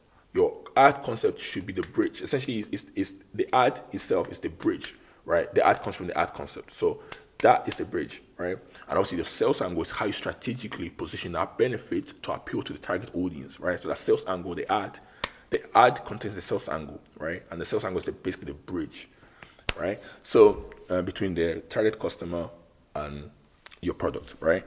Now, again, this diagram I've shown you guys this diagram before, but it's so important, right? So important, so important, right? So you have your target market segments, right? You have the mass market desire, which is the thing that drives the demand, the general demand for your whole market, right? The mass market desire is what creates the huge market, is what drives the demand that people within that market have, right? Whether that be better health or better relationships and this is that, like whatever the case may be, mass market desire, right, is what drives the demand, right? The general demand, right? And then within that market, you have segments, and these individual segments have these different desires and different pain points, right? Your ad, which essentially has the sales angle, right? Your ad has the sales angle. Your ad contains and carries the sales angle, right? Is the bridge between your product feature and benefits, and the target market segments of your market, right? So what you need to do, what your ad is doing, is basically connecting a target market segment to a feature and benefit of your product. Your sales angle strategically positioning this feature and benefit with your target market segment's desire or pain points. So that's what your ad is doing, strategically bridging the gap. That's what ad is supposed to do. This is the best way to look at an ad. This is what an ad is. It's bridging the gap. It's that simple. It's not complicated, right? So cool. Moving on. 3, create, produce ad ideas. Obviously, like I said, create the ad. Actually create. So we have ad concept, ad ideas, and obviously now you have to create the ads, right? Create, produce the ad ideas with the highest potential to perform effectively from each core ad concept you developed, right? Make sure you create 3 ad creative variations for each ad idea you come up with so that you can test them in a dynamic creative test in a DCT if you were advertising on Meta or TikTok. Because I think TikTok has a smart creative ads, so it's the same thing. Like, the point is you should create 3 variations, right, and test them out. Now, elements to test: add concept headlines or test hook or visual hooks, right? Ensure each variation changes the same element. This is important.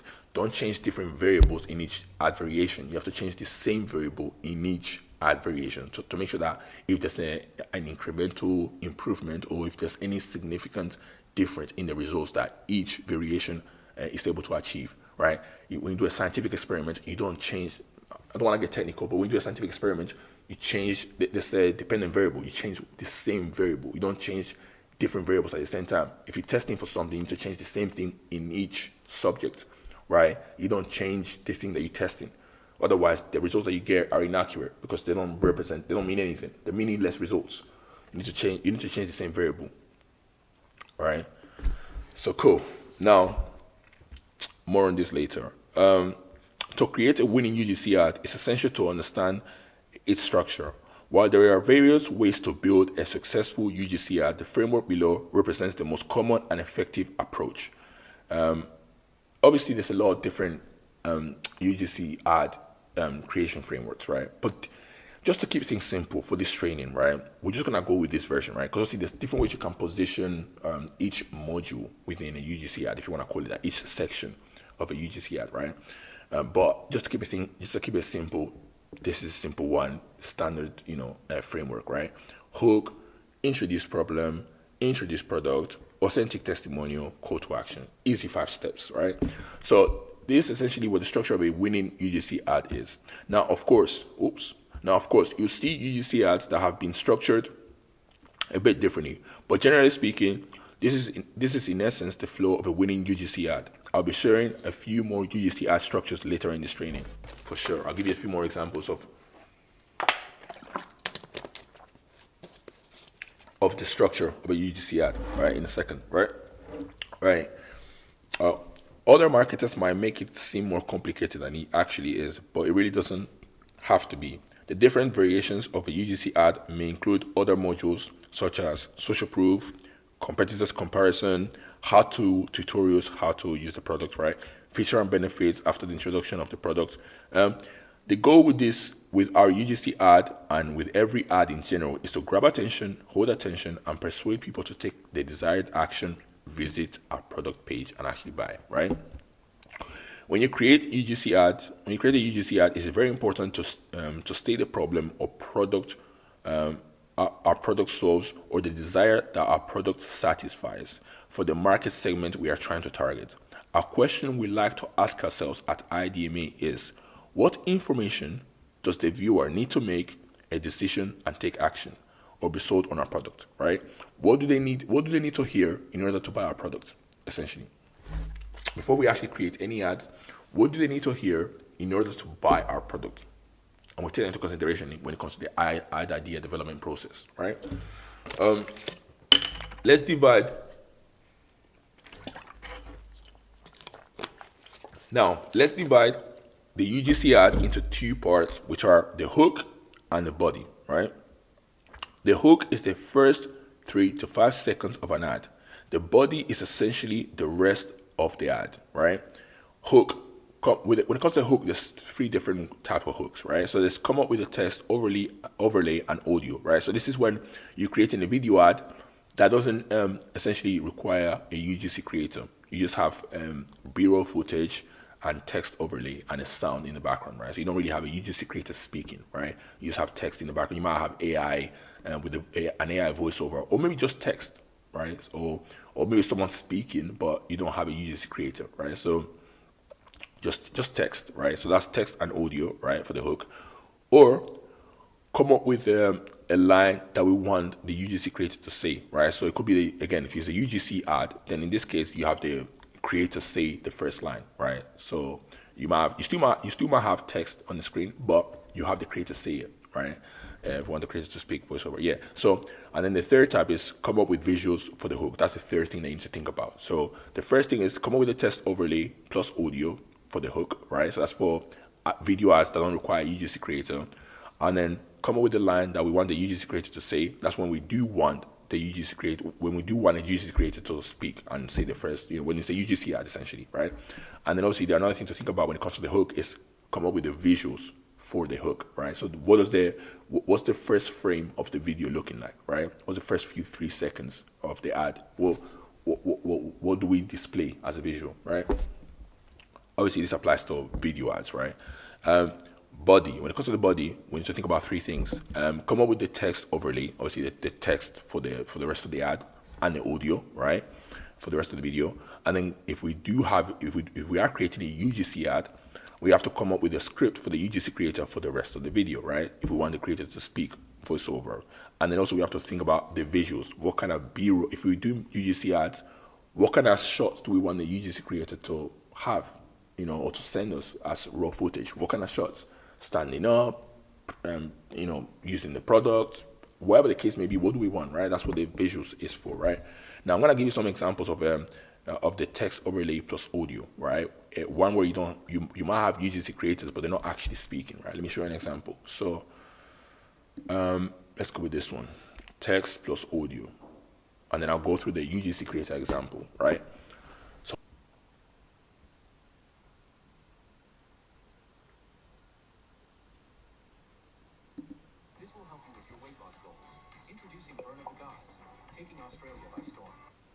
Let's start it again.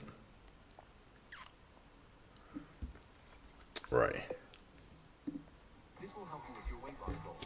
Introducing Burn Up Gods, taking Australia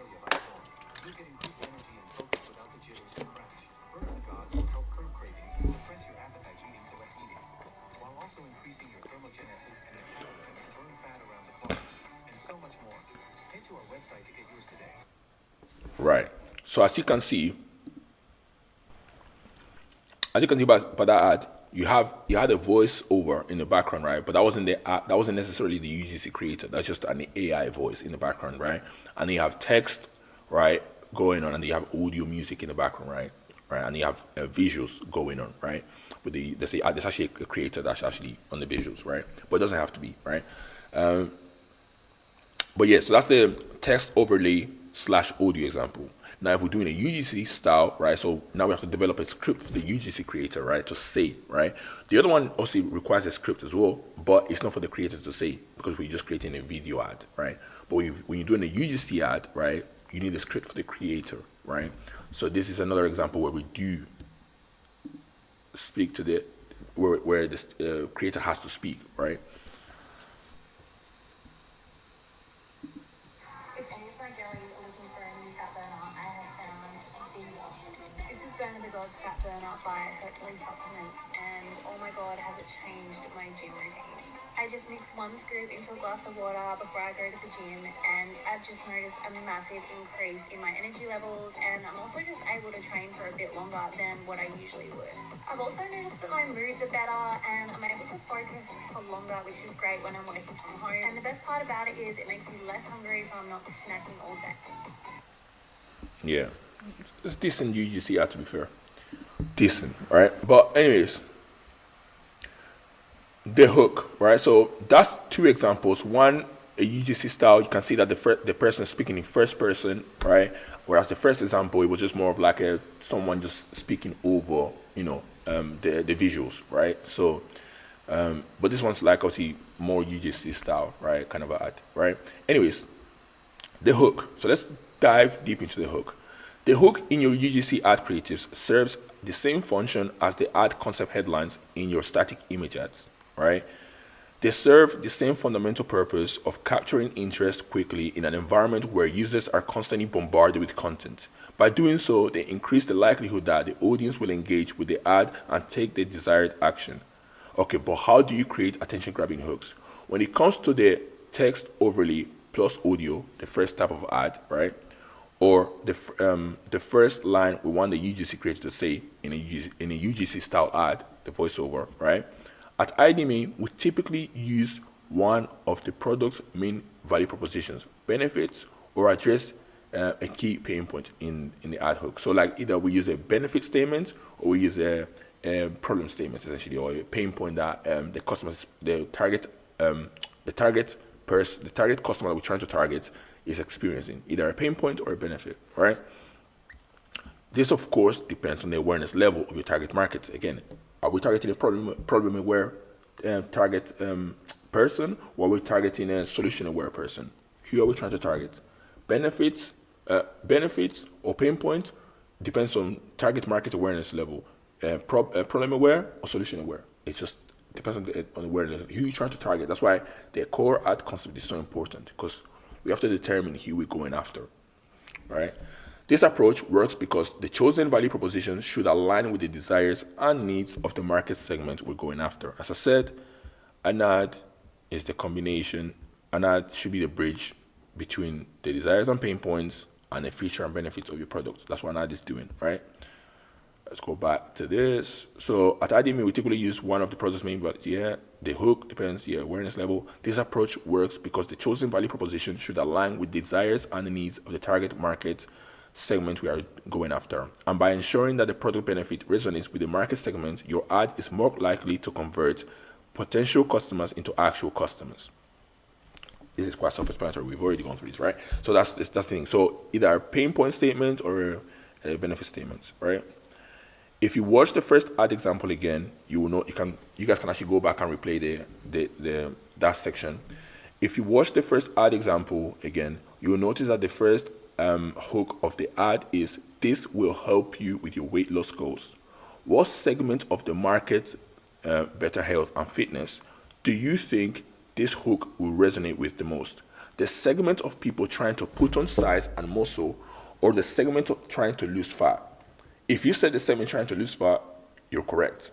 That's the person that the ad is made for, right? If you said now, if you watch the second ad example again, you guys can go back, and replay the ads, right? That I've already played, right?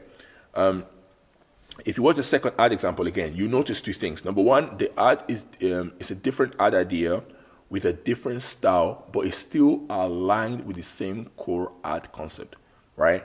They still align with the same core ad concept. The product is the same, the angle is the same, right? The target audience is the same. Two different ad ideas. One where it's like a text overlay and audio and someone speaking over. The second type of ad is a UGC ad. It's this person speaking in first person, right? But those two different ad ideas are still aligned to the ad concept because they're speaking to the same person. They have the same angle, which is the why, and they're offering the same product. That's an example of two ad ideas that are aligned with the ad concept. This is how you intentionally make ads that work. Now, it's a different ad idea, but the e-commerce brand is still aiming to try. The ad is a different ad idea with a different style, but it's still aligned with the same core ad concept. It's a different ad idea, but the e-commerce brand is still aiming to attract people that want to lose weight, right? So they're still looking for people that are trying to lose weight. They're offering the same products, and the sales angle is the same, just a different style of ad. But the core ad concept is still the same. The foundation is still the same, just a different look, right? Or different visual, presentation. Two, the hook of the ad is if any of my girlies are looking for a new fat burner, I have found the one. This hook follows one of our ad concept headline variations. Remember I said earlier, the ad concept headline and the hook are the same thing. The hook is for obviously video ads, and the ad concept headline is for static image ads, right? But they're the same thing, right? They follow the headline, one of the ad concept headline variations. If A, then B statements. These statements are designed to capture the reader's attention by addressing common problems or needs, encouraging them to continue reading or take action. So if A, then B statements. That's the same as the core ad concept, frameworks that we went through previously in the ad copy frameworks part of this training, right? So it's the same thing, right? So moving on. Here's a simple framework that makes this very easy for you to do, right? Because I know people are gonna be like, "Well, how do I create a hook? How do I create a hook?" So let's go through practical steps, right? So hooks, first 3 to 5 seconds of the video. Step 1: create a table like the one below, right? I'll show you the table. Again, our table is different, but this is essentially what you need to do. I just put this together like in 5 to 10 minutes. You know what I mean? That like 25 minutes to create this table. So just for this training, right? So again, hook type, you have benefits, problems, pain points, questions, aspirational, call out, personal experiences, social proof. These are different ways you can start your video ad, essentially, right? So you create a table like this, and then step 2. By the way, if you want access to that or this training in general, I know I've said this multiple times, but if you want access to this training or this document or that particular template, again, DM us the word resource on Instagram, and then a team member will send it over to you. It's not difficult, so let's move on. Let's say you're an e-commerce brand owner that sells hoodies for men. These are the hooks we might come up with by leveraging your main value propositions or pain points from the research phase. So step 2, brainstorm multiple hooks for each hook type using all the research data you've gathered in phase 1 and your creativity, right? So let's see the development hooks. So you might actually, now this is just where, so when you do your research in phase 1, you're reading through the customer reviews, or you're reading through the surveys that you sent out to your customers to get objective data, and you might find out some insights, and you can use that to actually come up with hooks, right? You might have seen in a review that people like hoodies that feel warm, so you might start the ad with hoodies that feel like a warm hug, so it's like using the true insights to actually create the hook, right, of this ad, right? So it's very simple, quite straightforward. I wish I would have bought this sooner. Guys, stop wearing uncomfortable clothes. Do your hoodies make you feel cozy and stylish? Like, obviously, these are examples that that could be used for like a clothing brand, right? But the point is, it can be used for anything: skincare brand, beauty brand, supplements brand. You can still follow the same framework: benefit statements, problems, pain points, questions, aspirational call. You can use this essentially these categories for any type of brand that you have, right? It's not just for clothing brands. It applies to any type of brand, right? So, but yeah, so this is that. These are literally taken out from customer reviews of a brand's website. I wish I would have bought this sooner, right? Because people would say that in the customer reviews, oh my God, it's so good. I wish I bought this sooner, right? I never had this hoodie that fit me like this. Again, talking about the fit and how it feels when they wear it. Like, again, it's coming taken from customer reviews, from the audience research. This is why audience research is so important. If you understand your customers, and you know how to speak to them, you will be able to get their attention every single day. Like, you know what I'm saying to you? So it's easy, right? So when it comes to the hook scenery visuals, when it comes to the scenery visuals of the hook, at IDMA, we employ various approaches to achieve this based on the ad creative research you did in phase one, right? You might have a good idea of the type of visuals for the hook that has the potential to perform and get results in your industry. But the reality is, even if you do the same thing your competitor did, it might not work for your e-commerce brand. You just have to experiment with different visuals and see what imagery or visuals has the highest hook rate. Hook rate obviously is a percentage, right? Obviously equals total impressions divided by 5-second video views, right? 3 to 5 seconds. Obviously, the hook is the 3 to 5 seconds, right? So, how many impressions do you get, right? How many of those impressions obviously watch the video for 5 seconds, and obviously times it by 100 to get a percentage, right? So, the more you understand what makes people stop their mindless scrolling, the more effective the visuals of your hook will be. So, what you need to be thinking is, what visuals will get someone to stop scrolling and get their attention? Like, yo, what is this? Like, what can stop them? Like, because what you're trying to do is pattern interrupt. You're trying to stop their scrolling pattern, because obviously people are scrolling mindlessly. So what you want to do is stop their scrolling. Like, you want to stop and focus on the ad. Like, oh right, like, what is this? Like, I didn't expect this. Like, it's random, right? So here's a simple two-step process that you can follow to create the visuals for your UGC ad hook. Brainstorm ideas. So that's generate a variety of ideas for how to visually present the hook. You can get inspiration from all the ads you've watched and analyzed in phase one. Remember, we went through the ad creative research process in phase one. So you've seen a bunch of ads, you've seen a bunch of different hooks, right? So you can use that to come up with something different, or even you can even try use one of the ones that you've seen that you thought were really good that could work in your ad. You could use that as well, right?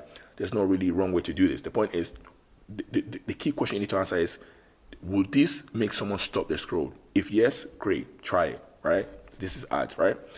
The main thing, the most important part of the ad is just the ad concept. As long as you have an ad concept, the vision, the way you present the ad, it matters, right? But you won't really know, right? You have to test these things. That's the whole point of testing, right? But you need to have an ad concept, because that cannot be tested. That has to be concrete. You need to have an ad concept. You need to have a solid foundation.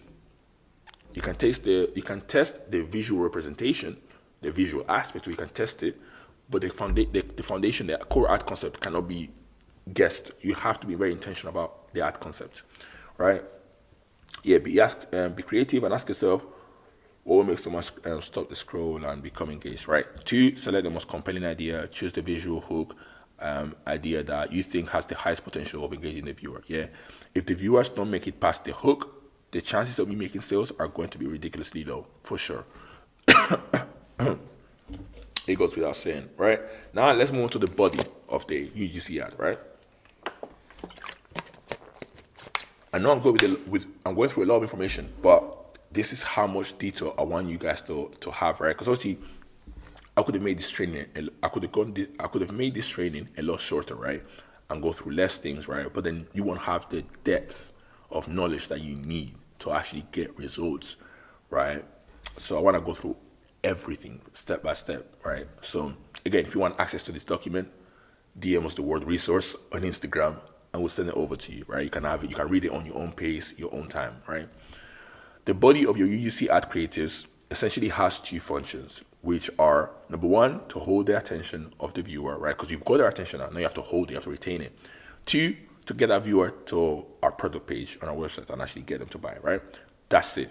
So two functions: hold their attention and get them to buy. Drive traffic to the website, right?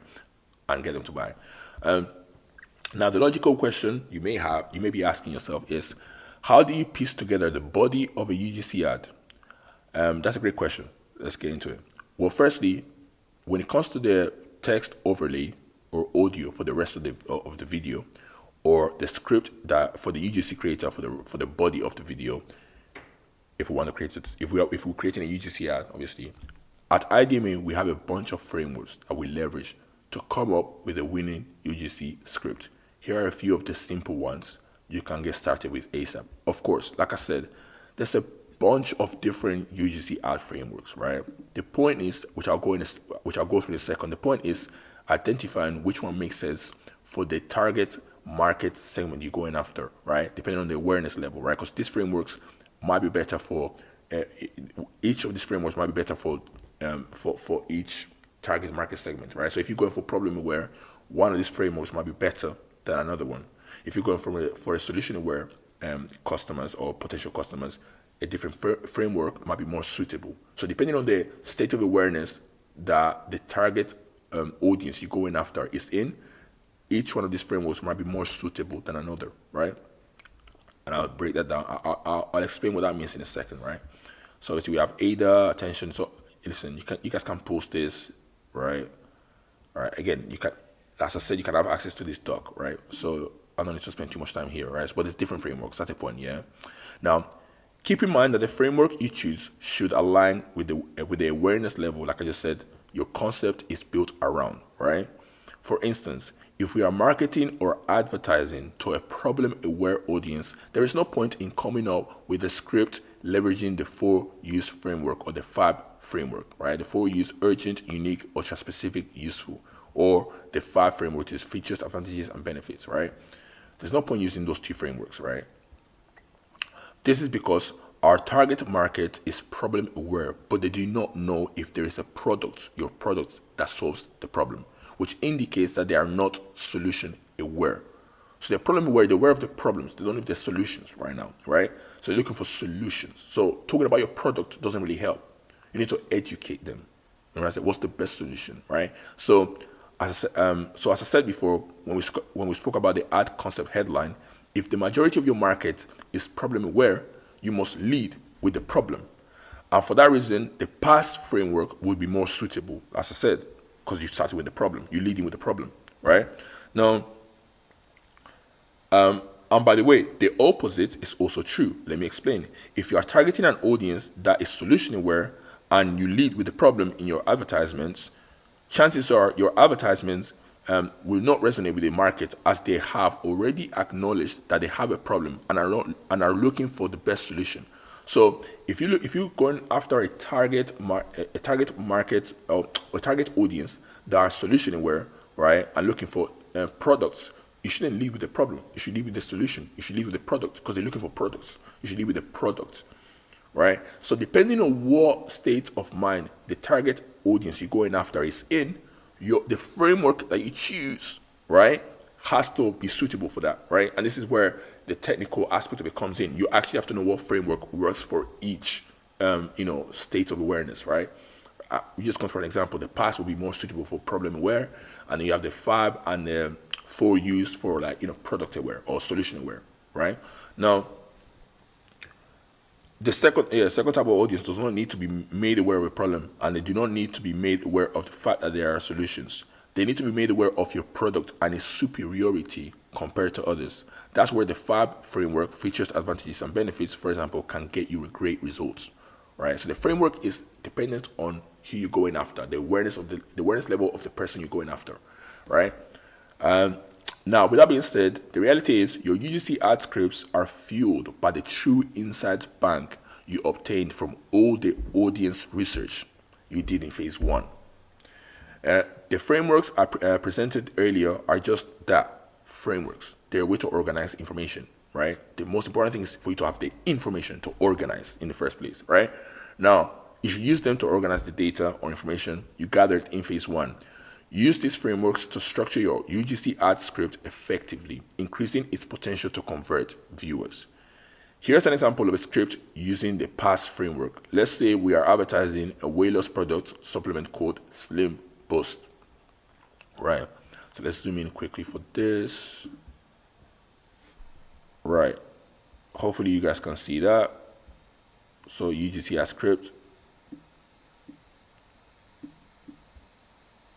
So cool. So this might sound unbelievable, but the weight loss supplements you've been using could actually be the reason you're struggling to shed those extra pounds. So this is the hooks. So this might sound unbelievable, but the weight loss supplements you've been using could actually be the reason you're struggling to shed the extra pounds. So this is already going with problem, right? It's already going in people that are looking to shed extra pounds. So this is already going with what they're struggling with, right? So that's from Organic Research Viral Hook, right?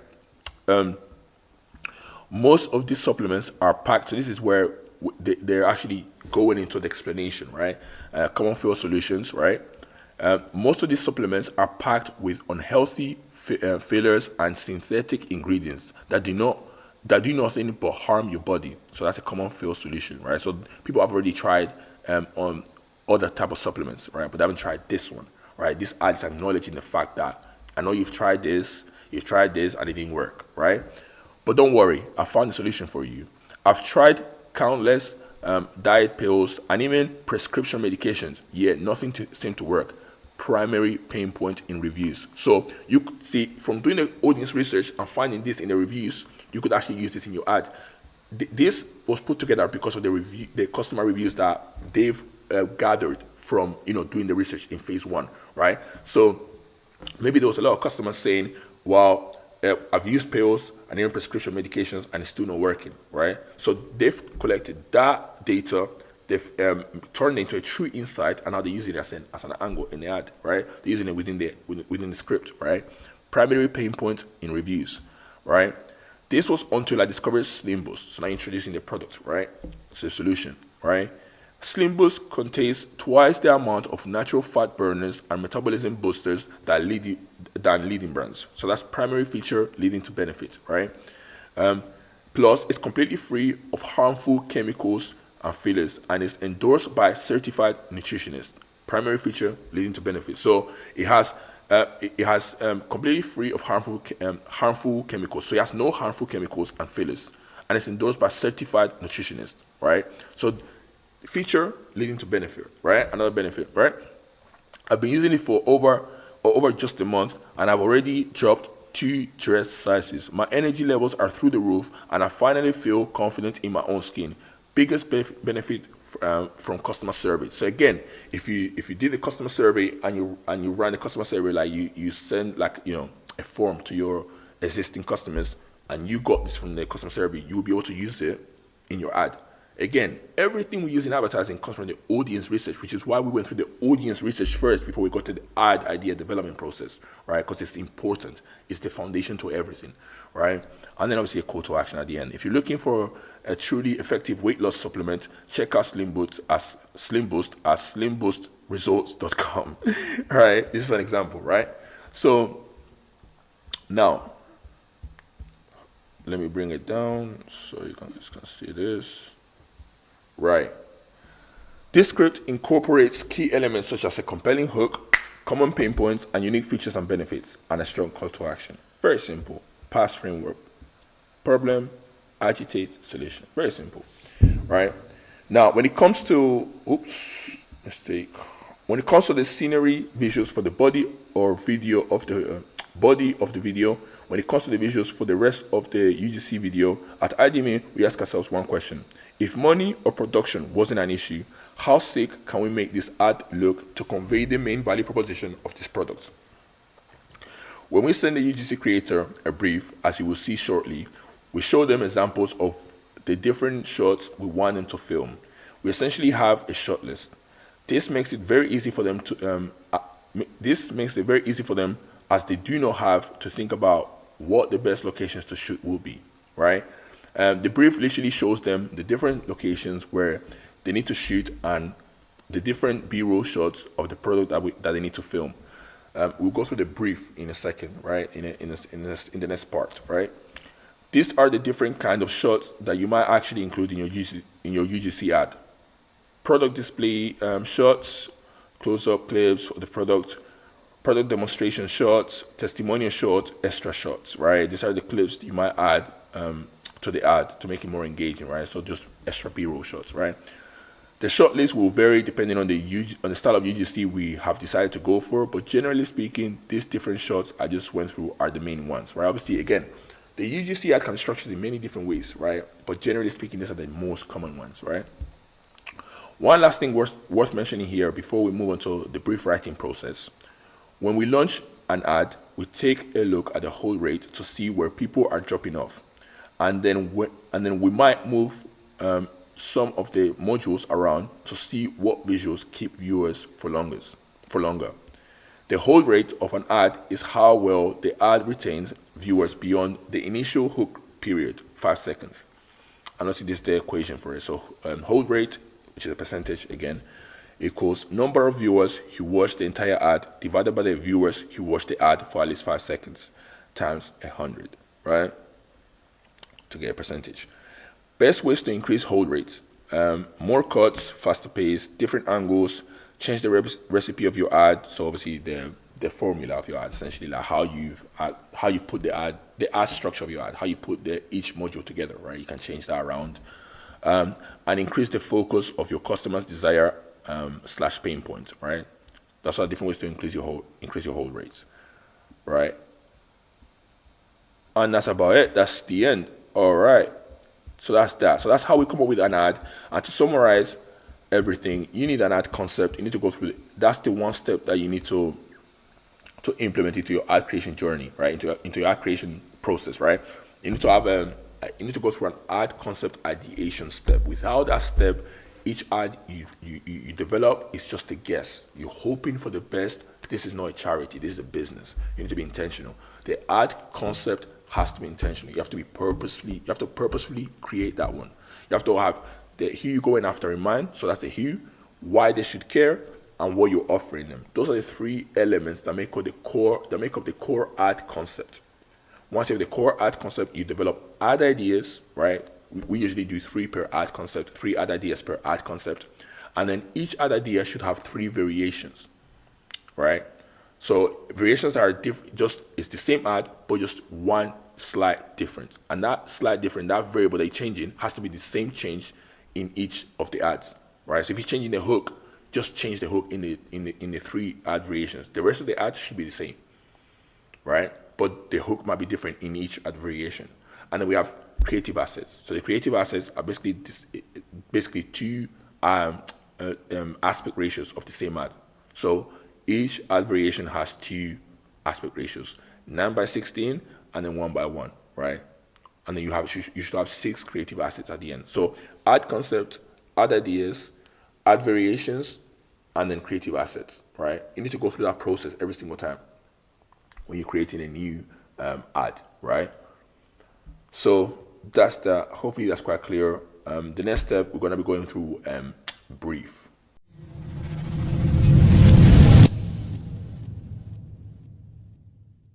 All right, so we've gone through the audience research and offer refinement / creation phase, right? We've done all the research. We've done the ad creative research. We've also gone through the ad idea development process. Now it's time to actually write the brief, right? That we're gonna send the UGC creatives, right? Obviously, we're focusing on UGC creatives for this training, right? So now we're gonna go through the process of writing a UGC brief, and I'm gonna show you an example of what a UGC brief that we use internally looks like, right? Again, this you could the brief, which we'll go through in a second. The brief can be anything you want, right? But the point is, there has to be a few key pieces of information within it to actually be effective, right? You can do it however you want to do, as long as you get what you envisioned in your mind actually created by the creator. Then that's all that matters. It doesn't have to be the way we do it. As long as you get what you envisioned in your mind, in reality, it actually is. As long as the ad is produced in the way you envisioned it, that's all you need, right? So now, let's get to it. Now, Phase 2.4, right? UGC creative brief, writing process. If you're not familiar with the UGC ad creative brief, it essentially acts as the bridge between your ad idea's inception and its execution, right? Good news. What I'm going to do in this section is give you a framework that will let you know the main things that should be included in your UGC creative brief. Then I'll go through the brief we use internally at IE DMA. But first, why is it important to give a solid brief to a UGC creator? Well, quite simply, the brief can make or break a UGC ad. Most of the time, the UGC creative brief is the difference between a good UGC creative and a great UGC creative. The difference between an ad that performs well in the ad in a the difference between an ad that performs well and an ad that outperforms all your other ads. You can make the best UGC scripts, find the best UGC creators and the best ad video editors in the world. But if you are not clearly explaining how you want the creator to film the visuals, nothing else matters. The objective of a brief is to make sure you and the creator are on the same page and that they know exactly what you're looking for. It completely eliminates confusion, right? So the brief, like I said, it just gives clarity to the creator and it gives them an idea of what you want to create, right? Now, so what do you need to include in this UGC creative brief? Number one, terms. You need to specify the terms. This sets the foundation of the partnership and allows both parties to be on the same page. How much are you going to pay them? When they are going to actually receive the payment and under what conditions? Whether or not they are required to post it on their own social media page, TikTok, Instagram, etc. Whether they are editing the video themselves or sending the raw footage. What is the deadline for the videos or raw footage is, right? So what was the deadline? When do they need to submit the footage by? And where to send their content? Google Drive, WeTransfer, Dropbox, all works. It doesn't matter which one you choose. Just choose one, right? Number two, give them some context about the brand they're going to be making the content for. Obviously, if you're the brand owner doing this, you need to give them some context. Even us, we do it, right? But the point is, if you're a brand owner, you have to give them context about your brand, right? So they need to understand, right, your brand. What the brand does, what products do they sell? What problems do the products solve? The brand's ideal customer profile. How does the customer feel after using the product? All these things. When the creator understands the brand from the brand's perspective and the customer's perspective, they can adapt their tone of voice and energy accordingly. Don't underestimate this part. This is very important. Giving them context is very important. Number three, I'm just going through this, right? So again, if you want access to this document, DM the word resource on our IE DMA Instagram page, and a team member will send you over the doc, right? This brief UGC brief document, or even just the whole document that we're going through in this training, right? So, like I said, DM us the word resource on Instagram and the IE DMA Instagram, and they'll send you the resource, right? Now, three, give them shooting specifications. Some examples of what to include are must film, good lighting. So these are shooting specifications. So like, how do you actually want them to film the content? Like, so like these are some like guidelines or rules essentially. Like, must film the content in good lighting, film all content vertically in a 9 by 16 aspect ratio, 1:1 for Instagram, obviously if you're doing like a square image ad, right?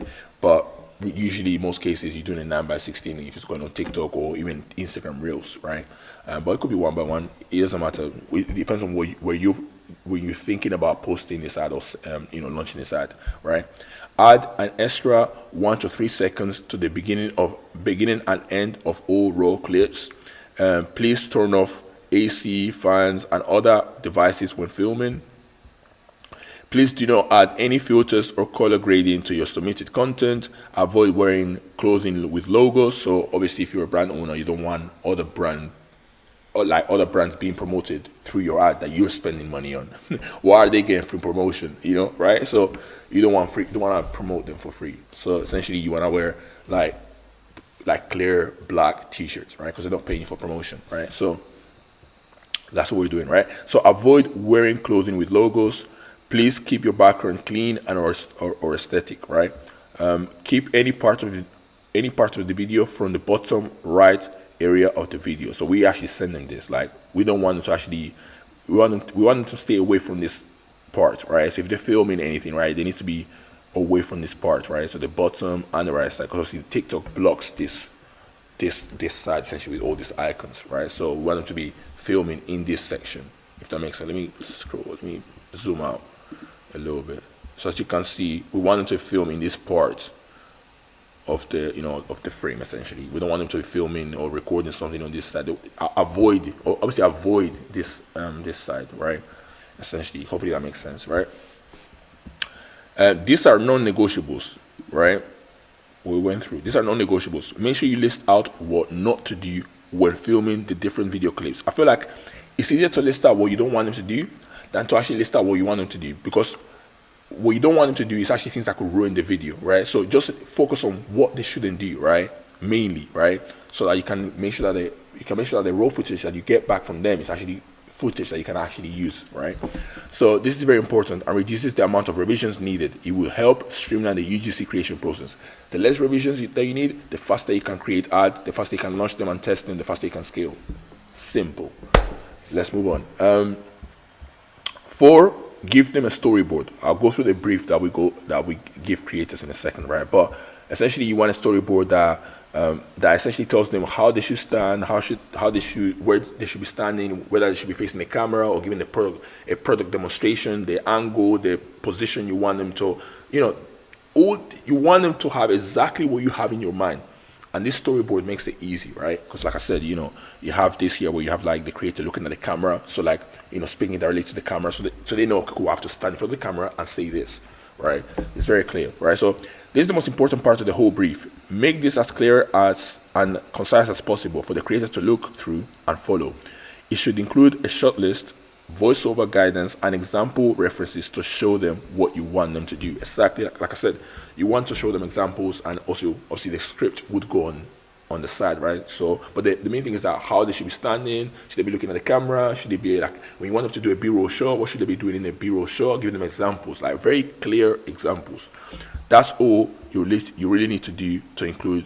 That's all that you really need to include in your brief. Remember, the reason we are creating this brief in the first place is to ensure that the content that the UGC creator creates is exactly the same way you envisioned it in your head. The length of your brief doesn't matter as long as you are consistently getting the content/footage in the exact same way you envisioned it in your head. So the brief doesn't matter as long as you're getting what you wanted from the creator, right? The way we do is one way, right? I'm not gonna say it's the best way. It's probably the best way because obviously we do it. If it wasn't the best way, we wouldn't be doing it. But you can do it your own way as long as you're consistently getting the output that you want. Great, you do that. You know what I'm saying? If it works for you, right? The main thing is, are you getting what you envisioned out of the creators, right? If so, keep doing it your way, right? That's the way we do it, right? Another thing worth mentioning here is that these UGC creators aren't business owners like you or me. And you might be thinking, well, okay, Radio, what's your point? My point is, you get content back from the UGC creators, assuming the content was created so hold on. My point is, if you get content back from the UGC creator, assuming that the content was created the exact same way you wanted it to be created, and you launch it as an ad on TikTok or Meta, and you do not get an ROI, that is not the creator's fault. It is your fault. So if you tell the creator to create an ad the way you wanted it to be created, and the creator creates it the exact same way you wanted them to create it, and you don't get results with it, it's not the creator's fault. It's your fault. Your creative strategy was flawed, right? You got it wrong. Your ad didn't hit this time, right? It didn't hit, right? Not every ad that you launch is gonna hit anyways, but if your creative strategy is off, you definitely not gonna hit, right? You're never gonna hit, right? If you don't have a good creative strategy, right? So it's not the creator's fault. It's not the ad performing or not, it's not down to them.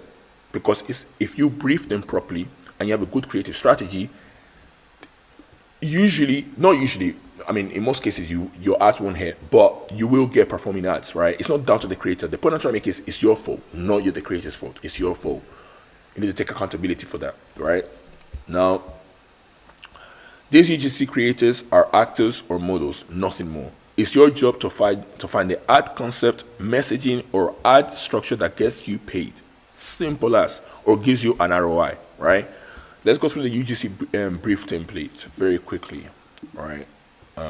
Again, if you want access to this doc, DM us the word resource on Instagram, and a team member will reach out to you and just not reach out, but a team member will reply to you and essentially send you the document, right? So you can have the document to this training, this whole document, or the UGC brief, whichever, like wherever anything we go through on this training, you can have access to it if you DM us on Instagram, right?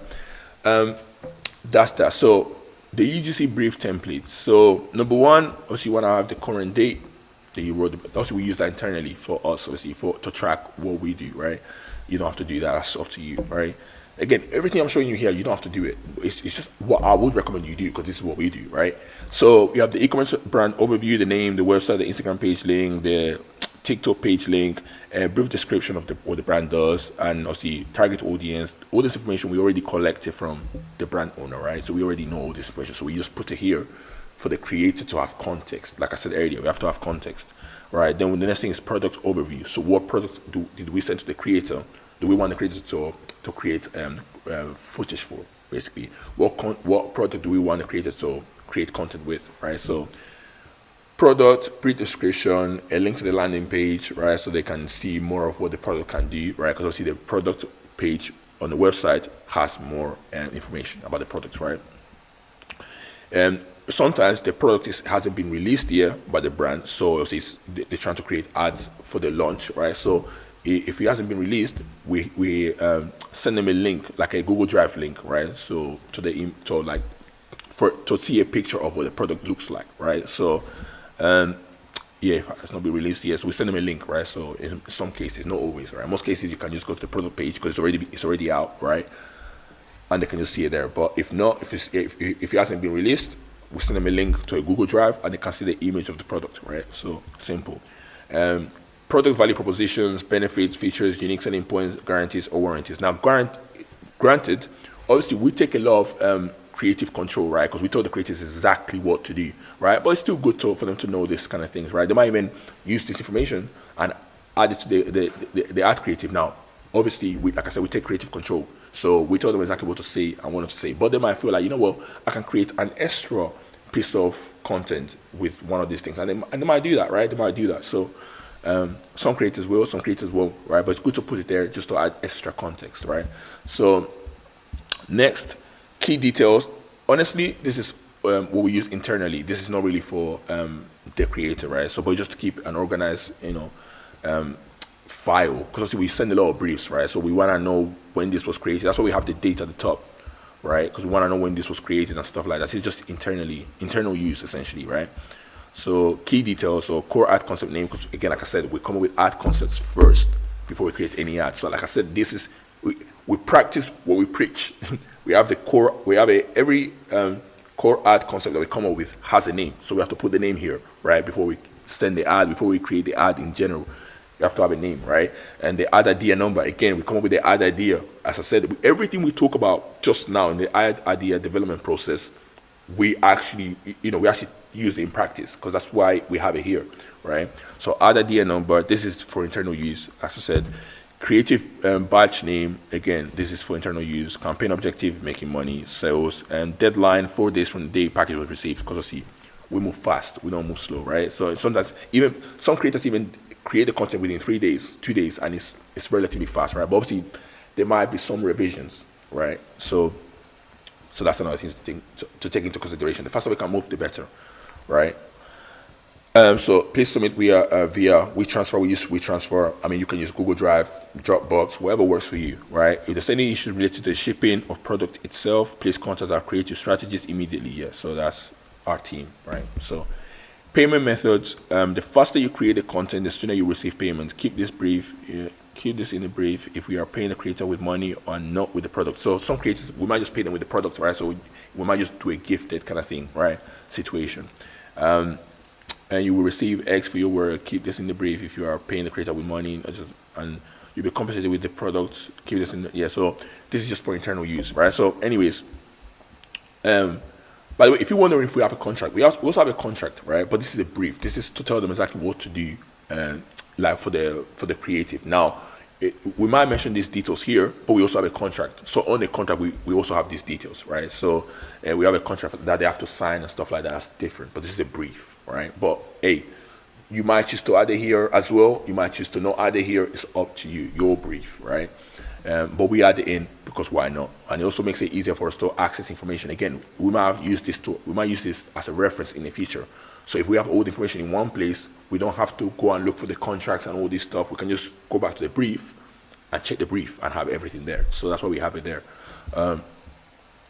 While listing license term, this applies if we request the UGC creator to post the UGC ad on their own TikTok page, allowing us to utilize TikTok Spark ads for promotion. So this applies if you're running TikTok ads, and obviously you want to use their account to run the ad, right? So the ad wouldn't be run on your account; it would be run on the creator's account, right? If they're an influencer and stuff like that, doing this, right? So, anyways, I'm sure you can read this.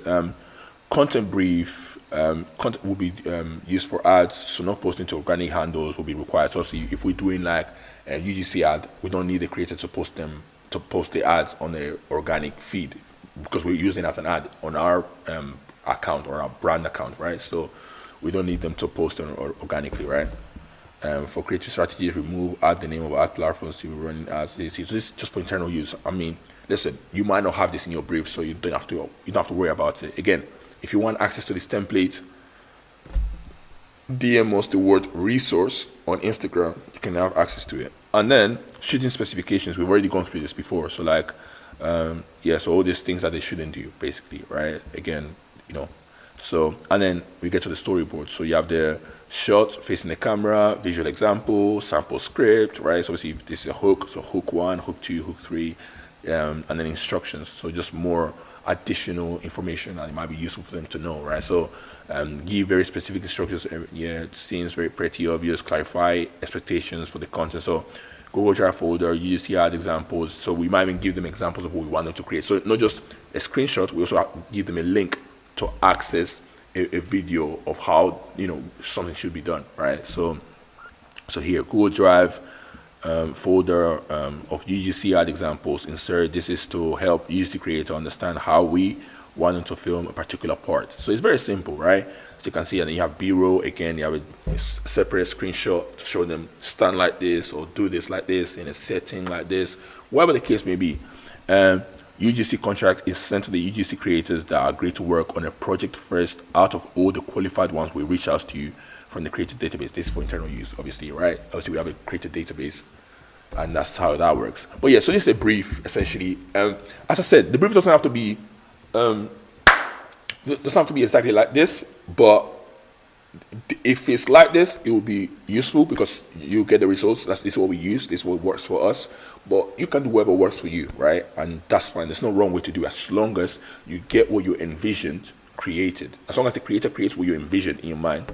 Great, amazing, good job, right? So that's the UGC brief.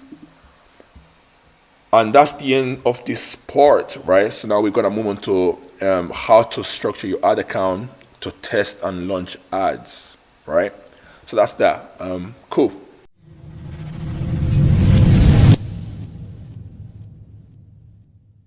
Right. So now we're going to move on to testing, launching ads, right? Now, I'll be going through how you can launch and test these ads that we have just created on Facebook, brackets Meta. In terms of ad structure, we are going to keep things extremely simple with only one campaign and 2 different ad sets. Now, we do this essentially, but obviously we might do a few more things, right? But for the sake of this training and to make things as simple as possible, right? Which is what you should be doing anyways, right? But just to make it as simple to understand as possible, I'm gonna make it very simple. 1 campaign, 2 ad sets, right? Very simple, right? Now, we use a CBO, campaign budget optimization for campaigns, set optimization event to purchase. And also one thing I want to mention as well is like, I know it's going to be a lot of marketers using different ways, different structures, and different complicated ways to do things. The reality is What we're about to go through today is the best practices according to Meta. Like I'm not here to debate what ad account structure is the best or not. I'm just gonna tell you exactly what Meta is advising people they should do. You can do what you want. I've seen marketers talk about different methods and different ad account structures. The reality is they may work, but this is how Facebook or Meta wants you to do it. That's what I'm about to go through today, right? And Meta right now, they're pushing for simplicity. So I wonder why, right? They're pushing for simplicity, right? So you can look at other videos and you might think that, yeah, it has to be complicated. It doesn't, right? If you see a marketer trying to make this more complicated than it needs to be, just know that he's trying to confuse you. He's just trying to confuse you. That's the reality of the situation, right? But anyways, I don't want to, rant about that. So no need to make things complicated. When should you create a separate ad campaign? Because I get this a lot. I get people when we do free consultation calls, I get this question asked a lot, right? So I'm gonna answer it just right here. Create a distinct ad campaign for each, right? So country, business objective, product or offer, sales event, right? And I don't see gender. So if you have a brand app, if you're gonna create a campaign for a product that's specifically targeting women, you should create a different ad campaign for that, right? So for men or women. So if you're doing it specifically for men, do just a campaign for that, right? So you have to create a different campaign for country, business objective, product or offer, each product, different campaign, sales event. So if you're doing Valentine's Day, Black Friday, Cyber Monday, different campaign, right? And gender, right? Those are the only times that you should be doing different ad campaigns. Now, you could create more ad campaigns for different cases, but this is what I would advise, right? For these 5 different cases, right? One ad set, you can call whatever you want.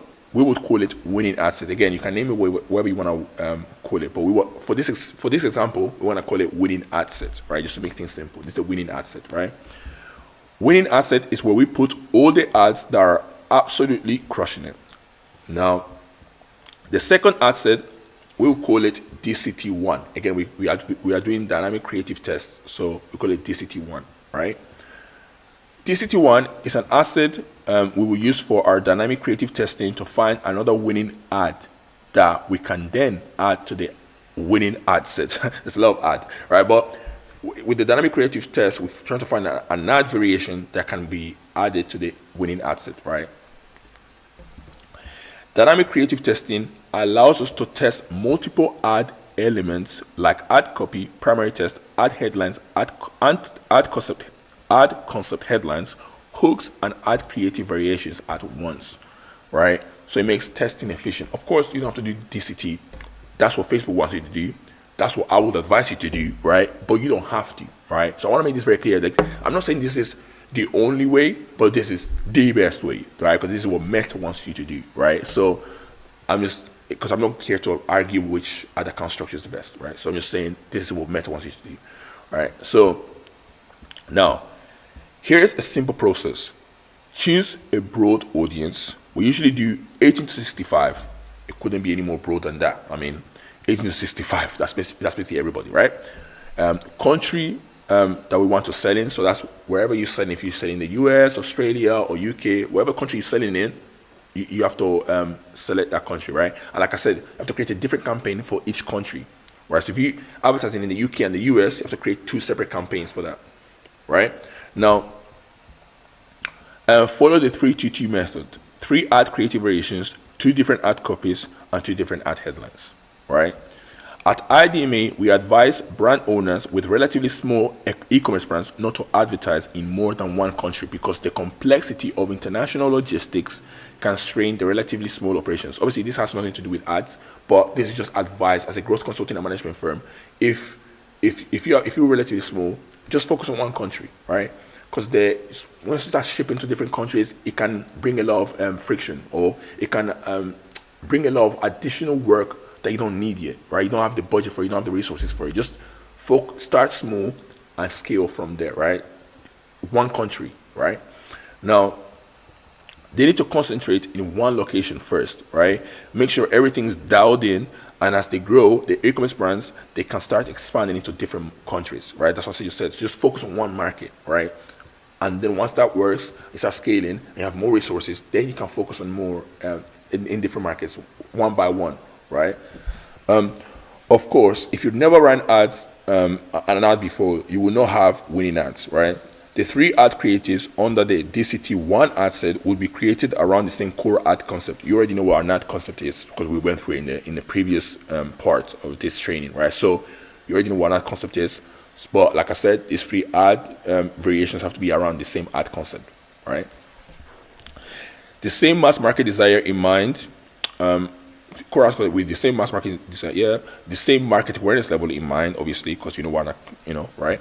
The same sales angle, targeting the same market segment by highlighting a specific product benefit or feature that solves a pain point or satisfies their desire. You already know this because we went through this in the previous part, right? But each ad creative might have a small difference, usually different hook for video creatives or different ad concept headlines for image creatives. The 2 ad headlines and 2 ad copy should of course be associated or congruent with the 3 ad creatives. So when you're doing the 3-to-2 method, you have 3 creatives, 2 ad copy, and 2 ad headlines, right? Those 2 ad copy and 2 ad headlines have to be congruent, have to be aligned with the ad creative. They can't just be random headlines, right? They have to be aligned with the core ad concept, right? Because it should all be cohesive. It should all come from the same place, right? The messaging has to be cohesive, right? Congruent, right? By congruent, I mean that they should have the same core ad concept. I just said that.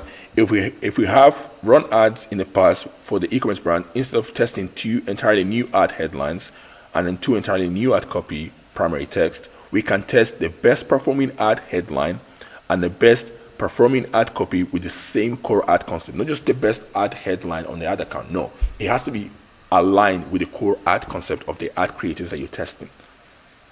You can't just randomly choose an ad concept that was built around a different ad concept, different desire, different target market, and use that for this test if it's not aligned with the core ad concept of these creatives.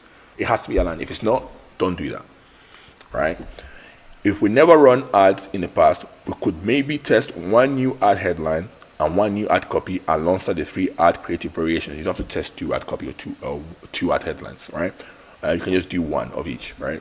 1 new ad headline, 1 new ad copy, and 3 ad creatives, right? Diagram to illustrate what the structure of your ad account should look like if you follow this process. So this is what it should look like. Very simply, you have a winning asset. So you have a CBO, right? You have a CBO campaign, right? A campaign budget optimization. They have a winning asset and a DCT1. Very simple structure, right? Like, pay attention to the fact that we're not complicating this. This is very simple. This is what Meta wants you to do, right? Meta wants, think about it like this. Meta wants this process to be as simple as possible to get more people to advertise.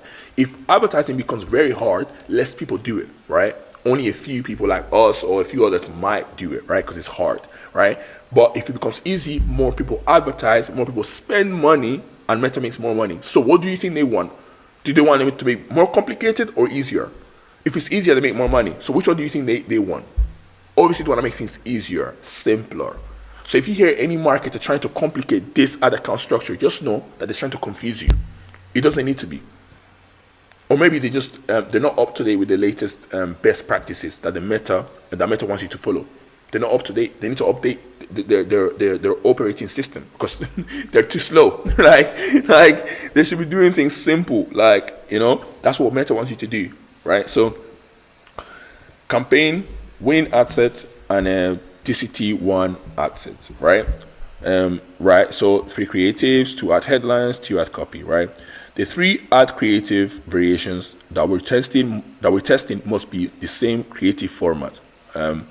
You should always use, if you're gonna test ads, video ads, all the variations have to be video ads, right? If you have an ad idea, all the ad variations from that ad idea should be all videos or all static images, right? You shouldn't be testing different like ad video and a static image, right? You can't be doing that. You should be doing all videos or all the variations should be static image ads. For example, if you're running an ad campaign, DCT for a single image ad, right, format, All variations should be image-based ads with the same dimensions and overall design, right? The creative format must remain consistent across all variations to maintain coherence and ensure accurate comparison of performance metrics. Again, if you're testing a video ad and a static image ad, you're essentially whatever results you get are insignificant. You don't really, because you don't know why the ad performed. Remember, we're not just launching ads to just see what works and what sticks and what gets us sales. We also want to know why it works. And if you're doing different ad formats at once, you won't know why it worked. Why did the video ad work over the static image ad? Why? You don't know that, right? Was it the hook? Was it the ad concept headline? You're comparing hooks to ad concept headlines. You're comparing the video to a static image ad.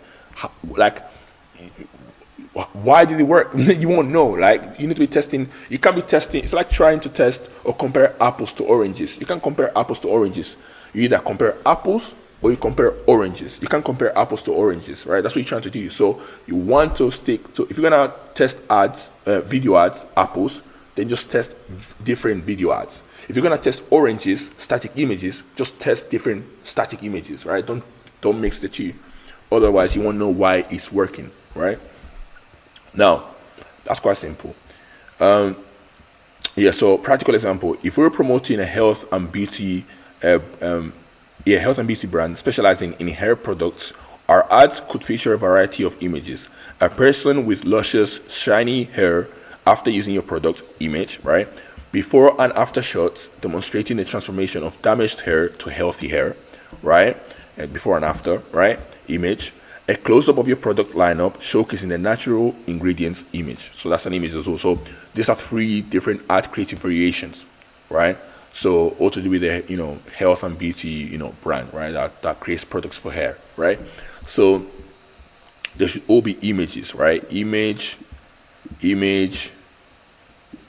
right? Or video. It shouldn't be image, video, image. Like, you shouldn't be doing that, right? Craft an ad concept headline to complement these visuals. So one ad concept headline could emphasize the nourishing properties of your products, promoting healthier and shinier hair. So revitalize your hair with nourishing care. That's the ad concept headline, right? Another possible ad concept headline could focus on highlighting how your products repair and rejuvenate damaged hair. So restore and renew. Say goodbye to hair damage, right? So that's another concept headline, right? Notice how both ad concept headlines are presenting the same core benefit in different ways. The sales angle of improving hair health is still the same, right? Because they're both trying to promote hair health, right? And revitalize your hair with nourishing care. The other one says restore and renew. Say goodbye to hair damage. So both ad concept ad headlines are presenting the same core benefit of improving hair health, right? And they speak to the same mass market desire of achieving healthier, beautiful hair, right? Remember everything we went through on phase 1, right? The mass market desire drives the demand for your product, right? Which is, in this case, achieving healthier, beautiful hair.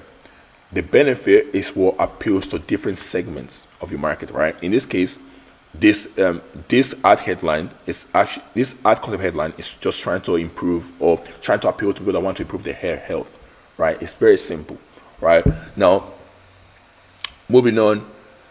Now, one last thing so that's how we set up the ad account structure essentially. Before I move on to the last part, let me emphasize this. So simple ad campaign, winning asset, and then DCT 1, right? Obviously, if you have more budget, you can do more DCTs and more ad sets, right? That you're testing at the same time. If you have a higher budget, right? But so if you're a smaller brand, just focus on simple winning ad set and DCT 1 at a time.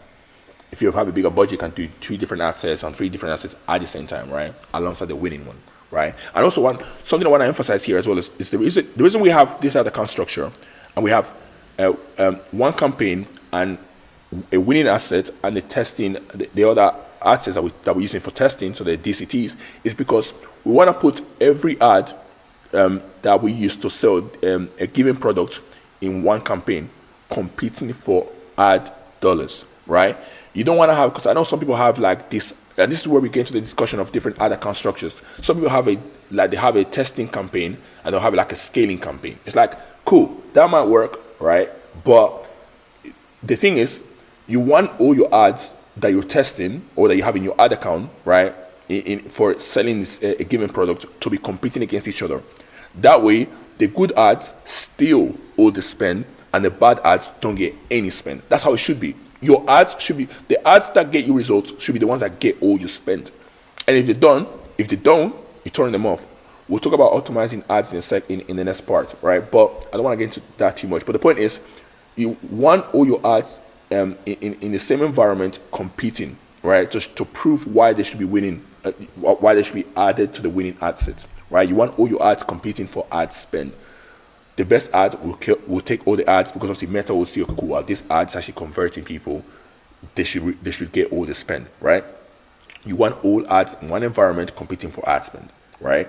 You don't want, in my opinion, in my advice, you shouldn't be separate. You shouldn't have a scaling campaign and a testing campaign. You should have one campaign, right, per product, country, gender, what we spoke about earlier. So gender, and also so country, gender, products, and so you should have a campaign for each of those things, right? For each campaign objective and things like that, right? So and you should have an asset, a winning asset, and a DCT or DCTs, depending on how much budget you have, and all competing for spend. Winning ads get promoted to the winning asset because they're performing well as a DCT. It's performing, so you get the winning asset, move to the winning ad. You get the ad to the winning asset. It's that simple. You shouldn't have a scaling campaign and a testing campaign, in my opinion, right? I know people can do that and make it work. Great, that's good for them. Meta wants you to do this, right? This is what Meta wants you to do, right?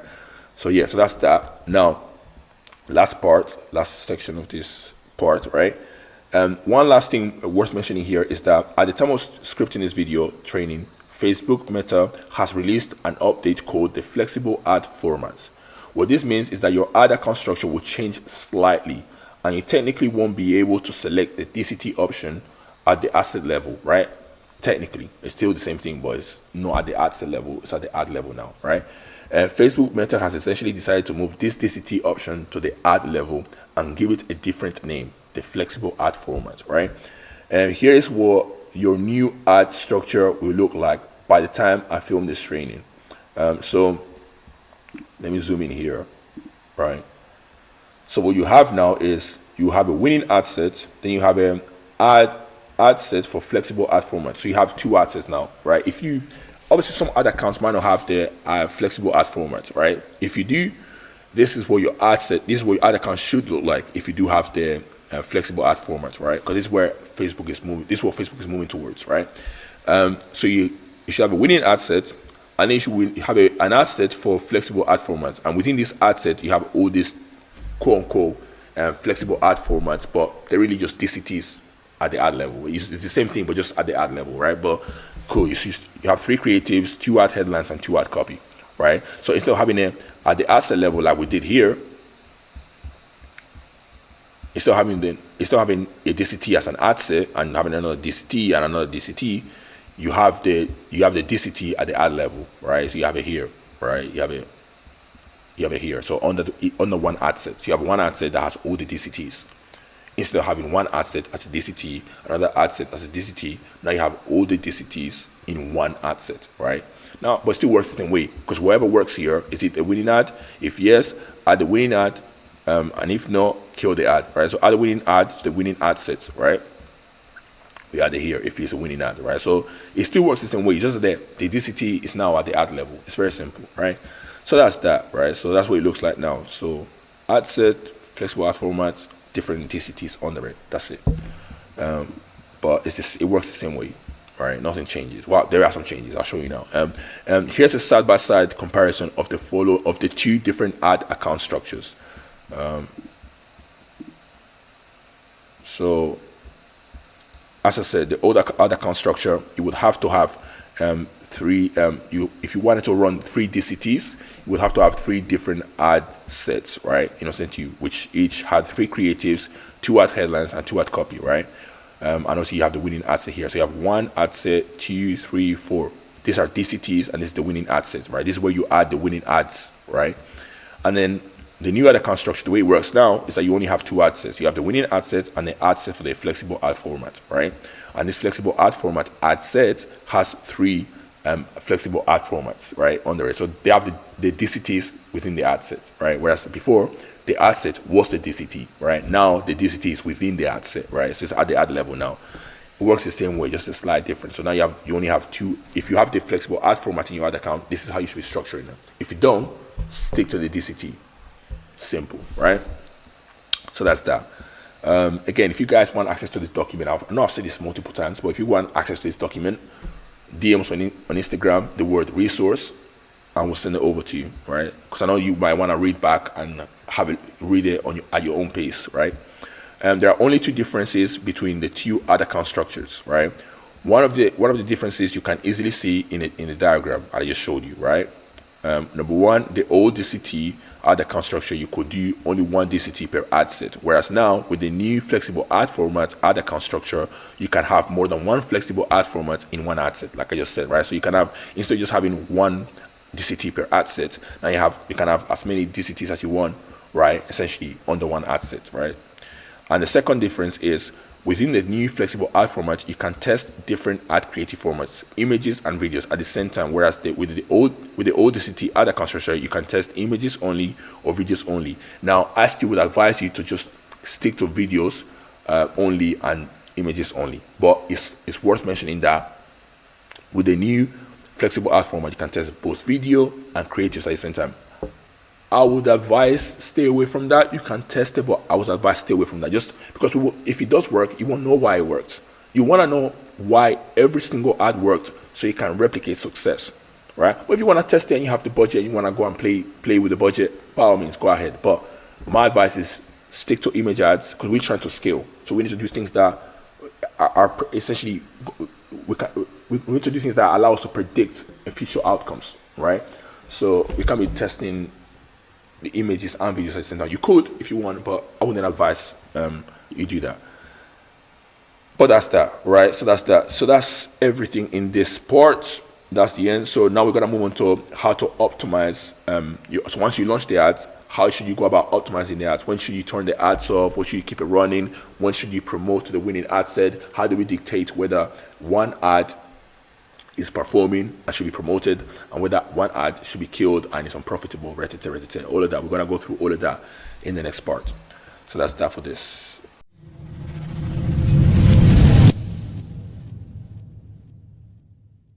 Right. So we're at the last part now of the promotion phase. This is the last part. We've gone through the ad copy framework.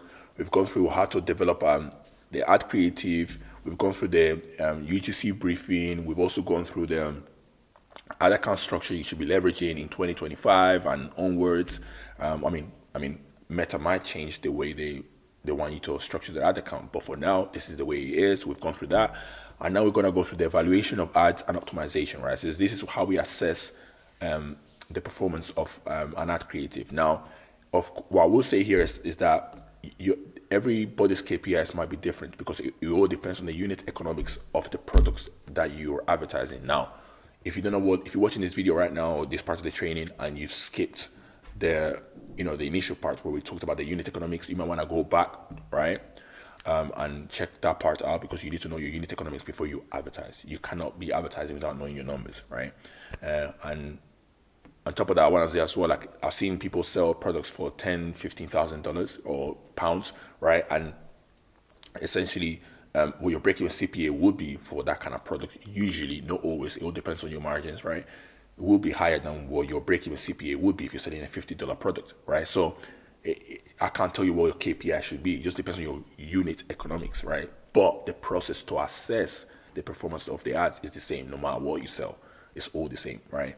But obviously your KPIs might be slightly different, right? High or lower, right? Depending on unit economics of your products, right? Or whatever you're advertising, right?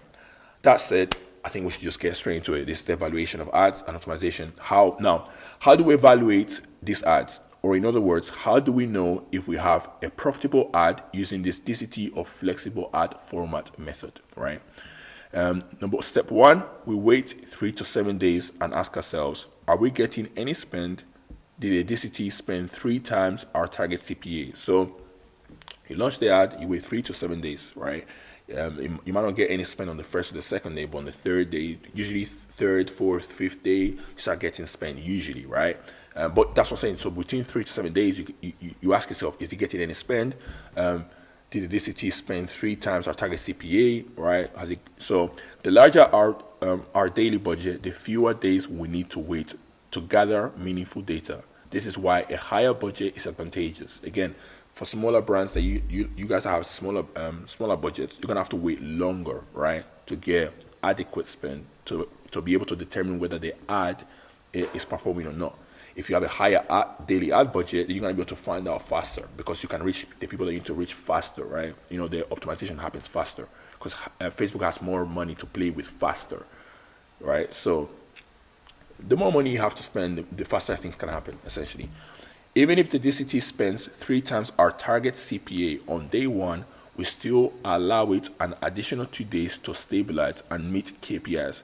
This is because newly launched DCTs often go through an optimization cycle or learning phase, making the initial performance unpredictable. So if you launch an ad and it gets spent, right, and it's above, and it spends like basically a target CPA, like above target CPA, give it 2 more days, right?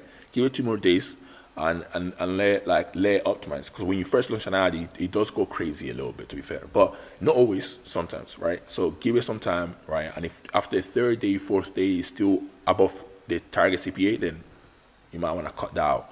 If not, we wait another 3 days. After 6 days, are we getting any spend?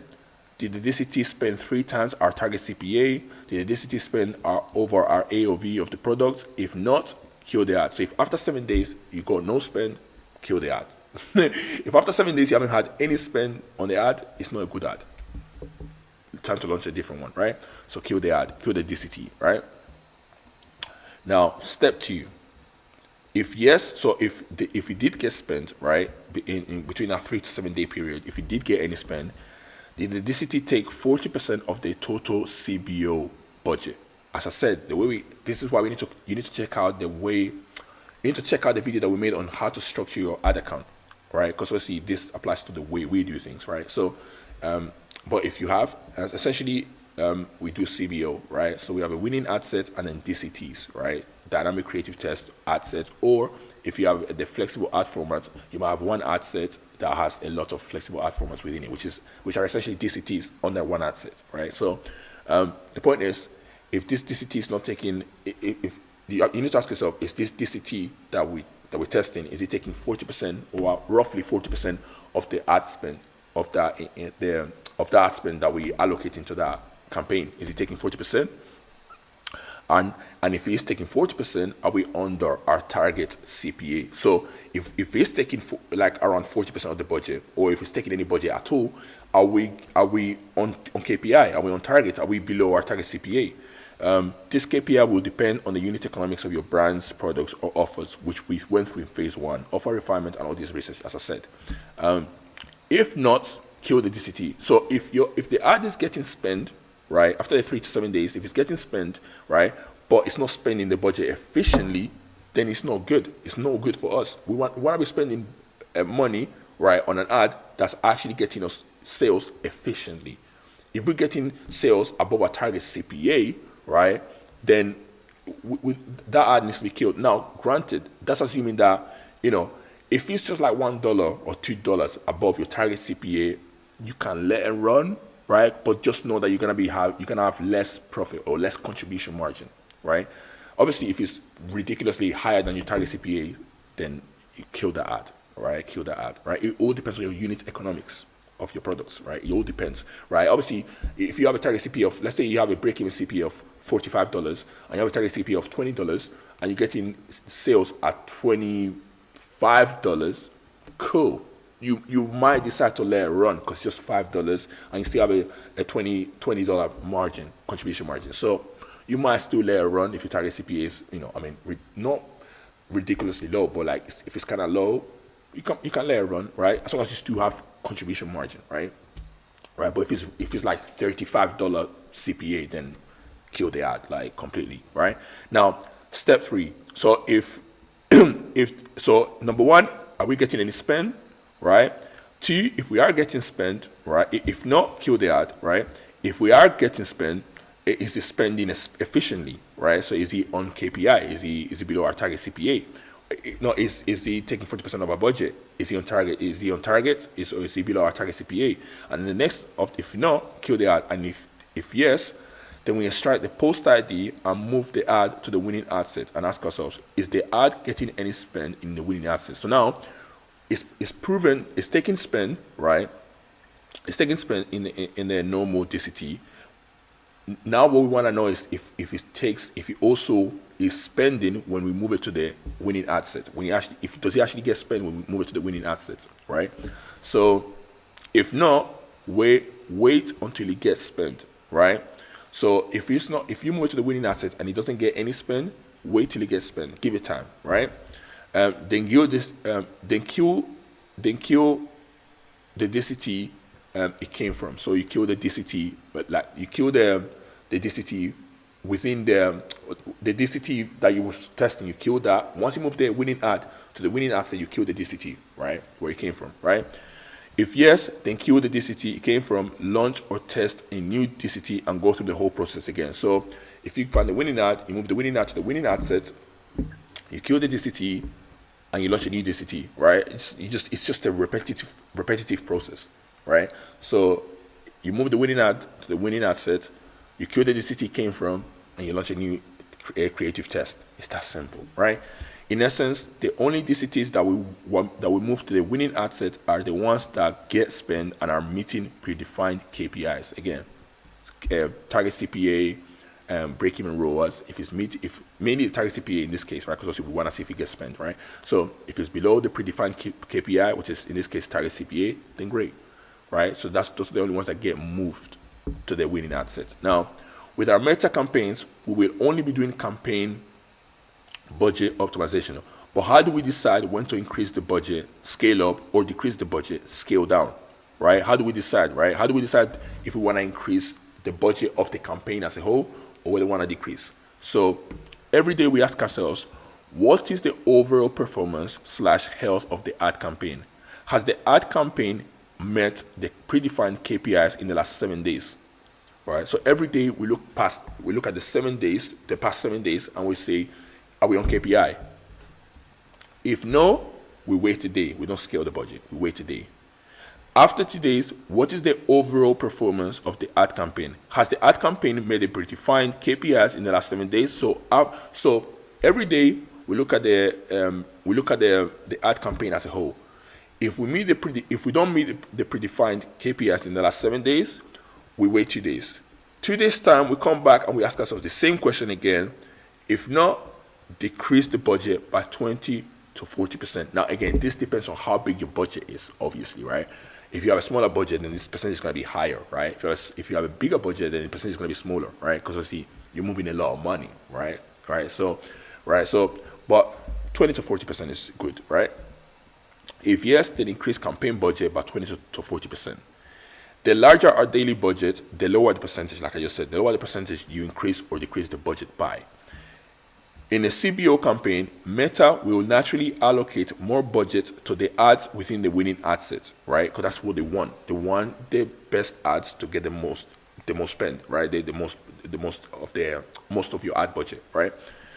This means that any new DCTs we launch or test must outperform our winning ads to receive more spend. In other words, for new DCTs to get more budget, they need to convert users more efficiently than the current top performing ads. It's as simple as that, right?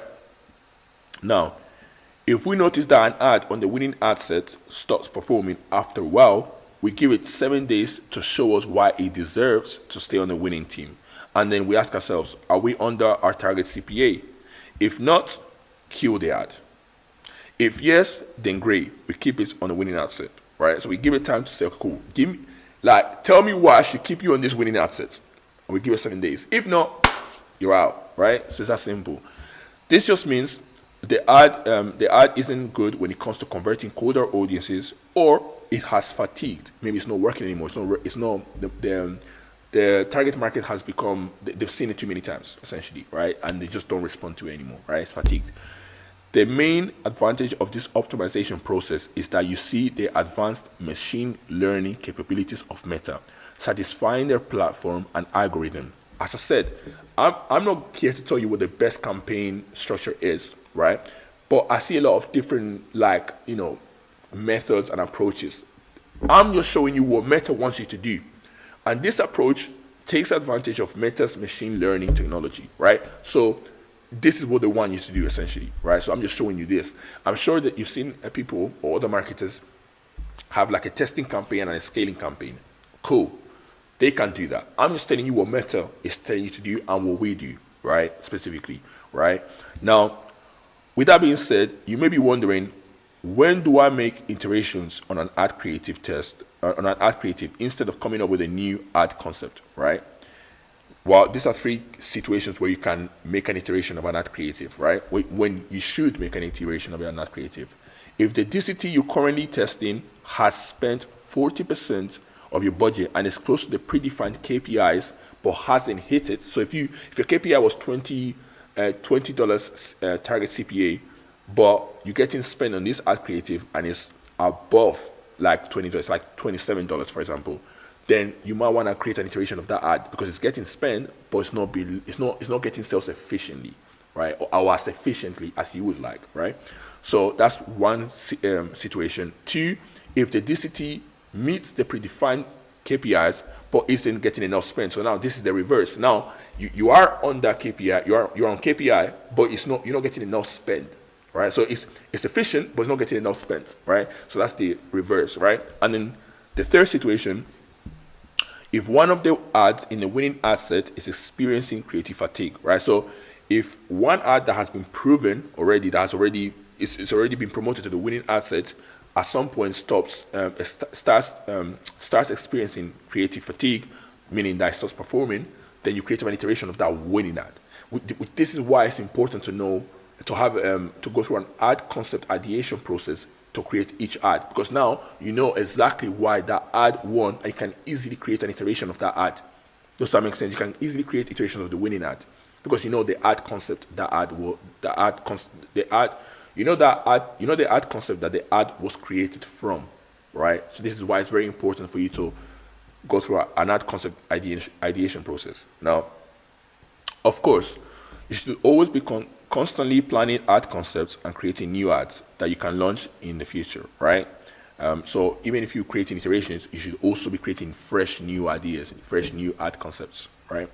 Last thing I'll say when it comes to launching ads is that you should be ready to invest at least $1,000 to $3,000 per month, right? $1,000 to $3,000 a month. Running ads for e-commerce brands with less than $100 budget a day will just slow down the evaluation and optimization process. Speed is everything, right? As I said earlier, like the higher your daily budget, the faster things happen, the faster you can pivot and change and iterate, right? If you have a lower daily budget, you're gonna have to wait more days to get enough spend to determine whether an ad is performing or not, right? This is the difference between the biggest brands and the smaller brands. The biggest brands can test things very quickly, whereas the smaller ones have to wait more days, and then they make decisions slower because of the lack of capital, and that's fine. Everybody starts from zero, right? So, but I'm just telling you that with the more capital you go in with, the faster you can find results and see whether you need to pivot or not. The faster you can get results out of your creative test, right? And also the more money you make, right? The faster you can, if an ad starts performing faster and you're spending a lot more money faster, you make more money faster as well. So everything happens faster, right? So if you execute everything we've gone through so far properly, you should be getting great results with your paid acquisition efforts. So that's it. That's the end of phase 2, the promotion phase. So we've gone through audience, offer refinement and audience research, and then we've gone through the promotion phase. So we've gone through phase 1, audience research, offer refinement, right? And then phase 2, the promotion. This is the end of promotion, the promotion phase. Now we're gonna go on and talk about the funnel optimization on the next part, right? But yeah, that's it for now. But yeah, hopefully you're getting a lot of value from this, and yeah.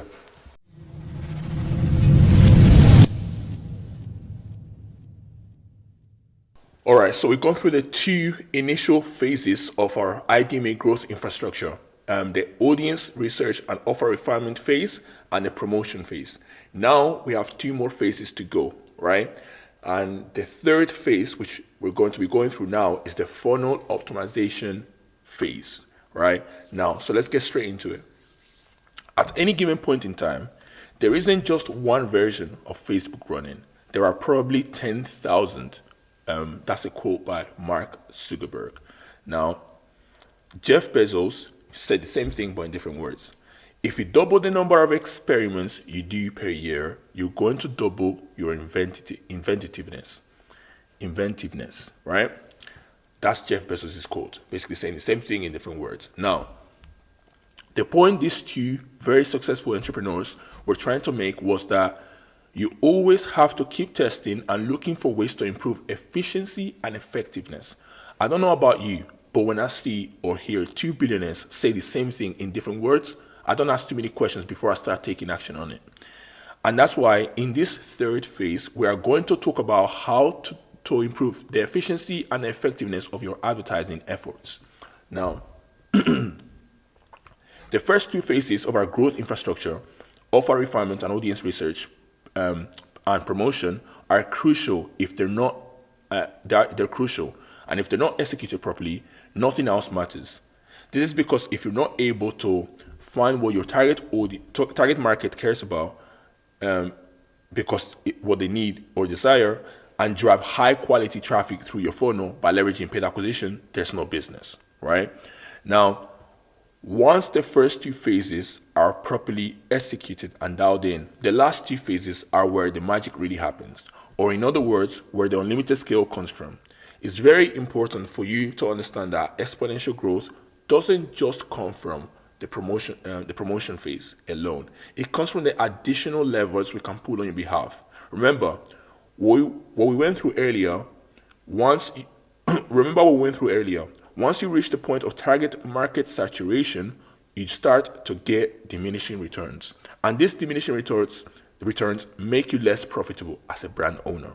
With that being said, you need to shift your paradigm once again and understand your website or product page is what does the selling, convincing/persuading. Know your ads, right? I know we just spent the last 20 minutes or so, probably over that, right? On how to build an effective paid acquisition machine on the second phase of our growth infrastructure. But the truth is, the role of our ads is to generate enough interest in our potential customers' mind that they feel they need to check out our store website, right? Now, the goal with this third phase is to optimize our sales process and make sure that it's able to convert a higher percentage of cold traffic we attract through our paid acquisition machine into happy paying customers. That's it, right? This process improves the efficiency and effectiveness of our marketing efforts, which is what we want, right? To do this, you may need to redesign your website and or optimize your product pages, cart pages, or even checkout pages with a simple goal in mind: making sales. You may also want to use tools to recognize and track how consumers are interacting with your website and make the necessary changes based on that. When it comes to optimizing your whole sales process or increasing your conversion rates, this is something that I can't give you a specific step-by-step process on, because every brand owner's website or product page looks different. So you might have to change or test different things about your site, and another brand owner might have to change or test other things. This is, of course, something we would take a look at and be able to do for you if you were an IDMA partner. Now, however, what I can do in this video is give you some general tips that you can implement and see results straight away with. But before we do that, let me break down the importance of CRO visually and show you why it is one of the 4 verticals of our growth infrastructure, right? Why it's one of our 4 verticals, essentially one of the components in our growth infrastructure, right? Now, hopefully, just to quickly summarize that, is that our ads drive traffic to the website, but this phase that we're about to go through essentially is how you convert that traffic once it gets to your website, right? This is the crucial step, right? The job's not finished, right? Once you drive once you drive the traffic to the website, hopefully they're high quality traffic. Now you want to convert as much of that traffic as possible, right? And the way we do that is by improving our sales process, essentially, or our funnel, right? Now, here's the thing: most brand owners think that dollars spent on ad platforms equals customers. Essentially, if you spend money on ad platforms, you get customers. This is what it actually is. When you spend money on ad platforms, you have impressions to social media users, right? So when you spend money, all you're doing is getting impressions. That's all you're doing. Just because you spend money on advertising doesn't mean that you should get customers. That's not how it works. When you spend money, you get impressions. And if your ads do a good enough job, you get traffic, right? And if your products are desired or needed by the market, then these users go to your website to find out more about your products, right? So if your ad does a good job and at generating interest, then people click your ad and they go to your website, right, to learn more about the products, right? A lot of brand owners with very little experience when it comes to paid acquisition put money into ads, start running ads by themselves, and get frustrated because they feel like just because they're spending money on ads, they should be getting customers. This couldn't be any further from reality. It's a little bit more complex than that. Now, check this out. Diagram of an e-commerce / DTC brand funnel, right? So obviously you have discovery, which is when customers discover you. Your ad does a good enough job to customers discover you. Then if your ads do a good enough job to generate desire, then they move down to your website and they go through the evaluation phase, right? And then they make a purchase, and then eventually, if you have retention strategies, then they can become loyal customers and even advocate for your brand, right? So get other people to come back and to go to your store and actually buy from you, so they can bring in new customers, right? So it's not just ads, right? You need to have a good funnel as well, right, to convert this traffic that you're generating. By thinking that just because you spend money, you should get customers, you are essentially assuming that that customers do not need to go through a sales process. To generate more revenue for your e-commerce brand without having to increase the amount of money you spend on paid acquisition, which is effectiveness, or to make the most out of every single dollar you invest in paid acquisition, which is the efficiency, you need to, number one, track every single component or metric in your funnel. From the moment a potential customer clicks your ad and lands on your product page to the point where they make a purchase. 2, optimize and improve every single component or metric in the funnel. So you need to track every single metric and try and improve every single metric, right, in your funnel, right? This converts more of the cold traffic you drive to your website into sales for your e-commerce brand. So now this is a diagram that I've essentially quickly put together, right? So essentially, hopefully you can see that. So as you can see, you have to track your ad spend, your CPM, your CTR, how many landing page visitors you have, how many people add to the cart, check out all these different steps, right? All these different components of your funnel have to be tracked and obviously optimized. You need to optimize all these different steps: landing page, add it to cart, check out, all of it, even CPM, CTR. You need to keep an eye on it. You need to track this, right? You need to be optimizing, looking for ways to improve this, right? It's very important, right? Let's zoom back out, right? Let's go back to normal standard view. One thing I want to quickly mention here is, can you see why working with a paid ads marketing agency might not be the best option to go for if you're looking for long-term and sustainable scale with your e-commerce brand? The paid ads marketing agency might be decent when it comes to generating interest in consumers and driving traffic to your website, top of funnel. That's top of funnel activity, right? If you don't have anyone trying to optimize your middle/bottom of funnel so that you can convert as much of that traffic as possible, you will be losing sales, right? And obviously that means you'll be losing money, right? This also explains why the paid ads marketing agencies you may have worked with in the past were not able to get you results that you promised, right? That they promised you. They might have been driving high quality traffic to your website, right? If they were good enough, right? Drive high quality traffic through your funnel that wasn't optimized to convert potential customers. Where with our IDMA growth infrastructure, you do not have that problem because we take care of the whole sales funnel as well, right? And as we previously discussed, our goal is to increase lifetime contribution margin. So you on your team is looking for ways to retain these customers by building a relationship and keeping them coming back to buy from you. So you need to have people that are also taking care of the sales funnel, the whole process, the whole sales process, right? Not just generating demand for your products, but also converting that demand, right? And traditional marketing agencies that you've been working with probably haven't been looking for ways to optimize your funnel. They've just been driving traffic to your website and expecting your website to convert, right? So someone has to be taking care of that job, right? Otherwise, you won't convert this traffic, right?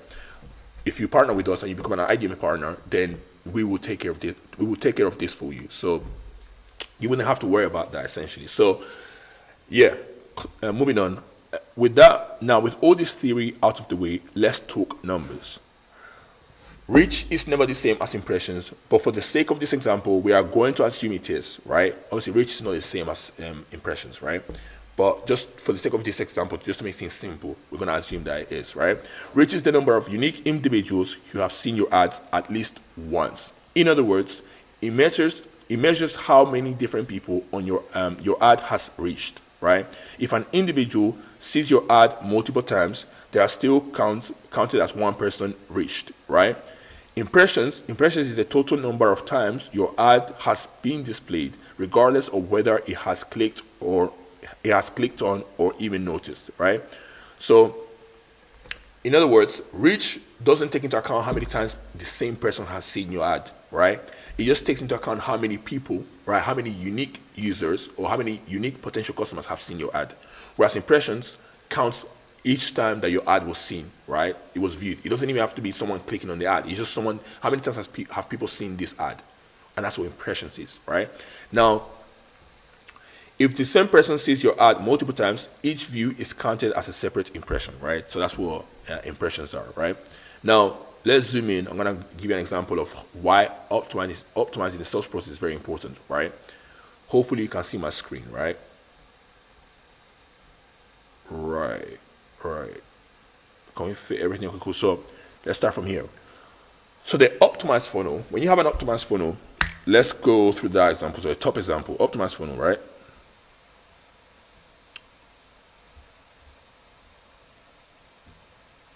Right. Cool. So let's say you're spending $1,000 in ad spend. Your CPM is 10. You have 100,000 impressions. Let's say the reach is the same, even though it's never the same. And let's assume that the click-through rate is 3. And obviously that means from 100,000 people, 3,000 people go to your website, which is why you have 3,000 landing page visitors. So 3% of 100,000 is 3,000, right? Conversion rate is 4%. So out of the 3,000 people, only 4% converts, right? You have an AOV of 50 and 120 customers acquired, right? Now, obviously, if you work out what 10% of 3,000 is, that's 300, and obviously 1% of 300 will be 30. 30 times 4 is 120, and that's why you have 120 customers acquired. And as for revenue generated, you just have to times the customers acquired by the average order value, and that's how you get revenue generated. It's very simple. Now, if you spent 1,000 in ad spend and got 6,000 back, if I can scroll back, okay, cool, wow.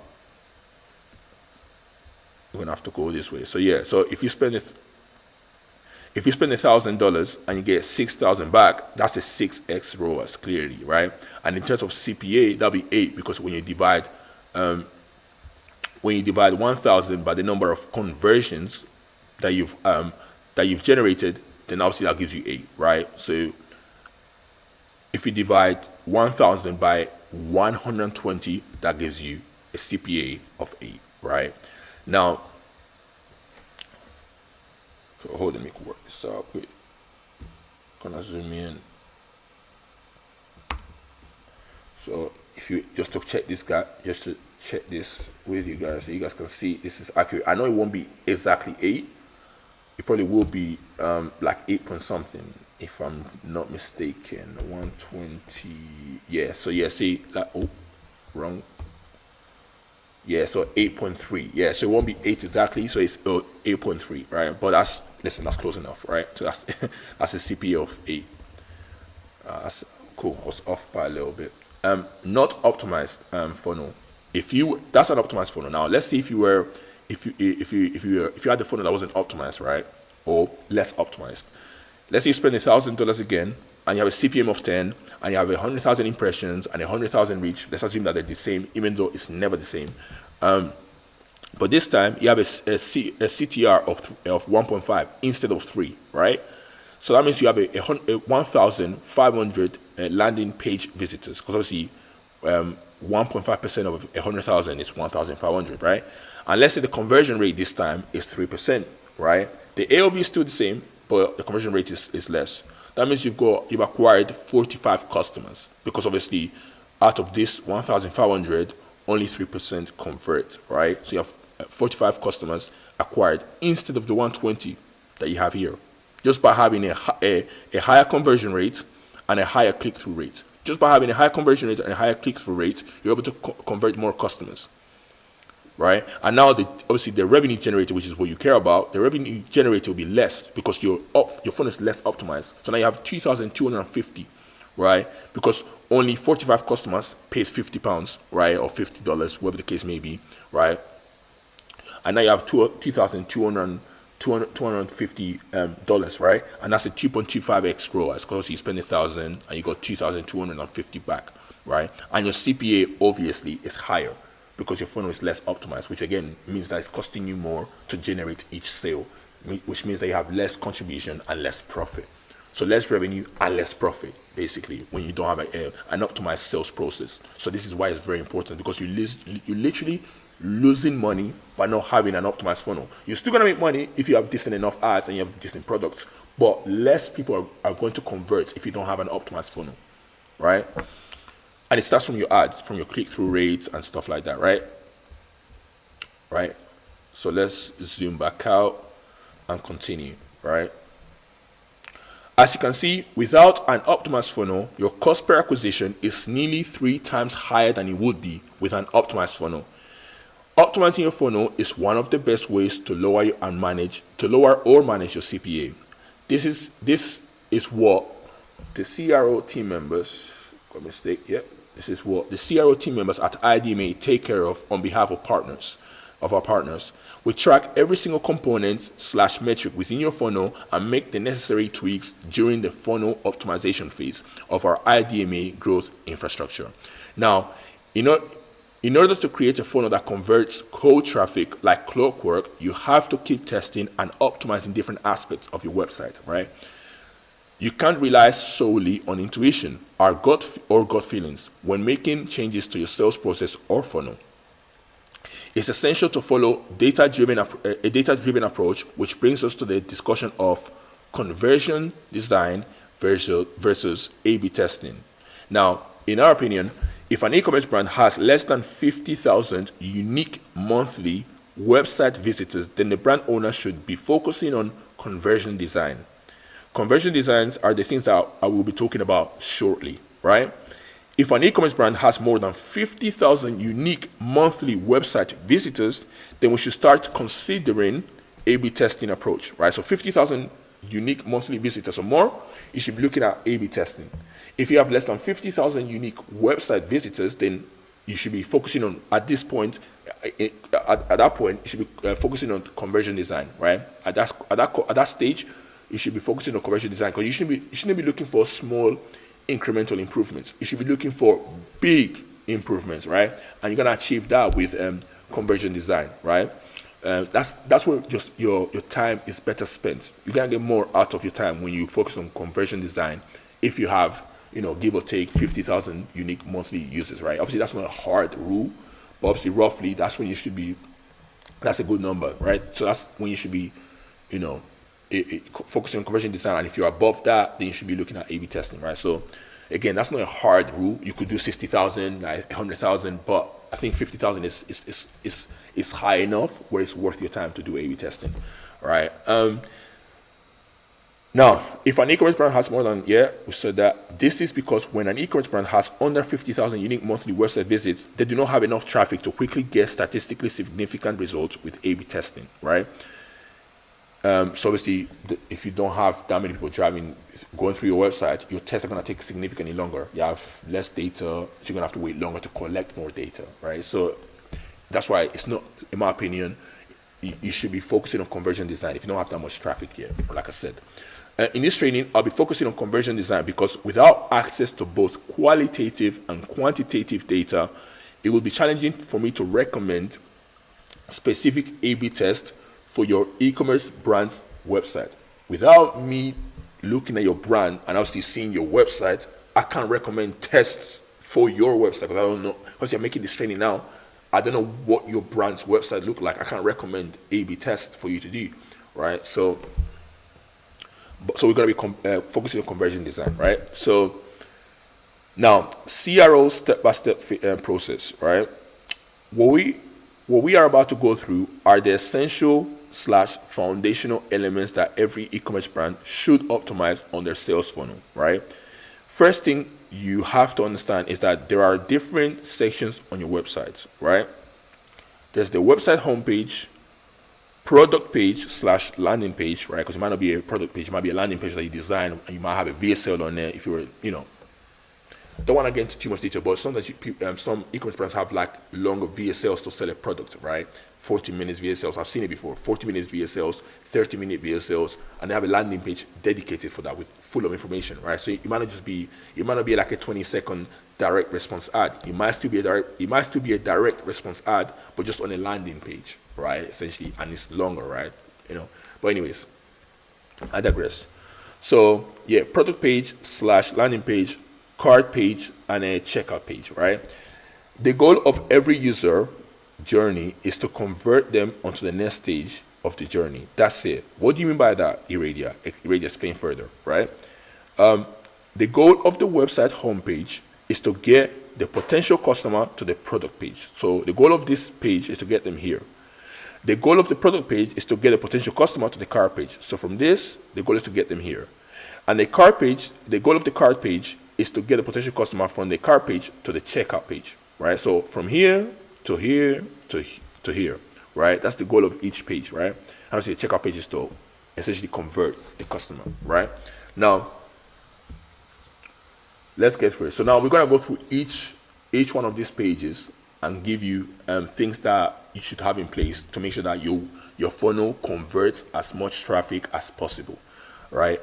As I said, I can't give you A/B test, A/B test that you can test on your website because I can't see your website right now. I'm making this training. I can't see your website. So, but yeah, if you book a free consultation call with IE DMA, we'll actually go through this and we'll actually help you, right? But if you're watching this, like I said, this training, I won't be able to go through your website because I can't see your website, right? But I can give you some advice in each page, what you should have in each page to make sure that you convert as much traffic as possible, right? This is something that every brand owner should have on their page, right? So yeah, right? So let's go through it. So the website homepage. A user that lands on this page is probably coming from your organic social media accounts or maybe through SEO, right? Test your website on multiple devices. As an e-commerce brand, most of your traffic comes from a smartphone, right? From smartphone users. So as an e-commerce brand, most of your traffic comes from smartphone users. So we want to make sure that your website is optimized for smartphone users, right? Load times needs to be less than 5 seconds. Use this site. So obviously, if you have access to this doc, if you want access to this doc, DM us on Instagram the word resource and we'll send it over to you, right? And then you can just click the link and actually check this page out to test your website speed, right? The more products you have on your site, the slower your load speed will be. In addition to that, some e-commerce brand owners have a lot of apps connected to their Shopify stores, which can have an effect on the loading speeds too, right? So we always advise to decrease the number of apps for better performance. Now, aside from that, another thing that you should have on your homepage is a free shipping indicator at the top of the site. So for example, free delivery, or even like app exclusive free next day delivery, right? So the point is you make it very, if you have free delivery, right? That is, if you have free delivery across every single SKU in your for your brand, then you should make it very clear that, yo, by the way, we have free delivery. So that it's an incentive. Most consumers want free shipping, right? Nobody wants to pay for shipping, right? But yeah. Anyways, so free delivery, make it very clear. Let's move on. I'm gonna go through this quite fast, right? Because I see these are just little changes, and again, you should implement this stuff, right? So I'm gonna breeze through them. I don't want to take too much time on this, right? A trust badge or a trust seal is a digital icon. So trust badges, right? So you have trust badges on your website as well, on the homepage, right, at the bottom, right? A trust badge or trust seal is a digital icon business owners display on the website to signal reduced purchasing risk and ideally motivate purchasing behavior, right? Displaying a trust badge can reassure customers you have a secure and low-risk online shopping experience. Security trust badges, payment badges, endorsement badges, and policy-specific badges are all popular types, right? Research shows that almost 70% of shopping carts are abandoned, and that 70% of shopping cart abandonments are due to concerns about online security. Based on these numbers, eliminating security concerns could lead to more sales, right? So you need trust badges. If you wonder what that looks like, this is what it looks like, right? So all this, like, let me zoom in a little bit quickly. So all this Visa, MasterCard, etc., etc., etc., PayPal, Apple Pay, Klarna, all these kind of things build trust, right? It makes the customer feel safe, right, when making a purchase with you, right? Moving on, social links for trust building. So that's at the bottom, right? Make it easy for them to find those links so that they can quickly and have a look and then come back to your site and complete the purchase, right? So they might say, well, I want to see what they're about. I want to see the social media. I want to see if they're legit. I want to see if they're real. I want to see if they're actually authentic. Let me see the social media, right? So everybody does that, by the way. Like if you see an ad, you might go to the website, but you might want to also see their social media account to see if they're actually real, right? So now, human connection, even more trust, optional, right? This is optional. You don't have to. Showcase the founder story. You could put an image of you if you're the founder. And share the story of how and why you decided to build your e-commerce brand. So this could be on the homepage if you choose to do so, right? You don't have to, but it's nice, right? Real customer reviews, right? And it will get you more sales because obviously people connect with people, right? Real customer reviews, again, people connecting more with people. Real customer reviews, right? So obviously you have, this is quite self-explanatory. So customer reviews and the rating, right? Trustpilot, yeah. Anyways, moving on. Exit intent for lead capture. We'll talk about this in more detail in the fourth phase of our IE DMA growth infrastructure. But essentially, we need to be prepared for the worst case scenario. If a potential customer is trying to leave our site, we need to get their contact information so that we can market to them through retention, offering a discount / incentive, right? You need to use what is in it for them copy and CTAs. Comes back to being customer centric. For example, so I'll give you an example. When we want to get a potential customer's email, where should we send your discount code instead of what is your email address? So always think about what's in it for them and use that, right, to get their email, right? Don't just say what's your email address. Actually make it like something that they will actually wanna, that will make them want to actually give you their emails so that if they leave, you can retarget them, right? So I'll give you an example. So for example, if you try to leave this website, for example, I think this the sell beds, right? The sell beds, and if you try to leave the website, you get this pop-up, right? Even before trying to leave the website, you get this pop-up, right? Within a few seconds. It depends on however you want to do it. Depends on you, and we'll talk about that in the next phase, right? But you need to have a pop-up where it says like sign up now to receive an exclusive additional 5% discount on your next purchase, right? So what's in it for the copy? Instead of saying what's your email, say that, lead with that, and actually get them to actually fill out the email, right? Which is here, your email address, right? Right. Let's zoom out. Let's move on. Let's move fast. CTA. So see, you want to have a CTA call to action on the website, telling people what to do and to try and, like I said, the objective of the website the homepage is to move them to the next phase, which is their product page or in this case, product page, right? So you wanna move them over, right? So that's that, right? Shop now, shop women, shop men. That's that, right? You also want to have a site-wide attention grabbing homepage promo. In my opinion, the best converting offers in ecom are the ones that are site wide, like this one, right? So ASOS here is doing like a site wide discount. So they're doing get 10% off almost everything. So they're not doing everything, but they're doing 10% off almost everything with code this, right?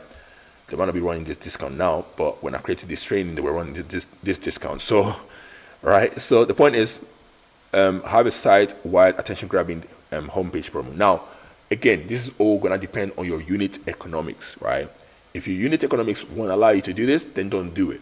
It's not, but again, this is not something that you have to do. You should do it, right? If you can, but it should always be depending on your unit economics if you can do it, right? Because every offer you make has to be economically viable, right? Because anybody can create any offers, but are you actually making money from it, right?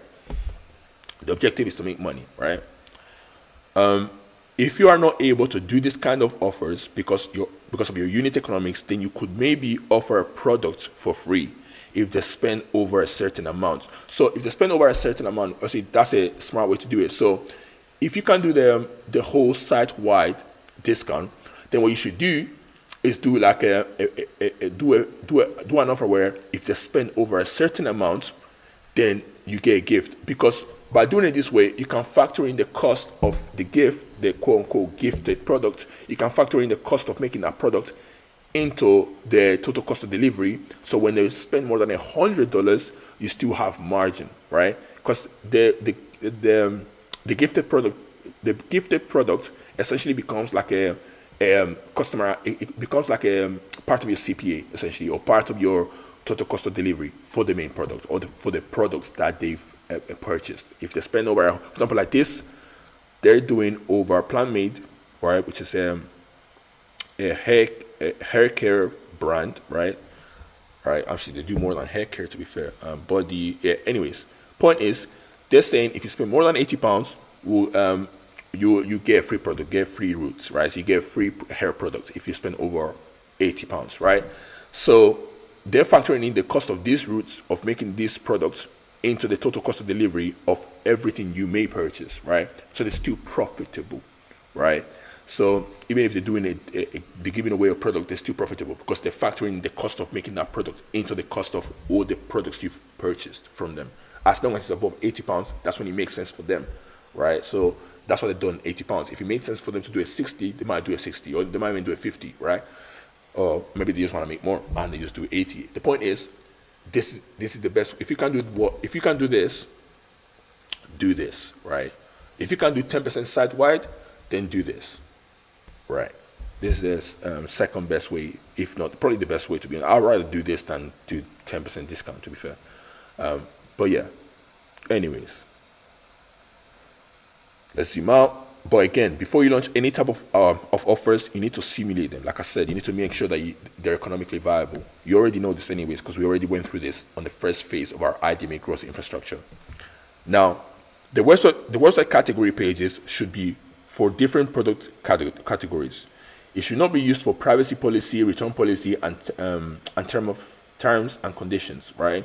This can be in the footer of your site. So when it comes to like terms and conditions, privacy policy, this should be at the bottom of your site. It shouldn't be at the top of your site. It shouldn't be in the product categories, right? It should be at the bottom in the footer, right? So that's just something I wanted to add in there, right? It makes finding products a lot easier. If you wonder why I had to mention that, it just makes finding products easier, right? You don't want to have categories where it says privacy, policy, privacy, and all that. Like you don't want to have all of that in the product category pages, right? Something that's worth adding as well, if you don't already have this, popular searches on auto suggest. So you want to have what a lot of people are searching for come up as a suggested search, because chances are, if a lot of people are searching for this, the people that land on your site are going to be searching for this kind of terms or for this kind of products as well. So you want to have something that makes it easier for them to get to the product page fast, because again, the goal of this website homepage is to get them to the product page. So if you can make that process as seamless as possible, you convert more people, right? Now, this gives people an idea of what they can buy from your store. The more optimized the popular search on auto suggest is, the higher conversion rate will be, right? The default Shopify search functionality isn't the best, and that's why at IDMA we can custom build this out for you or for our partners, right? Or another alternative could be using a plugin tool that improves the default Shopify popular search on auto-suggest feature. For example, this website. Again, if you guys want access to this document, DM us the word resource on Instagram and we'll send it over to you. I've said that 20 times in this training, but so you guys, because I know you guys are gonna ask for this, so I'm just gonna give it away, right? So DM us on Instagram, I'll just send it over to you, right? Local currencies. The potential customer does not need to spend any time converting pounds into dollars or dollars into pounds if they are in the USA, right? So it's good to have this. Again, obviously, if I'm in Spain, for example, I don't want to have to convert my euros to pounds, right? And vice versa. If I'm in the UK, I don't want to have to convert my pounds to euros, right? So the website should have local currencies, right? So if your website detects that a user is in Spain, then you should automatically show prices in euros, all right, and no pounds. As if they're in the US, it should be showing US dollars, right? So that's that. Quite simple, self-explanatory. Let's go here. Let's move on. Now, product page. So we've done the home page. Now let's go to the product page. Now, a user that lands on this page first is probably coming from an ad that you are currently running. This is probably the most important type of page in your e-commerce website because it's the one that people will land on if they're coming from your paid ads. Buy now button with one click. Again, Amazon does this extremely well, right? Right. On the Amazon website, you can literally buy with one click, right? You don't have to add to basket and then go to checkout. You can just literally press buy now, and within one click, your checkout process is maybe like another click, and that's it. Like, it's very fast, it's very seamless, right? So, but the buy now button makes it very easy, right? You don't have to add to basket and then go to the basket and actually purchase, and you can just make it very quickly. So that's something that you should be, if you're not currently doing that, you should be doing that, right? This is extremely useful because it removes the friction of generating a new sale, right? Now, in most cases, the potential customers that land on your site for the first time, cold traffic, aren't probably going to use this button. However, if they're coming back a second or third time after they have previously made a purchase from you, then they are probably going to trust your brand and therefore buy straight away, right? This is a good experiment for you to try out if your repeat order rate is above 25%. Obviously, like, because most new customers won't use it, right? Or most potential customers won't use it. Only your returning customers are going to use it. So only actually run this test if you have a above 25% return rate. So people come in, no return rate, above 25% return purchase rate, basically. So, or if people come back to buy from you, you should be testing that, right? Now, next, your product page should not have any outbound links, right? What I mean by this is that you should not have links to articles, blogs, or external sources of information on your product page. If you have links to other sources of information, you will be driving some of your traffic somewhere else, which means less people will take the action you want them to take. Which means less people will take the action you want them to take, which is to buy, right? So you shouldn't have any outbound links.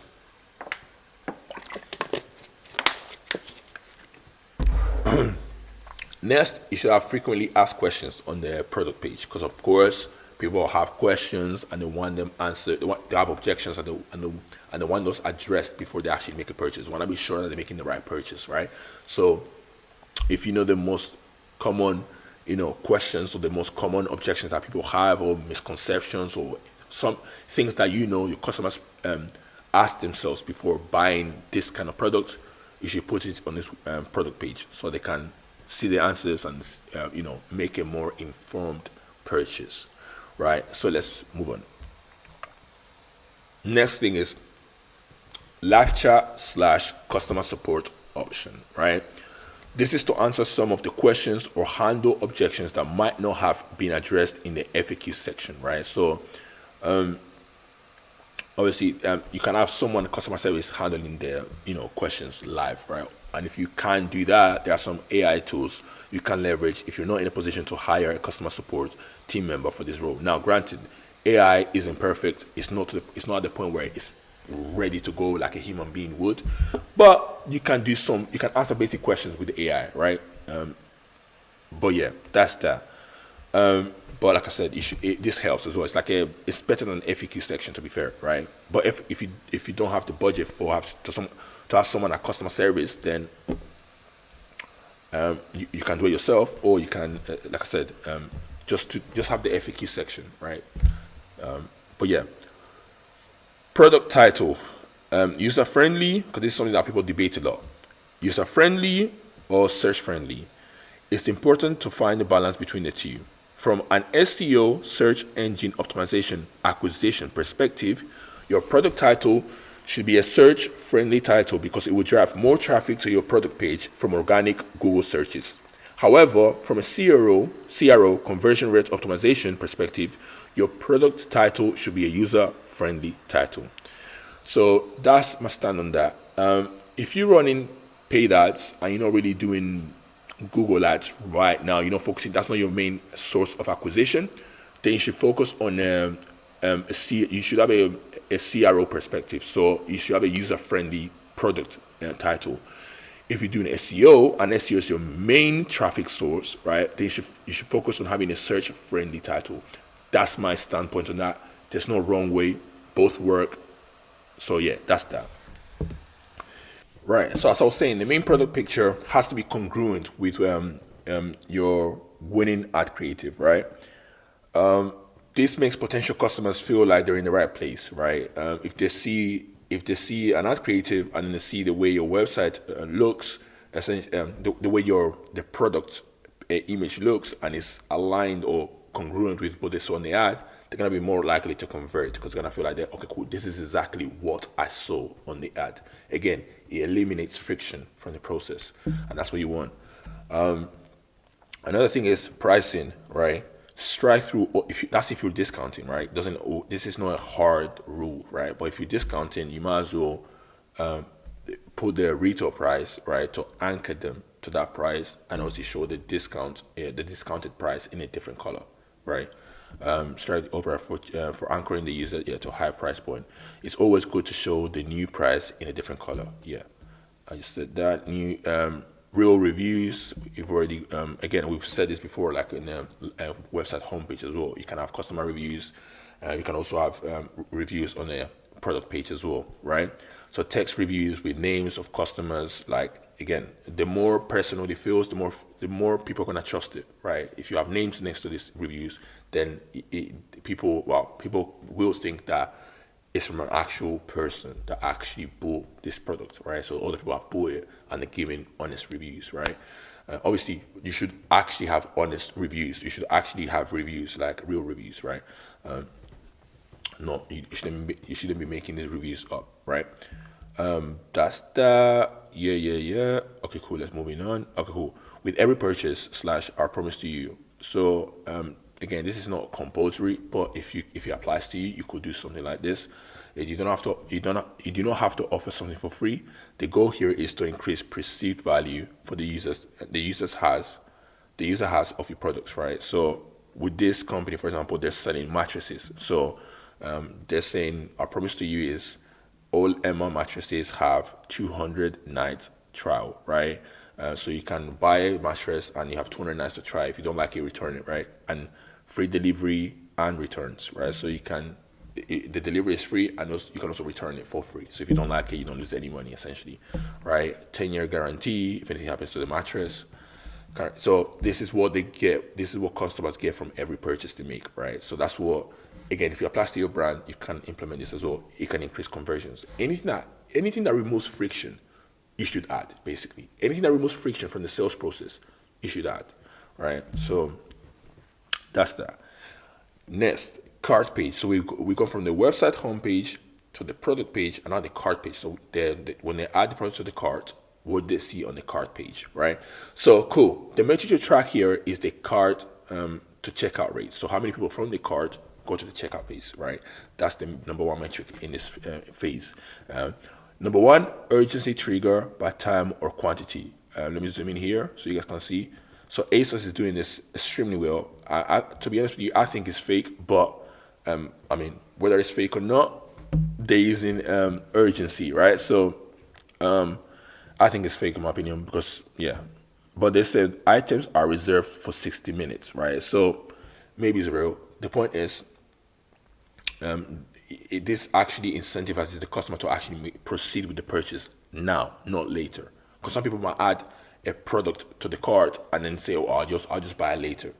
By putting this here, you incentivizing them to, or you pushing them to, essentially make the purchase right away, not later, because they might forget later. Something might come up later, and then they might make the purchase. Right? This is common sense, right? So yeah, that's that. Moving on. Highlight free shipping if the order is eligible, and show returns and refund info. So obviously, if the order is eligible, you can have free standard delivery. So just make sure you put that there so people know it's a free shipping, it's free delivery, right? So again, this makes them want to buy more because customers don't want to pay for shipping, right? When I click the more info page, it took me to this page, right? So it also gives me delivery and returns information, right? So I have everything I need, how to return it, when to return it, etc., etc., etc., right? So again, this allows the customer to make a more informed buying decision, right? And this is what you want. Now, so that's the add to cart page. There's not really much to it. It's just eliminate as many steps as possible. Now, the checkout page, enable guest checkout, right? So people shouldn't have to create an account to make a purchase, right? I know why you would want to do that, right? But people shouldn't have to create an account to make a purchase because that just adds friction to the sales process, right? Now, remember, our number one metric here is sales, right? It's cash in the bank account. So we have to eliminate as much friction as possible, right? So don't make people have to create an account to get sales, right? So that's that. Trust icons, once again, to show payment is secure. People want to make sure that when they pay, the payment actually goes through and it's not being, essentially their security or the safety is not being, it's not in question, basically. They want to feel like, yeah, I'm going to make a payment and it's going straight to the brand. And yeah, I'm not losing my money, basically. That's that. And no reference, once again, no reference or outbound links in the checkout page. You don't want people leaving your product page, your checkout page when they're about to buy your product, right? You want them to focus on one thing, buy, right? Once again, you don't want to take potential customers out of your checkout process. Yeah, include an option to use the same address or billing address, right? So it can just automatically, fill out the information and you don't have to fill out another separate, page. You just, again, eliminates friction, right? Remove as many optional fields as possible. Some CRO experts will tell you to clearly highlight the mandatory fields from the optional fields. In my opinion, you should remove all the optional fields. Like, just remove them. If they're not necessary, remove them. Again, the goal here is to get sales, and you have to eliminate as much friction as possible. That's it. Simple. Next, offer a buy now, pay later option, especially if you're one of these different markets. So USA, Canada, UK, New Zealand, Australia.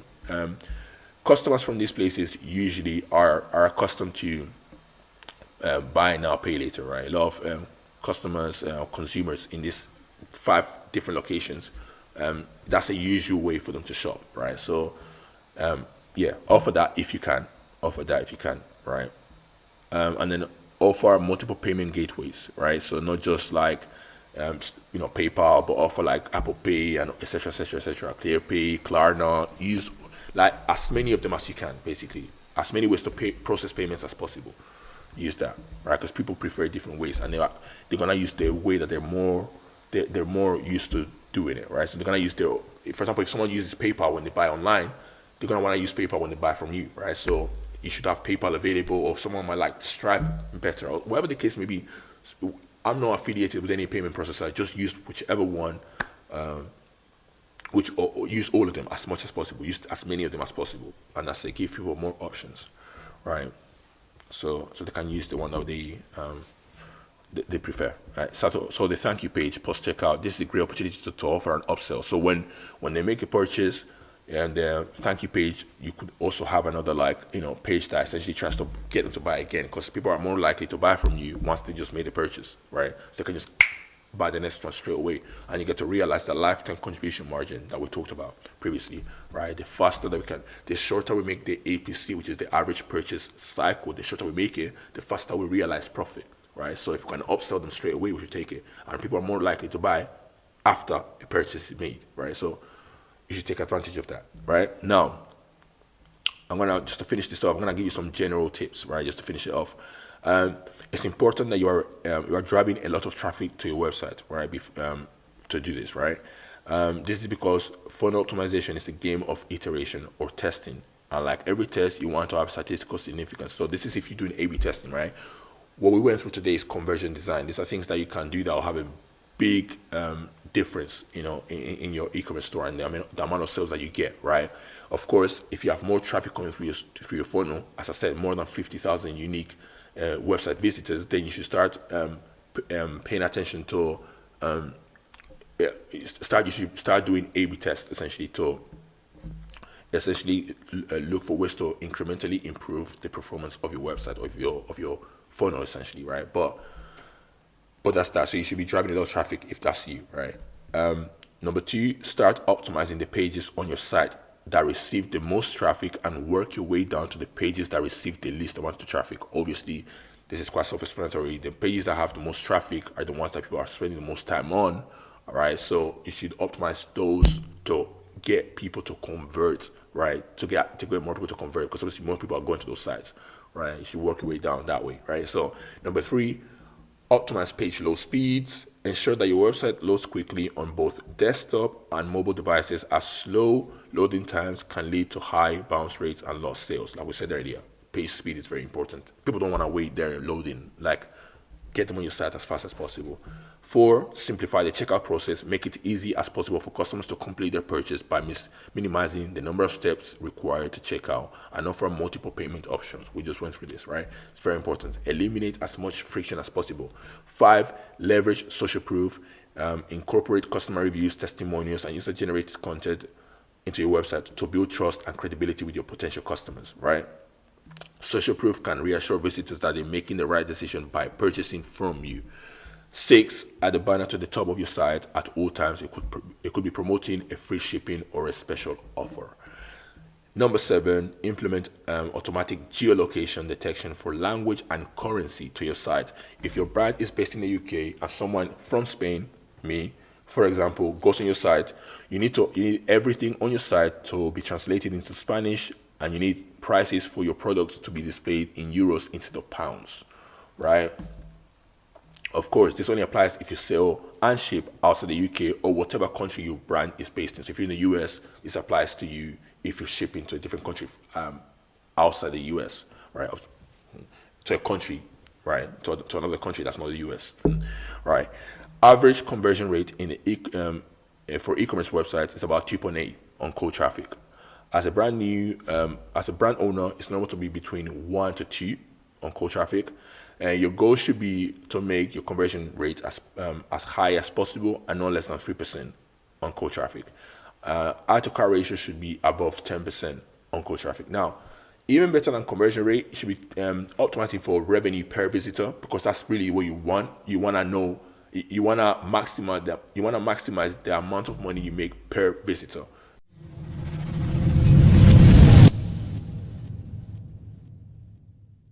We've gone through 3 components of our growth thesis. So we've gone through audience research, audience research and offer refinement, promotion, and funnel optimization. Now we're on the 4th phase of our growth infrastructure, right? Or the 4th component, which is retention, right? Now, this is the last implementation phase of our IE DMA growth infrastructure, and it's the most important phase. Remember what we said at the beginning, when we went through the growth thesis. You need to implement a retention system to increase the number of conversions that your brand is able to generate. That forces down That drives down your blended CAC, which means that your CAC, your overall CAC goes down and you make more profit. Your lifetime contribution margin increases and your CAC goes down, your profit margin increases, right? The margin is higher. So this last implementation phase is very important. So we're gonna go through retention, right? Step by step, breaking it down, right? Now, let's get to it. Phase one, after phase one, of course, right, is the most, obviously without phase one, we have nothing, right? Phase one is the audience research and offer refinement, right? That's where we work, that's where we get to understand your target audience, and we also work out your offers and your unit economics, right? So without phase one, we do not have anything. We need to go through phase one, then phase two, then phase three, and this is the fourth phase, right? So this is the second, essentially the second most important phase after the phase one, right? Because without phase one, we have anything. So, anyways, phase one is the foundation to everything. Now we will be breaking this last phase down, or this basically this last phase that we're going through, because obviously there's still one more phase after this one, but we won't be going through that in this training. So this is the last phase that we're going to be going through, right? Now, we'll be breaking this last phase down to 4 implementation steps to make things easier to understand, right? So we're gonna be, this last phase, we're breaking it down into 4 implementation steps. So basically 4 sub implementation steps, right? So just to make things easier to understand for everyone. But before we do that, allow me to re-emphasize something again. Increasing ad spend on paid customer acquisition channels will allow you to scale your revenue, but only up to the target market segment saturation point. After the target market segment saturation point, you could become unprofitable if you do not work out your unit economics before you start advertising and keep an eye on the incremental impact of ad spend. Remember, break-even CPA and break-even ROAS. If you've skipped this training, right, and you got to this point, you're gonna have to go back and go to phase one and understand what break-even CPA is and break-even ROAS is. I won't be going through this on this training, but as I said, if you go back to the beginning of this training, essentially, you'll be able to find out what these 2 metrics are: break-even CPA and break-even ROAS, if you don't already know what they are, right? I showed you how we do this in phase one, so you should be good to go now. Something I want to add here as well is that we don't want to fully rely on Meta or any other ad platform to access eyeballs. We want to have our customer base off these ad platforms and be able to drive traffic to our website at the cost of nothing. Okay, maybe not nothing, because we still have to pay to get our products made, and technically every sale actually costs money, as we've already established when we went through the growth thesis at the beginning of this training, right? But at least we do not have to pay these ad platforms, Meta, TikTok, etc., any money, which increases the amount of profit we make from every sale. Now, that said, paid customer acquisition is crucial to make the IDMA growth infrastructure work, but it should not be your only way to generate revenue. As an e-commerce brand, you need to look for a way to scale your brand in the most profitable, predictable, and sustainable way, right? And to scale your brand in the most profitable, predictable, and sustainable way, you need to become seriously obsessed about the retention of your customers. Every big business is able to get their customers to come back and buy more and more and more from them, and again and again from them, right? Every big business does that, right? Remember what we talked about earlier. To scale your brand, the 2 most relevant metrics are lifetime contribution margin and customer acquisition cost, right? The goal is not just to acquire new customers, ROAS focused approach. So if you just focus on acquiring new customers, right, or generating sales through paid acquisition, that's a ROAS focused approach. The goal is also to retain these customers by owning their attention and building a relationship with them. Lifetime contribution margin focused approach. That's what you want, a lifetime contribution margin focused approach. This is what scales companies, right? This parasocial relationship you build will make customers come back and buy more, thereby increasing your lifetime contribution margin. To build this relationship in the first place, you need to ask yourself, how are my customers / potential customers interacting with my brand. Here are a few examples of how they may be interacting with your brand. Number one, browsing your website, right? 2, adding a product to the cart. 3, starting the checkout process. 4, first time purchase.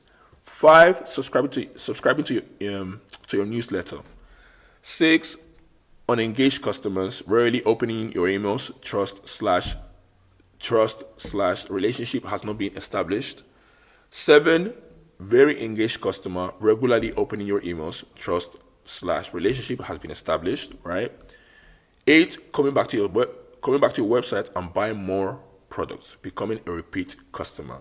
The goal is to craft email / SMS experiences around those interactions, those core interactions, and make them highly contextual to each customer. Now, brands that sell are brands that are able to execute compelling storytelling. Getting a customer to buy a second time or a third time is significantly easier than getting a potential customer to buy for the first time.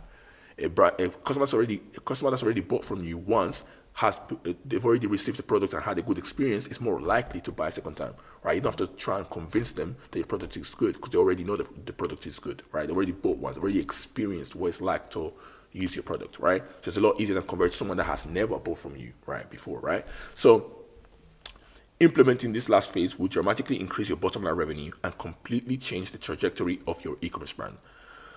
Okay, let's get into the technical aspect of things, the technicals of the technicalities, right? So let's get to it. Number one, right? So the number one, as I said, this retention phase, we're gonna break it down into four segments, right? The first one is deliverability, right? This is probably the most important thing when it comes to retention. In fact, the most important thing when it comes to retention. And here's why. If our emails aren't even landing in our customers' inboxes, our emails will not be seen. And if our emails aren't even being seen, forget about sales. If we can't even get into our customers' inboxes, they won't see our message. And if they don't see our message, they can't buy, right? So no attention equals no sales. What makes this worse is that if we are not able to make sales through retention, our ability to scale paid acquisition profitably is limited. Remember, I said, even if your ad account numbers look bad, if you have a retention system in place and your business numbers make sense, then you can continue to scale as long as your business numbers make sense. Even if your ad account doesn't look good, even if your ROAS is suboptimal, you can continue to scale as long as you have a retention system, right? And without this retention system, you won't be able to carry on scaling after a certain point. So this retention system is essential, right? Especially when you're spending a lot of money on these ad platforms like Meta, TikTok, Google. Having a retention system will allow you to carry on scaling even when you're getting diminishing returns, right? And on these ad platforms, right? Remember what we talked about during the breakdown of our growth thesis, right? I said this before. So again, if you haven't watched that, go back to the beginning of this training and you see the breakdown, right? I say all of this to say that this is really important and needs to be taken care of before we talk about strategy, flows, and automations. Number one thing they need to worry about is dedicated sending domain. We never send our emails from Klaviyo shared IP. If we did, we would be putting the health of the business in someone else's hand. We always set up the dedicated sending domain that allows us to take control of the health of our email list. It also improves email engagement and builds trust because our list contacts don't see Klaviyo mail in our sending domain, right? So we have to have a dedicated sending domain, right? Usually with our company's domain, right? We don't want to use Klaviyo's default, IP, essentially. Like, it just looks bad, it looks unprofessional, right? Now, next step is email authentication, right? So this is part of deliverability, right? It's still part of deliverability. So email authentication, to maximize deliverability for the long term, is a necessity to set up DMARC, DKIM, and SPF records in the DNS records, right? It is a one-time investment that ensures sufficient sending infrastructure in the email account forever. This is basically an ID, right? So you need an ID to get into a club. this DMARC, DKIM, SPF is essentially like an ID, right, on your email ID, if that makes sense, right? So this Klaviyo or any inbox doesn't think that you're basically a spam or spammy email. Basically, you can get in, right, and it builds trust with them, with the other email providers, right? So setting up email authentication is like having your ID online. We need our ID to get in, right? Blacklist. So we need to make sure that we're off this blacklist. Right? So we test for blacklist on this website. Again, if you guys want access to this document, DM us the word resource on the IDMA Instagram page, and we'll send this document, this whole doc over to you. And you can obviously access these links and stuff like that, right? We make sure that we are manually removed from all blacklists to ensure maximum email deliverability, right?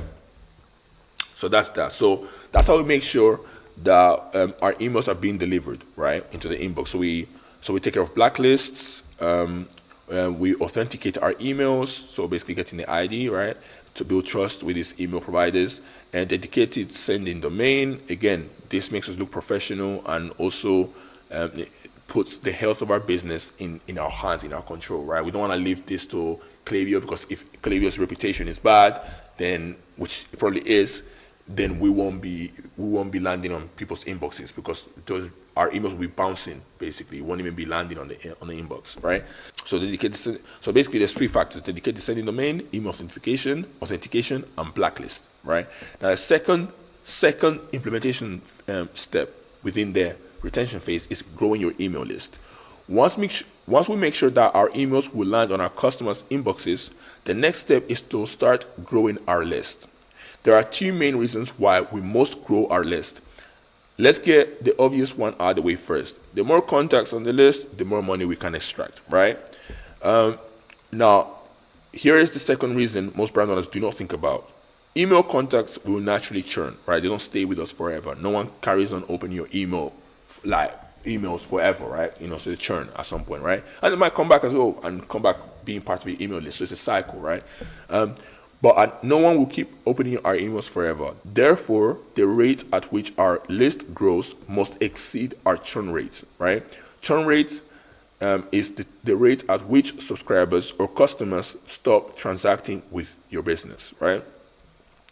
Another thing to consider here is the quality of our email subscribers. Doing giveaway incentives to get email addresses on the list will get a lot of people on a list with no intent to buy anything, right? Because they go in because of a giveaway that you're giving away something for free, right? So they gave their email just to get an opportunity to get a gift, essentially. So they don't have no purchase intent. So having these people can actually affect the quality of your subscribers, right? Now, and that can have a negative impact on your deliverability. We worked so hard to get. Why? Because these new subscribers will probably not engage with the emails you send to sell them a product, which decreases the overall engagement rates of your list. In addition to that, you could experience higher spam complaints and ultimately not reaching recipients' inboxes at all. Klaviyo or other email softwares also charge you based on the number of contacts in your list. So if you have a large number of subscribers who are not engaged or interested in your products, you may be paying for contacts that are not contributing to your bottom line revenue.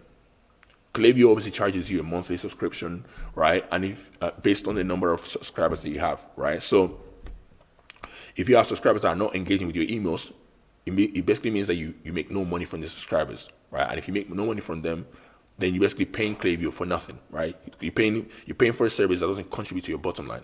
That's what's the point, right? So that's that. And that's obviously inefficient or pointless. So with all that being said, what we are optimizing for here is sign-up conversion rate, right? And there are three factors that contribute to your sign-up conversion rate. Number one, offer. 2, copy and design. 3, pop-up settings, right? So number one, offer. Let's go through the offer. When it comes to offers, I've been wanting to get this out of my chest for a long time. I genuinely think that the reason brand owners have a pop-up offer is because they were pressured into doing so. The reason I think this is because I refuse to believe that the best offer every single brand owner is able to come up with is a 15% off offer. Every brand has a 15% off offer pop up when they're asking for your email. So, you have to get more creative with this, right?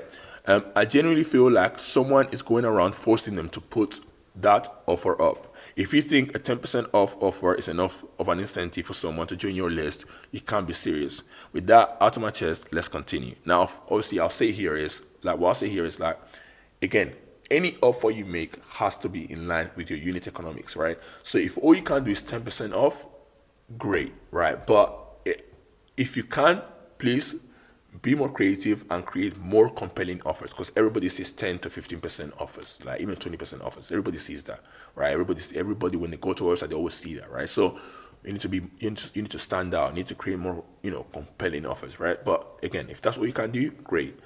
So let's move on. This offer is the main factor when it comes to getting customers in our customer database.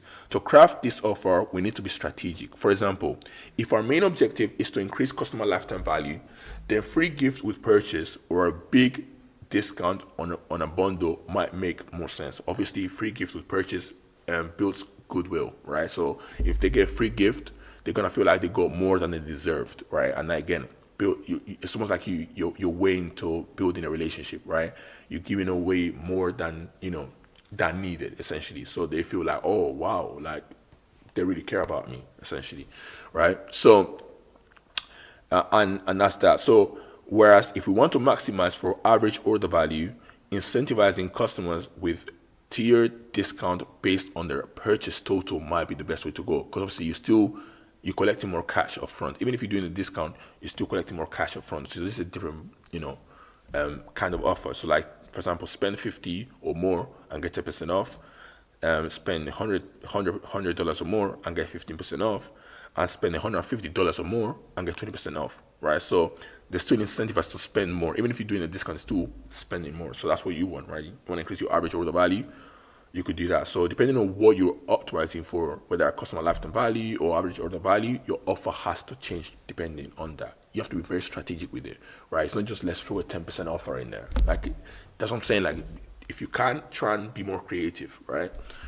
Of course, the offer you create depends on the products you sell and the unit economics. As I said, it all depends on the unit economics, right? If it makes sense, please be more creative. As a brand owner, you need to become a data analyst and split test different offers and see which one is getting you the most signups. Cool.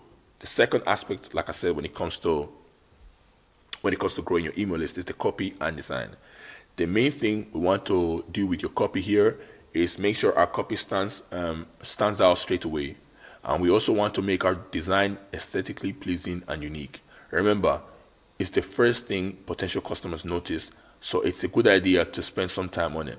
As I said in the funnel optimization phase 3, you want to use what is in it for them, what is in it for them copy, right? So instead of saying give me your email list, you can say receive a 10%, 15%, off your next purchase, if you subscribe to our email letter, basically. So, you could even say, where should I send your 10% discount, right? And you can put an email box there for them to put in their email, right? So be creative, like lead with what they get, not just what you want, right? Lead with what they get, right? Now, the next thing is, so we got, cool. So we got offer, you got copy and design, and we got pop-up settings, right? So here are a few ways to set up your pop-up settings. So you could do this. So you could delay for 6 to 12 seconds before presenting it to a potential customer. So when they land on your site, you could maybe wait 6 to 12 seconds and then have the pop-up come up, right? You could show it. You could show the pop-up on exit intent instead. So if they're trying to leave the website, you could show the pop-up then, right? So you could do it that way. You could show after they scroll 50% of the page. So if they scroll like halfway through the page, you could show it at that point, because obviously they have interest in whatever it is that you sell, right? So based on that interest, you want to get their email. That's a different way to do it. You can also you sometimes consider a micro commitment step before asking their email and phone number. For example, let me break this micro commitment step down, right? Let me break it down. So we get them to say yes to receiving a small benefit like a discount, and then ask for the additional information like email address and phone number. The best thing to do once again as a brand owner is to become a data analyst and split test the different settings and find out which settings works best for your e-commerce brand. You should always aim to get about 5 to 10% of website traffic to give you their emails. So that's the benchmark, that's the KPI. So you want 10% of your website traffic to actually give you their emails and you join your newsletter, right? Cool. So the next thing is core flows, right? So we got deliverability, we got growing your email list, and now we have core flows, right? As I previously said, to build a relationship with your potential customers or existing customers, we need to meticulously put relevant touch points in place that nurture the customer or prospect where they are in the customer journey. Whether they just signed up to the email list or bought for the 5th time, we need to trigger automations that give value and enable buying decisions, right? So first automation, first core automation is the welcome flow. I think most brands have this one, to be fair, but it's just not that good, right? The goal here is to turn prospects into customers and get them into the lifetime contribution margin, right? Flywheel. Make sure you know how to frame your offer or create context for the sale instead of just trying to sell something, right? This is very important. This is the difference. It makes a difference. This is important because subscribers who receive a well-positioned and relevant offer are more likely to engage with your emails, make a purchase, and remain loyal customers over time. So let me give you a tangible example. Instead of simply offering a generic discount code like get 10% off your first purchase, you could frame the offer more effectively within your welcome flow. For example, welcome to skincare brand name, right? Whatever the case may be, right? As a thank you for joining our community dedicated to healthy, glowing skin, we're excited to offer you an exclusive welcome gift. Enjoy a complimentary deluxe sample of our best-selling moisturizers with your first purchase. Right? So if you see this, can you see how much more effective this will be? As always, here is a simple framework you can use to get started. So your welcome flow could follow these things. Now, 2 secs.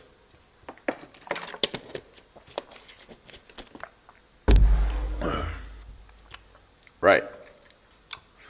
So the first email of your welcome sequence flow, right? You could have a warm welcome / exclusive offer. So like we just did right now here, right?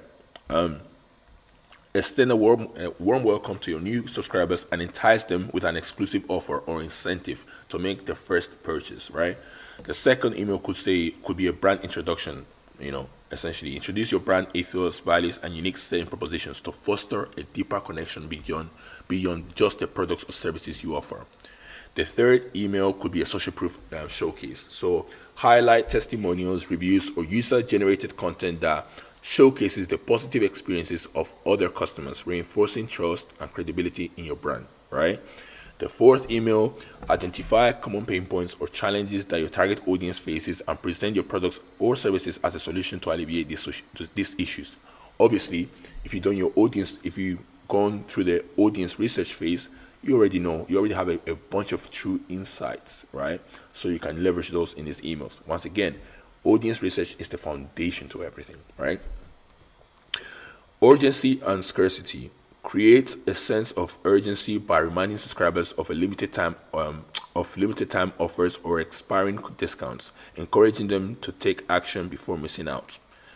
And then personalized check-in. Reach out to subscribers who haven't made a purchase yet with a personalized follow-up email and ask for feedback or reasons for not purchasing and offer an upgraded discount or incentive to encourage conversions, right? This last one is optional and it's not a must. We do not want to come across as desperate. Now, the way you have to do this email, I wish I actually put an example here. Like, you don't say, oh, why didn't you buy? Like, obviously, right? You don't email them saying, why didn't you buy? But you have to frame it in a way where it's like you're asking for feedback. Like, you're asking for for suggestions, right? It's don't ask why didn't you buy. Just say like what could we have done better, or ask for feedback. Frame it in a way where you're looking for suggestions or ways to improve, right? So you don't come across desperate, right? So that's that, right? So let's move on. Cool.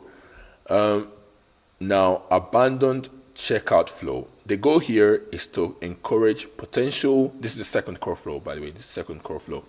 The goal here is to encourage potential customers or existing customers to continue with the sales process. Remember, to handle non-monetary objections before introducing discounts, right? So we don't want to just say, here's a discount straight away. We want to handle all the objections that they may have, right, about the product, right? Because maybe the reason why they're not converting is not related to the money or the price of your product. It may be related to an objection they may have. So let's handle the objections before we get to the price, right? And maybe they'll purchase before we even get to the price objection, because they might not even have a price objection in the first place. It's just they're unsure about something to do with the product, right?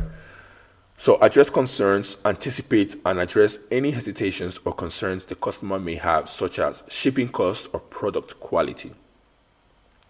Reiterate the benefits of your products and reassure them of their value, right? Email 2, you can incentivize. Provide an incentive to encourage the customer to complete their purchase, but do so strategically. Offer a discount or special promotion only after addressing non-price related objections they may have, right? As I said previously, right?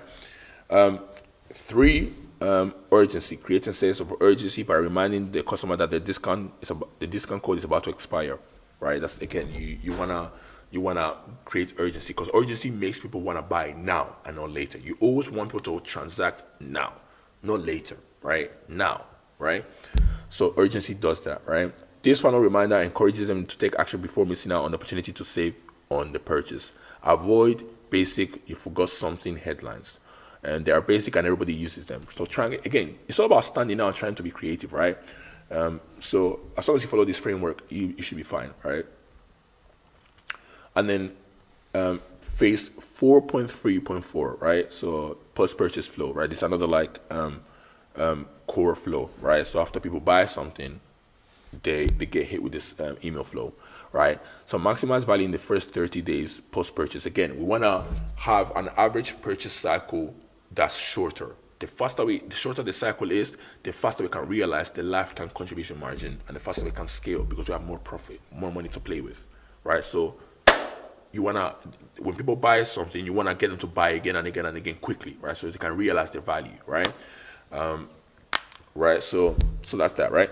Leverage the heightened engagement levels during this period to reinforce the value proposition and solidify the customer's commitment to your brand, right? Here's a simple framework you can use to get started. So number 1, express appreciation. So to mitigate any buyer's remorse, when people buy from you, they usually might sometimes feel like, or maybe I should not bought them. They start feeling a bit of doubt, right? It happens to every consumer, right? It happens to everybody, right? But if you say thank you, you reassure them. It's almost like you're telling them, yeah, you made the right choice. Good job, right?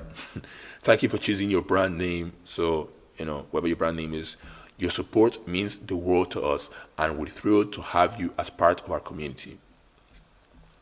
Email 2, offer ongoing support and encourage social media engagement while awaiting the product, right? We are here if you need anything. /follow socials while you wait, right? So we get them to engage with our social media and understand more about what we do and why we do what we do, and they stay in our ecosystem, right?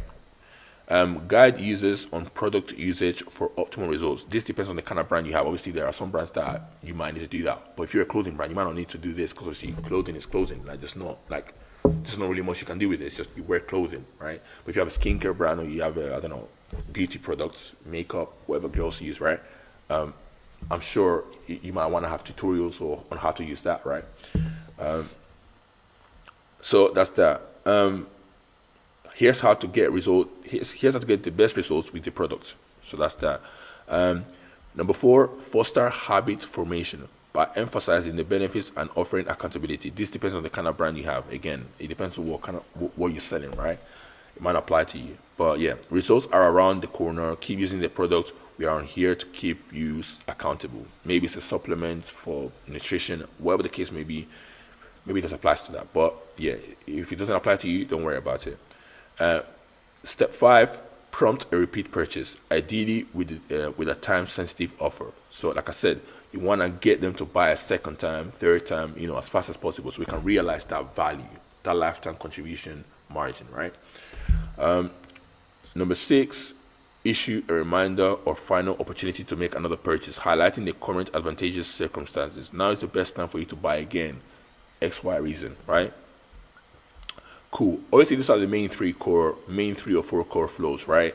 Post-purchase flow, abandoned checkout flow, and welcome flow. Obviously, there's more flows. I can go through countless flows, right? But obviously, this training will be 20 hours long, right? It's already long enough. So yeah, these are some other kind of flows that you want to have, right? Very important. Again, we're not gonna go through all of them right now because again, like, there's a lot of them. We could even have more than these ones, to be fair, right? So, but yeah, that's that. Again, if you want access to this document, DM us the word resource on our IE DMA Instagram page, and we'll send it over to you, right? So again, the word resource, right? So that's that.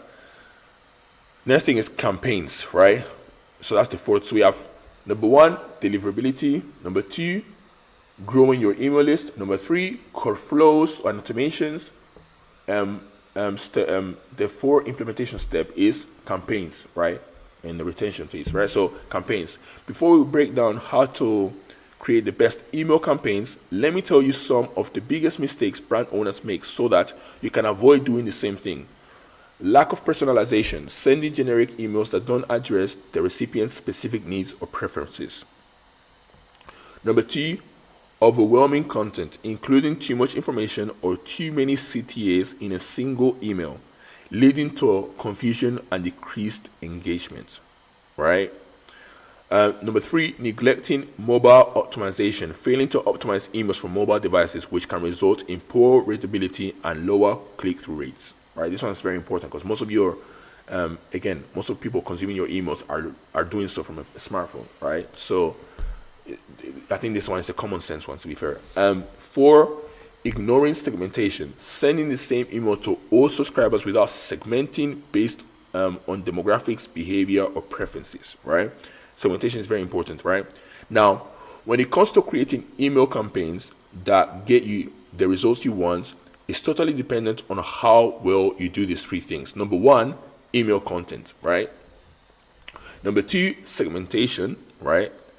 And number 3, sending cadence. So in other words, what's in your email, who you send it to, right? How good you are at sending emails to each of your subscribers or each type of subscriber. And 3, how often you send emails, right? So those are 3 factors that affect your campaign. You're gonna break them down, each one individually. So for the sake of not making this video too long, we will not be going into too much detail, but I'm still going to give you the basics you need to succeed, essentially, as I said. When it comes to email content, there are 6 main content pillars you can recycle for your campaigns. So product promotion, social proof, engagement, lapsed, and VIP. So product, send this to engaged segment, and you can exclude recent purchases. When it comes to promotion, send to whole list. So send to the whole list / engage if we want to really drive revenue, right? Don't overdo it. Obviously, don't keep pushing promotions all the time, right? It can come across very salesy, and that's the easiest way to get people to leave your subscriber list, right? Send to purchases monthly. So people that haven't bought yet might not be too they might not be ready to, like, people that haven't bought yet might not be in a frame of mind where you can send them constant emails about different products, right? Maybe they're still unsure about something. Selling to them all the time might not be the best approach, right? So when it comes to non-purchases, send it to them monthly, right? And once they made the purchase, you can increase the frequency, right? But this, again, this comes down to segmenting your audience, right? But yeah, we'll get to segmentation in a second. But so promotion, emails. right? And then you have social proof, which is you send this to non-purchasers, people that haven't made the purchase yet, and send to engaged segments from time to time, right? So again, non-purchasers they haven't made a purchase for a reason yet. Social proof makes them feel like they need to make a purchase, and because other people have also made a purchase, so you probably you probably should do the right thing and make a purchase too, right? So that's what social proof does, right? And fourth type of email content is engagement, send to engage content, right? So it's the kind of emails that you send to educate people about your values, or even just like in general any new updates that's going on with the company. You might want to do that as well. So send to engage segments, right? Lapsed, this is people that have essentially like that have stopped engaging with your emails, right? So, and then VIP, send to repeat buyers segments every 6 to 8 weeks, right? So that's the different type of content, right? So VIP type of content, labs type of content, engagement type of content, social proof content, promotion content, and product content, right? Now, here are a few campaign ideas from each pillar to get immediate ROI from your emails. So number one, with the product, you have a product highlight, collection highlights, product comparison, why ours is better than the competitor, present products as solution to the problem, and product education. So all the kind of things to do with products. And this also, let me zoom out a little bit.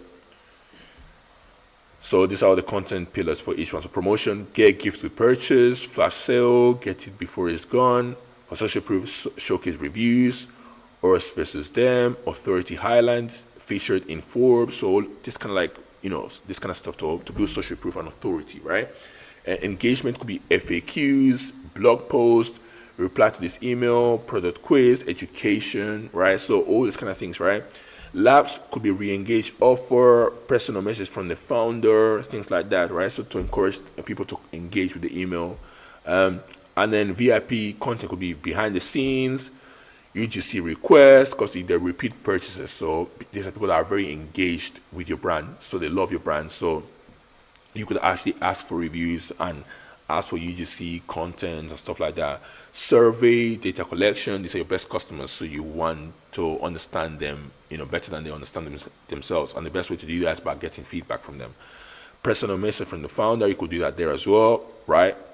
And then the last stage is segmentation, right? So we've gone through email content, not the last stage, but the second to last stage, segmentation, right? So we've gone through email content, now we've gone through segmentation, and then we'll go through cadence.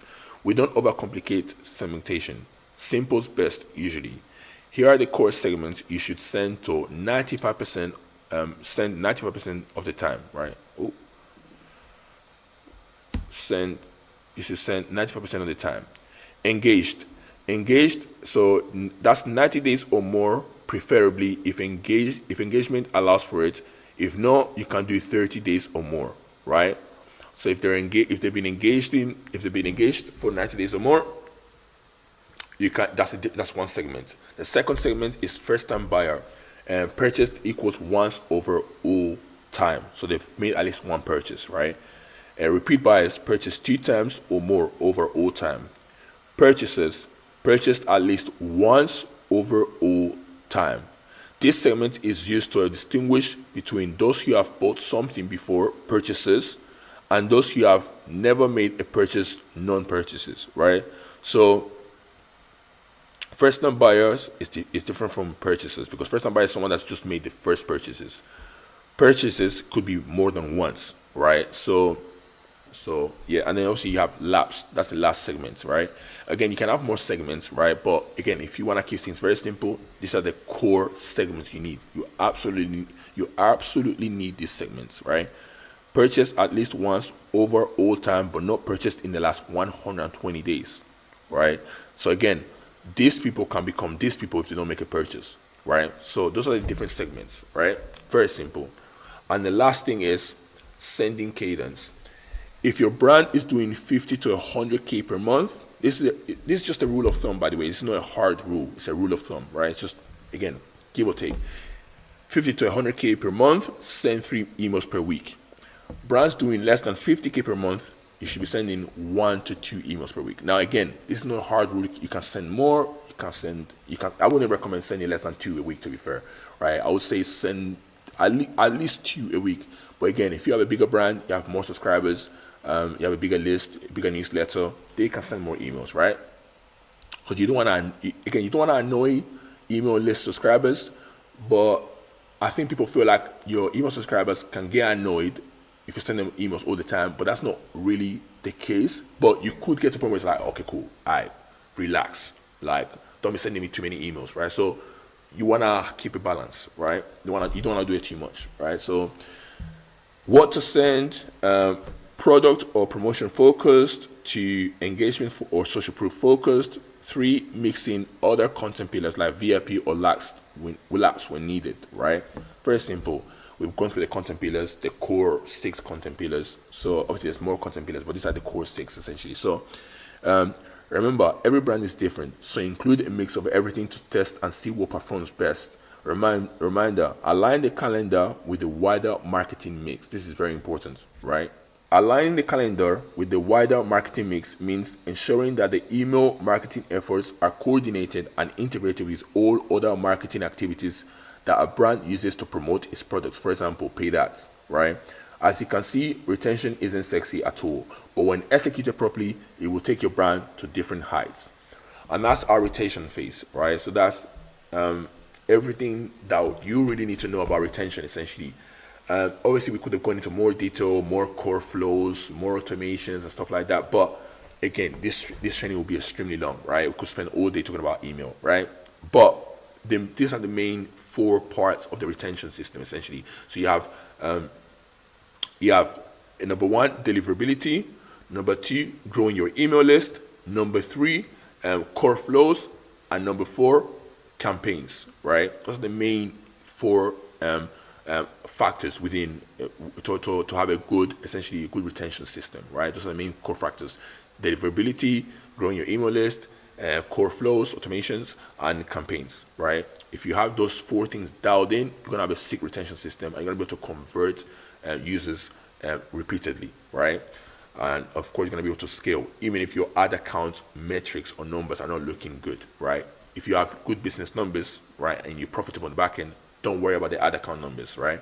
And of course, I will still advise you to still be profitable on the front end, if possible, because it makes everything easier. But if you have good business numbers, it doesn't have to be, right? Because you're gonna make more money on the back end once you acquire the user, or once you get a first time purchase, right?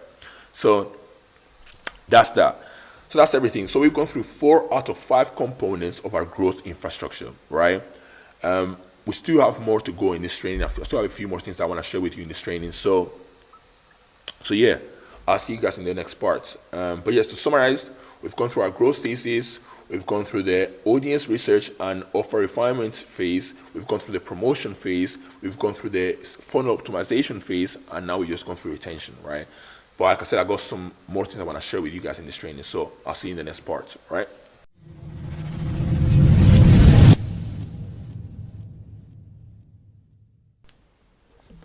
The one thing. That's our IE DMA growth infrastructure in a nutshell. At IE DMA, we scale e-commerce brands to multiple 7 or 8 figures a year in top line in a profitable, predictable, and sustainable manner using our IE DMA growth infrastructure. Although our goal primarily is to increase your revenue, our goal is to make it inevitable for you to see long-term success with your e-commerce brand. And that's why, unlike traditional marketing agencies who only offer you the brand owner, paid ads, or email marketing to scale, as a growth firm, we take it a few steps further. We have different verticals. You will have the ability to implement and leverage within your business to maximize growth when the time is right for you, right? So as I said, these are the 5 components of our growth infrastructure. So offer refinements, audience research, offer refinement and audience research, promotion, funnel optimization, retention, brand/organic, right? So these are the 5 components of our growth infrastructure. We just went through only 4, right? So offer refinement and audience research, promotion, funnel optimization, and retention, right? Now, something worth mentioning here is that we also have a brand organic vertical at IE DMA, which is obviously, right, this vertical right here, right? Now, this is because we believe a strategic brand around your business is the biggest form of leverage you could have as a business owner. This is because when people become familiar with your brand, they'll think of you first when they are ready to make a purchase, and they will willingly and happily pay a premium for your products. Here's a simple diagram to illustrate the effect of a strategic brand that a strategic brand has on your profit margins. The effect that, let me fix this. Cool. Has on your profit margins, right? Let me zoom in so I can show you guys this diagram quickly. So as you can see, what I'm trying to show with this diagram is that you might have a decent amount of profits right now, a decent margin, but because you're doing discounts and you're probably doing aggressive sales marketing initiatives, your profit margins are lower than it could be. But when you have a brand, your profit margins significantly increase because you won't have the need to actually do any discounts or any aggressive sales marketing initiatives, because people just willingly come and buy from you because they'll choose you over another brand, just because they identify with what your brand is the idea or feeling that your brand is trying to convey, right? So you don't need to try and do any discounts or any heavy, sale. Does that make sense? So, and what that does is obviously increase your margins, right? Because you don't have to, because when you do discounts, you're essentially giving away margin to incentivize people to buy from you. So if you don't have to do discounts, your margins inevitably rise, right? Now, let me zoom back out. I'm not going to go into how to build a brand for your business here. We will be here for another hour or two, right? But I think this is very important for you to understand. Branding and marketing are two different things. Branding shapes the perception consumers have of your business. Marketing makes consumers aware of your brand, right? So I've got a diagram here I can show you. Hopefully you guys can see that. With that strategic brand, you're just another business in the marketplace competing for customers, right? A brand is what makes you stand out, right? It's what makes you different to other brands out there, right? So let's zoom in a little bit. So yeah, as I said, brand shapes the perception of your company, and marketing is just the bridge. Marketing is how you make customers, the C's here are customers. So marketing is how you make the customers aware of your brand, right? It's that simple, right? But branding is essentially like the wrapping paper that you use to, wrap your company, if that makes sense, right? It's how it presents your company in the best way possible, essentially. It's just the way I look at brand, honestly speaking. I know people have different definitions, but for me, brand is just it's an asset that businesses use to influence behavior, right? It's just an asset that businesses use to influence behavior, right? And the way they do this by shaping the perception of the company, right? And building affinity, making sure that, making customers wanting to essentially buy from them and not someone else. So anyways, so marketing is a bridge that allows for people to find out about your brand, right? That's the best way to describe it. They are related, they work together, they go hand in hand, but they're different. Now, hold on a sec. Yeah, let's do this one. Yeah, to build an organic presence on social media platforms, make people aware of your brand and grow a cult-like following, you need content. To be specific, you need an organic content vertical or system. Must also have an influencer network. Influencers bring social proof, more exposure to your brand, and by extension, another way to bring in sales, right? When I say influencers, I'm not just talking about regular social media influencers. Influencers could also be individuals or celebrities that are very well known in your industry. Think of brands that leverage influencers like Gymshark. Obviously, Gymshark is $1 billion brand, and they've worked with Francis Ngannou. Obviously, in the past. I'm not going to go into this. If you guys want access to this doc, just DM us the word resource on Instagram, and the team will be happy to send it over to you, right? So you guys can check that out if you want. Now, I understand not every brand owner is in a position to implement our IE DMA growth infrastructure straight away, right? And to be honest with you, if you decide to implement just one of the 4 verticals I just showed you, which the 4 verticals I just showed you are offer refinement and audience research, promotion, funnel optimization, and retention. If you just decide to implement one of these 4 verticals, you will see significantly better results than you are currently seeing with your brand, for sure. However, the power comes from executing the 4 verticals perfectly in a holistic structure. So when they're working together, as a growth infrastructure, that's when you're gonna see the best results, right? Because as I said at the beginning of this training, like, you can be running ads all you want, right? But unless you have a retention system in the back end that increases the amount of conversions that you get, you won't be able to force down your blended CAC.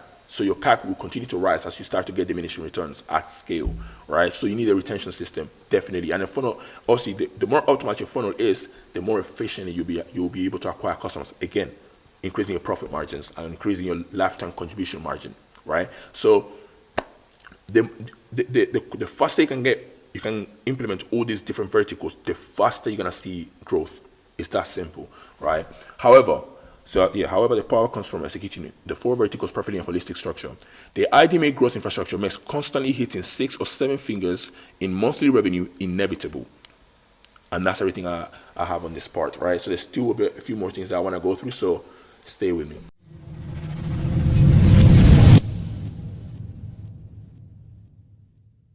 All right, so I'm going to be going through a few questions or through a few FAQs that we normally get on free consultation calls, and I know that some of you guys watching this training will have, right? Now, I want to quickly, if you have any questions, please don't hesitate to ask. You can leave your questions in the comment section below, and I'll be happy to answer.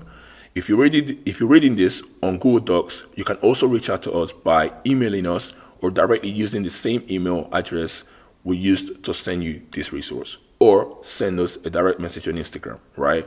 Either way, we're here to help, right? So number 1, the first FAQ is some of the questions that we normally get is, what if I don't have the fulfillment backend to supply the growing demand that the IDMA growth infrastructure will produce for my e-commerce brand? Now, answer.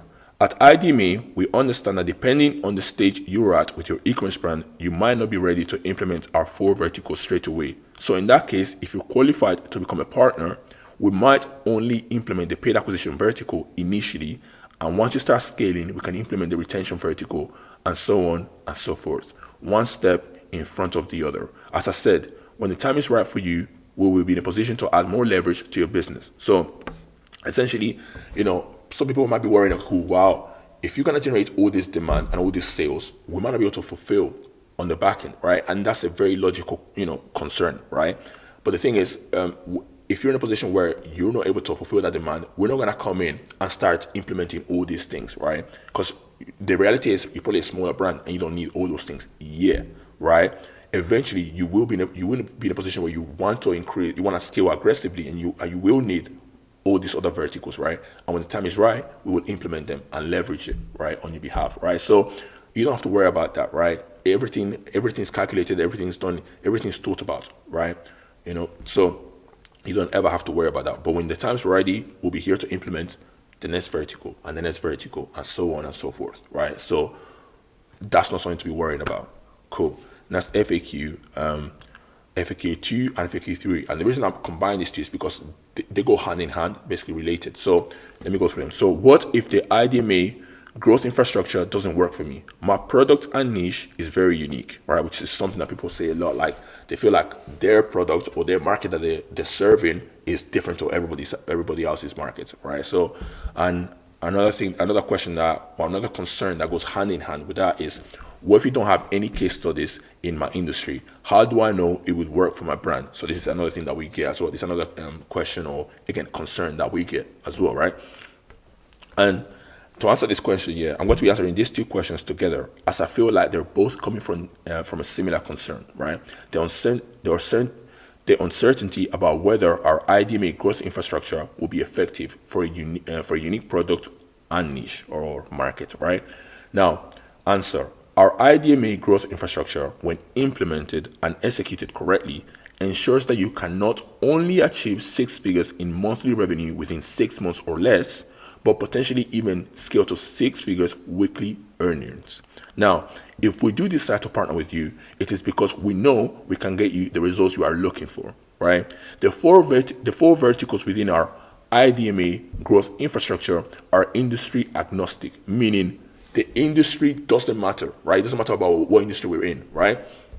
So this means that the 4 verticals within our growth infrastructure are not limited to or specifically tailored for any particular industry. They can be implemented effectively across a wide range of industries, right? So it doesn't just work on a particular industry, for example, like skincare brands or beauty brands. It works across every industry, right? It's a proven methodology that works in the e-commerce space specifically, right? So now, This is because our growth infrastructure was developed based on fundamentals and timeless principles that worked in the past, currently work now, and that will continue to work in the future.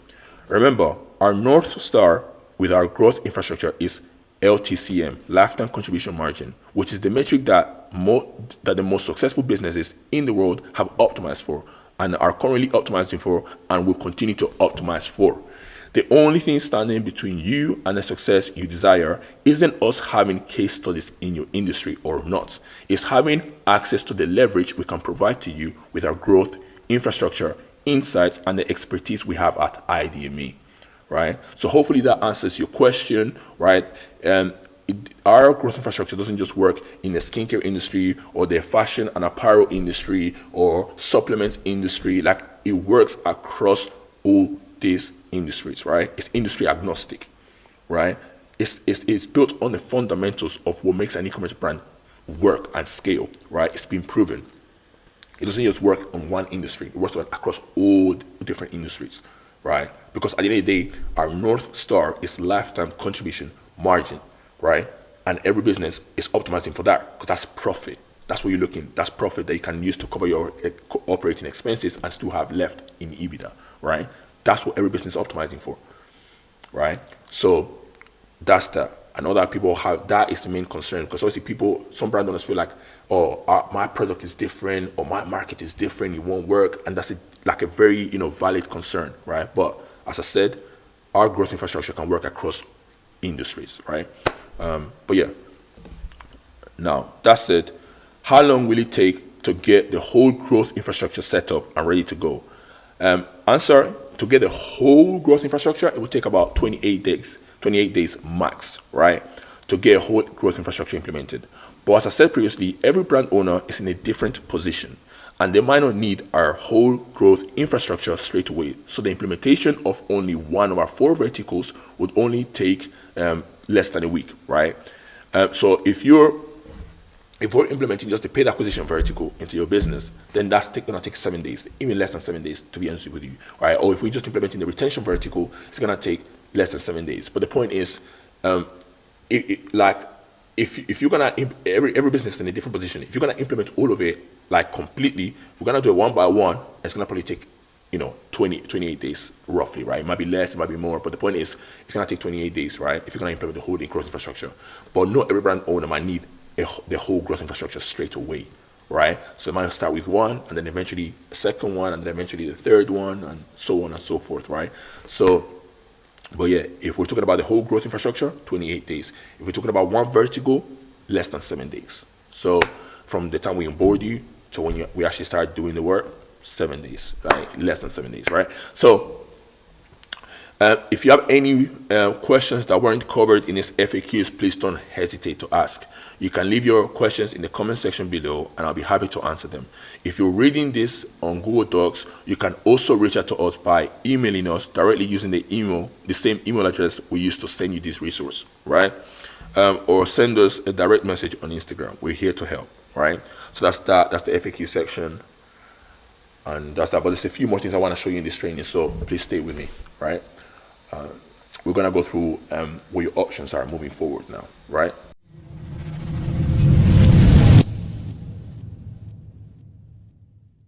So what are your options moving forward as a brand owner? Next steps as a brand owner.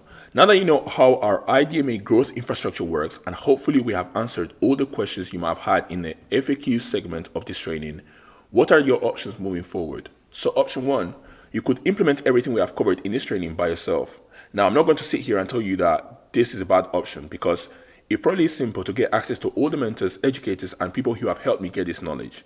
2, it probably is very simple for you to spend tens of thousands of hours in your ads manager trying every single strategy out there, compiling the results, data, and identifying the winning strategies. 3, it will also be simple for you to go through all the trials and problems my team and I had to face while uncovering these insights and applying them successfully to brands around the world. Maybe it is easy, but it for sure takes time. And if you value your days and your years like I do, you probably don't want to spend the next 3 to 5 years of your life learning with no certainty of success. If you're like me, you like efficiency and fast feedback loops. You want 100% efficiency from the get-go because you are hungry for success. This naturally takes us to option 2. Now, if option 1 is not an option 2 may be an option. But here's option 2. Hire and manage an in-house marketing team. Drawbacks. It is extremely difficult to find and build a team of people that are capable of generating $1 million plus in annual recurring revenue. You will have to spend months going through hiring platforms looking for talent and, of course, conducting interviews, which is costing you even more time. Then you need to lead this team and build team synergy, which is something that naturally takes 6 to 12 months minimum, give or take. And if you manage to find the right talent, their salaries could easily total hundreds of thousands of dollars, which may not be justifiable for a 6 or 7-figure e-commerce brand. Now, after considering this, maybe you do not want to do it by yourself and you do not want to go through all the effort, time, and money required to build an in-house team. Well, the next best option is option 3. Hire multiple traditional marketing agencies. Drawbacks. Success in this ever-changing e-commerce space requires you to have a complete growth infrastructure. Excelling solely in crafting high-performance ad creatives or focusing only on driving sales through email and SMS won't take you far. And that's what most traditional marketing agencies do. They only focus on or handle one aspect of your marketing and sales department. Traditional marketing agencies specialize in paid ads that specialize in paid ads are hyper-focused on ROAS and will get you customers even at a loss, which isn't sustainable, as you now know. We went through the training. If you went through this training, you've watched all the parts, you know why focusing on ROAS isn't the way to go. You'll probably have to pay thousands in retainers and have no real results to show for it.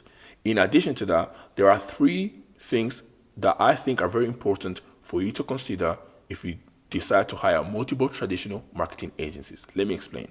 The first one, tracking on all these ad platforms isn't as accurate as it was before due to the iOS 14.5 privacy updates that was released by Apple in 2021 in April, right? These iOS 14.5 privacy updates cause attribution issues, which could lead to a discrepancy between the revenue Shopify shows you that you actually made and the revenue that these different traditional marketing agencies claim that they made through these different ad platforms. Now, if you wonder what attribution issues are basically decreased visibility in the customer journey, essentially. You can't track users as easily as you did before, right? Now, let me give you an example that will make it easier to understand. Let's say you're a founder or a CEO of a thriving e-commerce brand. And let's say at the end of January, end of the month, Shopify indicates that you have only made $150K in revenue, right? However, the combined revenue from all these different ad platforms shows you different numbers, for example, 205K, due to the attribution issues, right? Now, assuming that these different marketing agencies that you may be working with are charging you a percentage of the ad platform's revenue, attributed revenue, these marketing agencies could potentially be charging you more than they should because of the revenue numbers being displayed by the ad platforms. Now, that might still sound like I'm speaking a different language. So let me give you a very visual example. So let's say in January, you actually made 150K, right, in British pounds. And that's what Shopify is showing you, right? That's what you actually made, right? But this, and you're working with different traditional marketing agencies, right? So you're working with a Google Ads agency, a Meta Ads agency, a TikTok Ads agency, and a retention marketing agency. Now, here's what the issue is. So the retention marketing agency might be telling you, wow, we've made you 55K through email, right? Email and SMS. The TikTok Ads agency might be telling you, wow, we made you 60K through TikTok ads, right? The Meta Ads agency might be telling you, well, we made 40K through Meta Ads, right? And the Google Ads agency might be telling you, wow, we made 50K through Google Ads, right?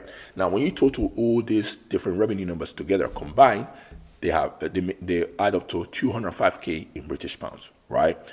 Now, the worst thing about this is that each of these agencies are going to charge you a percentage of the revenue that these different platforms are telling you that they made you, right? So the TikTok Ads agency is going to charge you a percentage of the 60K, right? The retention agency, retention marketing, email and SMS agency is going to charge you a percentage of the 55K. The Google Ads agency is going to charge you a percentage of the revenue that they made you through Google, right? That's what the platform is telling them that they made you, right? And the Meta Ads agency is going to charge you a percentage of the revenue that Meta is telling them that they made you, right? But you actually made 150K. So if they charge you a percentage of basically fake revenue, which is revenue that you didn't actually see because you actually made 150, not 205, that percentage plus the retainers could actually like make you unprofitable, because they're not actually charging you a percentage of what they actually made you. They charge you a percentage of what the platforms are telling you they made you, which is not accurate. So they're essentially charging you more than they should. And if you're not aware of this, they could be fleecing you every single month. Because they'll just show you, wow, we made you 40K on Meta Ads, so we're taking a percentage of what we made you Meta Ads. But that's not what you actually made, though. You made 150 in total.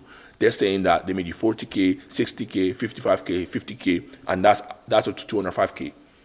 So essentially, every agency here is taking a percentage of the fake 205K revenue that you didn't actually see because you actually made 150, right? But according to these ad platforms and the email and SMS software that they're using is telling them they made you 55K, 60K, 40K, and 50K.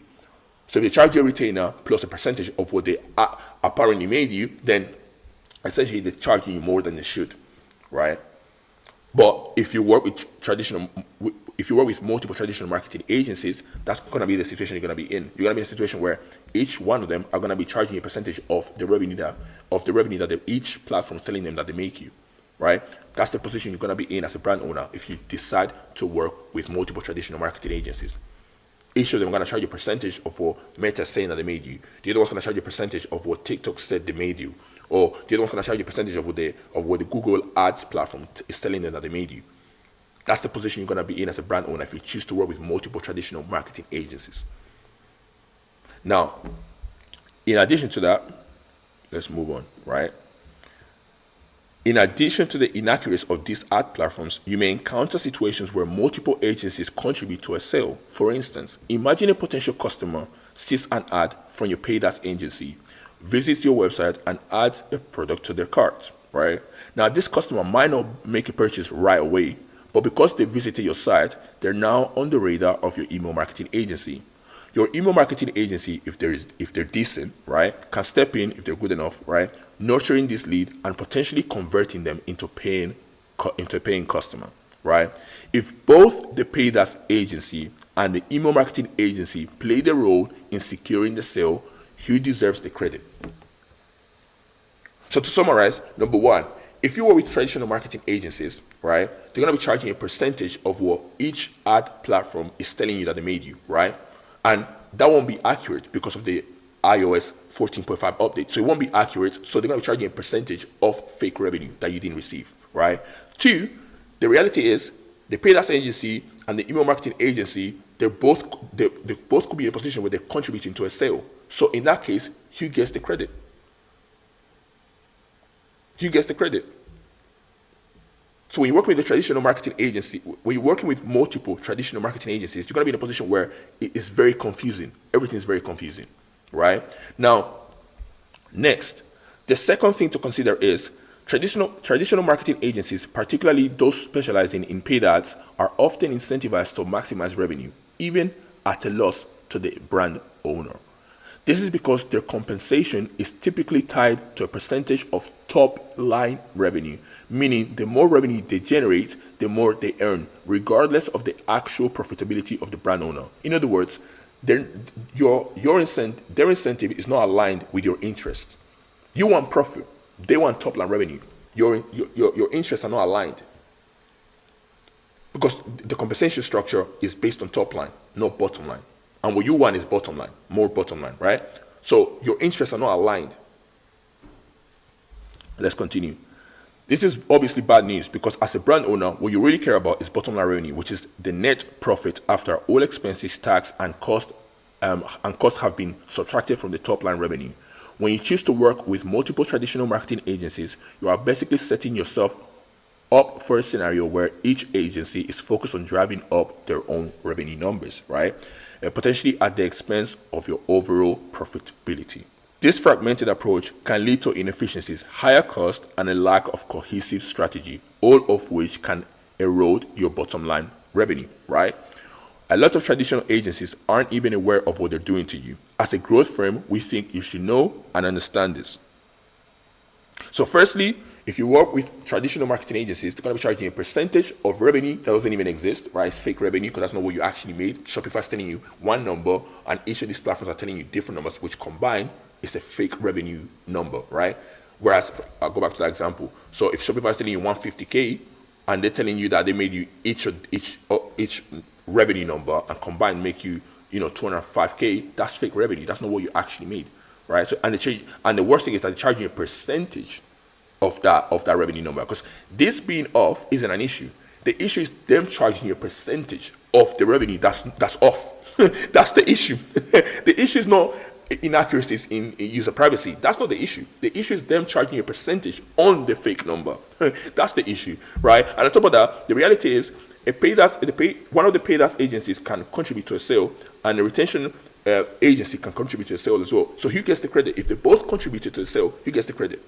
And then on top of that, this paid ads agency or email marketing agency, they usually are incentivized to drive up their revenue numbers, because they get a percentage of the top line revenue they each make you through their platform. So if I'm a Google Ads agency, for example, and I get charged a percentage of your top line revenue that I make you through the platform, well, I'm going to incentivize to increase that number as possible, even if you're unprofitable in the process. So the third thing to consider is the ability to create contextual or relevant experience for your customers on different platforms.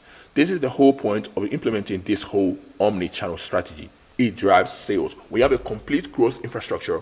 You can meet customers at each point in the customer journey, and you can build contextual experiences for each one of them, so they feel like you follow them through each stage of the process, each stage of the sales process, right? So it's contextual, it's personalized, right? And that increases sales, right? That increases revenue, right? And profits. Most importantly, profits, right?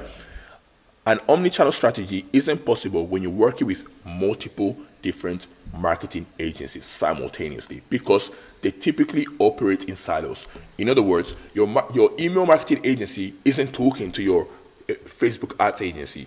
Your Facebook or Meta ads agency isn't speaking to your TikTok ads agency. Your TikTok ads agency isn't speaking to your Google ads agency. They all operate in silos, trying to increase their own revenue numbers, regardless of what your business, what your desired business result is. They don't care about your profitability. They only care about increasing the revenue number on their platform, so they can charge you a percentage of that. They're not speaking to each other and coming up with a combined or a unified marketing calendar. They're not doing that. They're not doing that because they're all operating in silos in their own, corner, right? They're not working together as a team. So when you work with traditional marketing agencies, like a lot of them simultaneously, there's gonna be siloed. Your customers gonna have different experiences, right? And they won't have that contextual, personalized experience because they're all operating separately, right? Now, silos refers to a situation where different parts of an organization, or different marketing agencies in this case, work independently from one another with little or no communication. When marketing agencies operate in silos, they focus on their specific tasks or platforms without coordinating with other marketing agencies responsible for other parts of the marketing and sales infrastructure. This can lead to disjointed and inconsistent customer experiences across various platforms because there is no unified approach. Everybody's just doing their own thing and trying to drive their own revenue numbers in their platform. So Google Ads agencies is trying to drive their revenue number on their platform up. The Meta Ads agency is trying to drive the revenue number up on their own platform. The TikTok ad agency is trying to drive the revenue number on their platform up, and none of them are talking to each other and working together to come up with an omni-channel strategy. They're not doing that. Everybody just selfishly doing their own thing, right? Trying to drive revenue and charge a percentage of that top line revenue, right? So their interests are not aligned with your interests. You want profit, right? So you want growth, but not at the expense of profit, right? So, but you're not going to be able to have as much profit as you would if you were working with one single team. If you're working with traditional marketing agencies, you won't be able to create as much profit as you could because they're not working together. They're working separately, right? Now, so if a brand owner works with multiple marketing agencies that operate in silos, Each marketing agency may create its own separate strategies and campaigns without aligning them with the others, resulting in a lack of cohesive and contextual customer experiences. This ultimately leads to a reduction in sales volume as potential customers are less likely to respond to marketing messages and therefore less likely to convert into actual customers.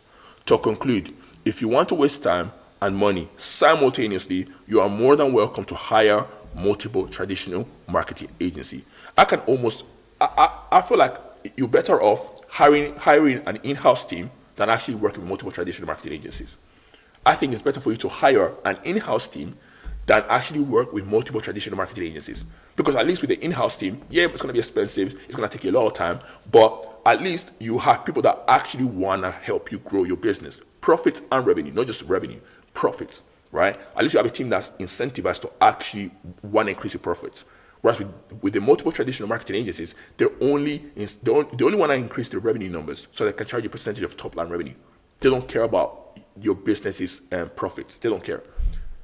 They only care about their own single platform that they're managing, whether that be email and SMS software, or whether that be Meta ads, or whether that be TikTok ads, or Google ads, or whatever Snapchat ads, whatever the case may be. They only care about their own platform.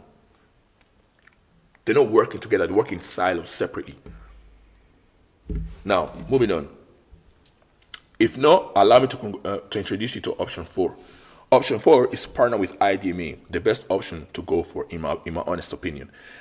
With the IE DMA growth infrastructure, you will be adding at least 100K to your monthly revenue in 6 months or less in a profitable, predictable, and sustainable manner.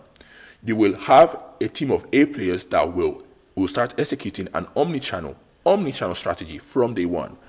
These A players are extremely competent and very experienced in funnels, CRO, Facebook pixels, Google Analytics, etc., copywriting, email, long form copy, short form copy, persuasion, landing pages. 3, advertising platforms, TikTok, Facebook, Instagram, Google, and more, right? 4, retention, email/SMS, right?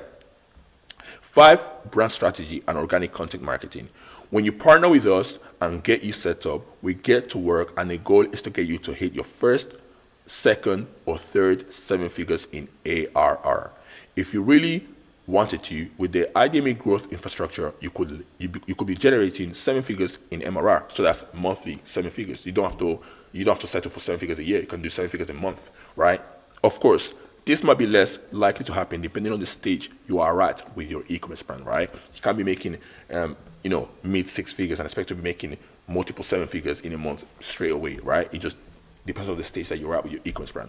Forget about the old way of doing things. Before IE DMA, achieving the results we deliver would have required hiring over 10 people, taking on significant financial risk, and investing heavily in their training, all without any guarantees, by the way. So you're putting all this work up front and spending all this money without any guarantee of results.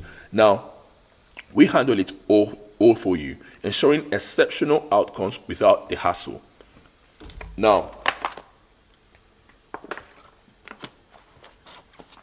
or worse, you have to rely on multiple different service providers, traditional marketing agencies, to manage different aspects of your marketing and sales department.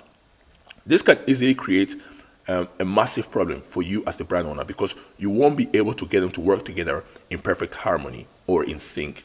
In addition to that, these traditional marketing agencies have their own unique incentives, which, by the way, are not aligned with yours, as I previously mentioned. Imagine having to work with a Facebook ads agency, a social media management and content creation agency, a CRO agency, a TikTok ads agency, a UGC ad creation agency, an email and SMS marketing agency, a Snapchat ads agency, a Google ads agency. The list goes on and on and on and on and on and on, right?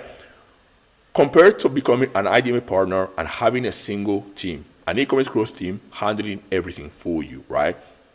This is essentially what you get when you work with IE DMA, right? We build growth teams and we implement them into the brands that we work with.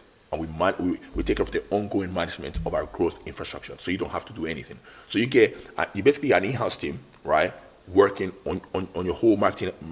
You get an in-house team working on your whole marketing and sales department, right? So this is what you essentially get, right, when you partner with us. Now, granted, every brand owner is not at the stage where they need all of this, right? They need a team that working on all these different verticals, right? It depends on the stage that you're at, right? As I said before, we would implement one vertical at a time, right? And as you scale, we can implement the next one and so on and so forth, right? Not every brand is ready for this, right? But this is what we can do. And this is what your marketing and sales department could look like. This is what your team could look like, right? If you were to work with us, right? So that's that. Having IDMA as a growth partner is very simple. We are both aligned and incentivized to grow your bottom line revenue month over month, right? You don't have to deal with this whole silo. These people doing their own thing, those people doing their own thing in their own corner. The Meta Ads agency doing this, the Google Ads agency doing that, the TikTok ad agency doing another thing. Like, because you work with a single team which has one interest that is aligned with yours, increasing bottom line revenue, and they're working together, you won't have those siloed, situation that you could have by working with multiple traditional marketing agencies, right? Because you only work with one team. You won't have that, right? You have a partner that handles all aspects of your marketing and sales department for you, or as we like to call it at IDMA, your growth department. At IDMA strikes a perfect blend between centralized expertise and decentralized execution. Centralized expertise and decentralized execution. This means that the core knowledge, strategy, and decision making are concentrated within a central team of experts in key areas like paid acquisition, CRO, retention, and content marketing. The actual implementation and actions are carried out by specialized individuals across different teams, ensuring seamless execution. This is how multi-million-dollar e-commerce brands are built.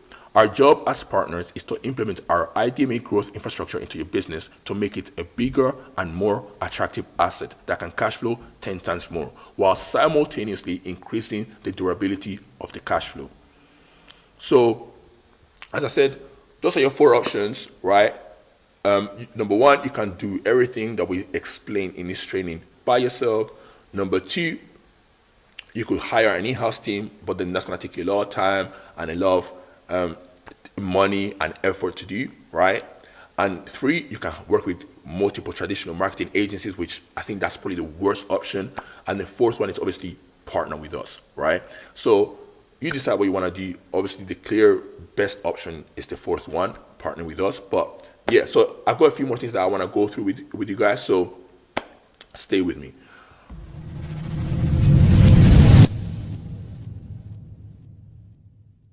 All right, let's go through a quick summary of all the insights. To summarize, remember, there are 5 components that make up our IDMA growth infrastructure. But today we went through the implementation and execution process of 4 out of 5 components, and we briefly talked about 1 out of 5 components, right? We went through the offer refinement and audience research phase, right? In this phase, we create infinitely more profitable and competitive offers, as well as doing market research to find the sales angles that will resonate with your customers or potential customers. In phase 2, the promotion phase, in this phase, we choose the platform your target audience is consuming content on. We come up with ad copy and create highly engaging ad creatives based on our insights from phase 1. And then we launch ad campaigns. There we go.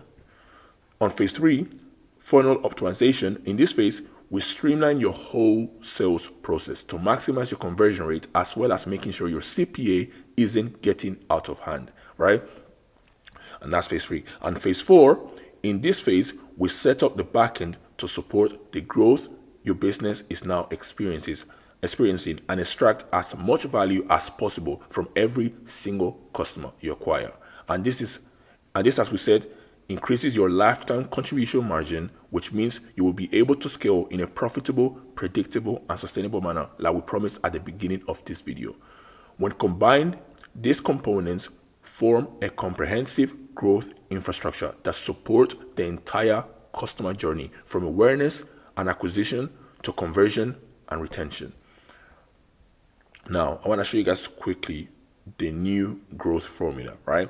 Now, allow me to introduce you to the new growth formula. Growth or intelligence equals the rate of learning plus rate of change. In other words, your growth is entirely dependent on how fast you learn and apply everything we just went through today.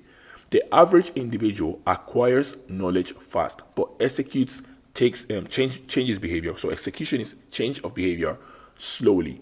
Someone who is smart acquires knowledge fast and executes changes behavior even faster, right? So there's no point going through this training and not taking any action, essentially.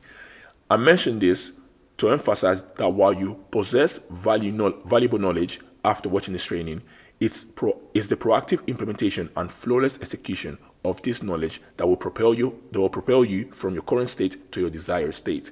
The faster you get to the implementation and execution, the smarter you are, but more importantly, the faster you will achieve growth with your e-commerce brand. I always try to remember that, and you should too.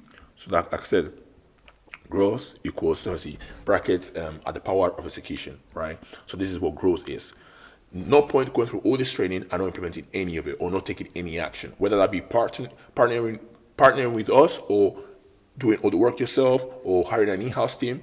Whatever option you go for, there's no point you going through this training and not taking any sort of action. So that's the whole point of this, and that's that. Now, I'll see you in the next part. We're basically at the end of this training now. So, yeah.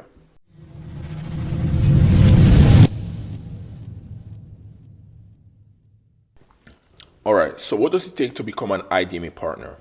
Cool. We do not consider a partnership with everyone. This is because we plan on scaling our company, IE DMA, as brand owners scale their e-commerce brands. In other words, we are scaling vertically, not horizontally. Scaling vertically means that our growth strategy is aligned with the expansion and success of the e-commerce brands we partner with.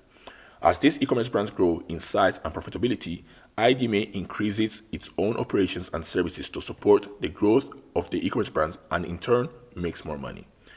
Can you see how our incentives at IE DMA are aligned with yours?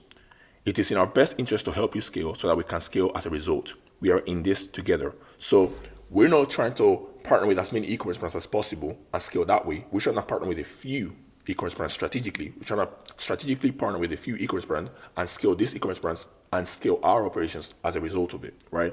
So we're scaling vertically, not horizontally, right? Now, having said that, to partner with us at IE DMA, you need to meet these 3 requirements. Of course, there are a few other requirements, but these are the 3 main ones. There's no main point in us discussing a partnership if you don't meet these 3, right? At least these 3, right? You must be currently generating at least 20K a month in EBITDA or 240K a year in EBITDA with your e-commerce brand. So at least bare minimum 20K a month in EBITDA, right? Number 2, you have a great product or products. Your customers love it, but you just aren't able to get it in the hands of more people. In other words, you need a solid infrastructure to scale profitably, predictably, and sustainably, right? And number 3, your goal is to increase your monthly revenue by at least 100K, leading to 1.2 million in yearly growth. So you have to be looking to at least scale by adding at least 100K to your monthly revenue. If you're not looking to scale by at least adding 100K to your monthly revenue, there's no point in you even discussing a partnership with us. There's no point. You have to be looking to scale your company at least bare minimum by at least 100K, right? Otherwise, the partnership doesn't make any sense, right? Now, we're exclusively partnering with brand owners who are fully committed to significant business growth. Whether or not you decide to partner with us, it's crucial to apply and manage the 5 growth components we covered today in your business. That's everything. That's the 3 requirements, essentially. There's no point in you even considering a partnership if you don't meet the 3 requirements. You must meet these 3 requirements to partner with us. If not, there's no point, discussing the partnership, right? We are looking for people that are trying to scale their companies and are serious, right? And they're also in a position to actually do so, right? Aggressively. So that's that. There's one more part to go. I'll see you in the next part.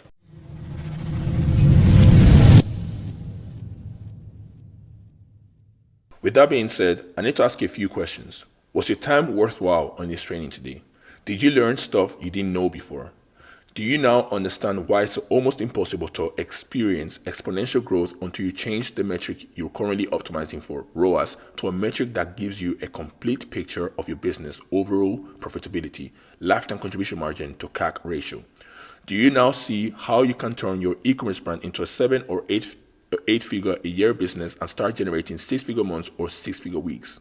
Is it fair to say all these insights and frameworks, it is inevitable for you to achieve a significant advantage over your competition. Well, let's be honest and think through this together as potential partners. You're not necessarily happy about the position that your business is in right now. Being stuck at the same revenue level isn't fun. You know you're ready for growth and true scale.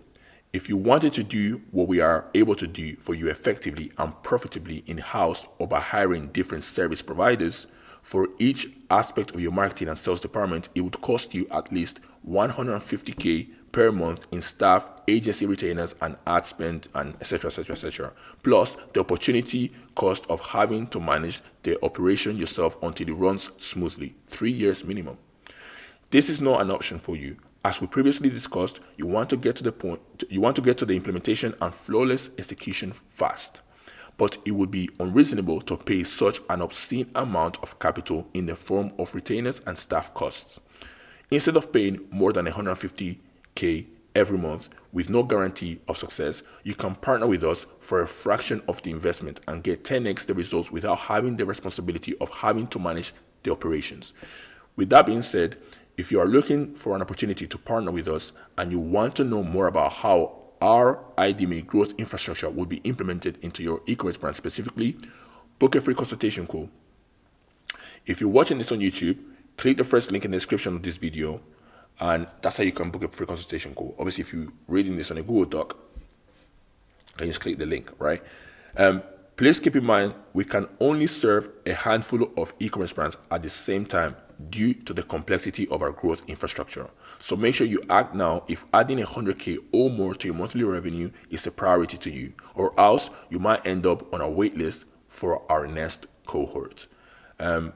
Frequently asked question, do we offer any guarantees? The answer is we do. But here's the thing, if you're the type of brand owner that is scouting for the biggest and boldest guarantee and bases their decision on them instead of looking for the best solution in the e-commerce brand for their e-commerce brand, then we are not for you. Now, with that being said, we only partner with e-commerce brands that we see are a great fit. So if we don't think that we can offer you a successful partnership, we will be honest with you and point you in the right direction. Thank you for your time. Hope you got massive value from this massive training and obtained a better understanding of what it takes to scale your e-commerce brand to multiple 7 or 8 figures a year. One love. Feel free to ask us any questions on Instagram. Right? That's our Instagram. And yeah, thank you for taking time to watch this training. See you in the next one.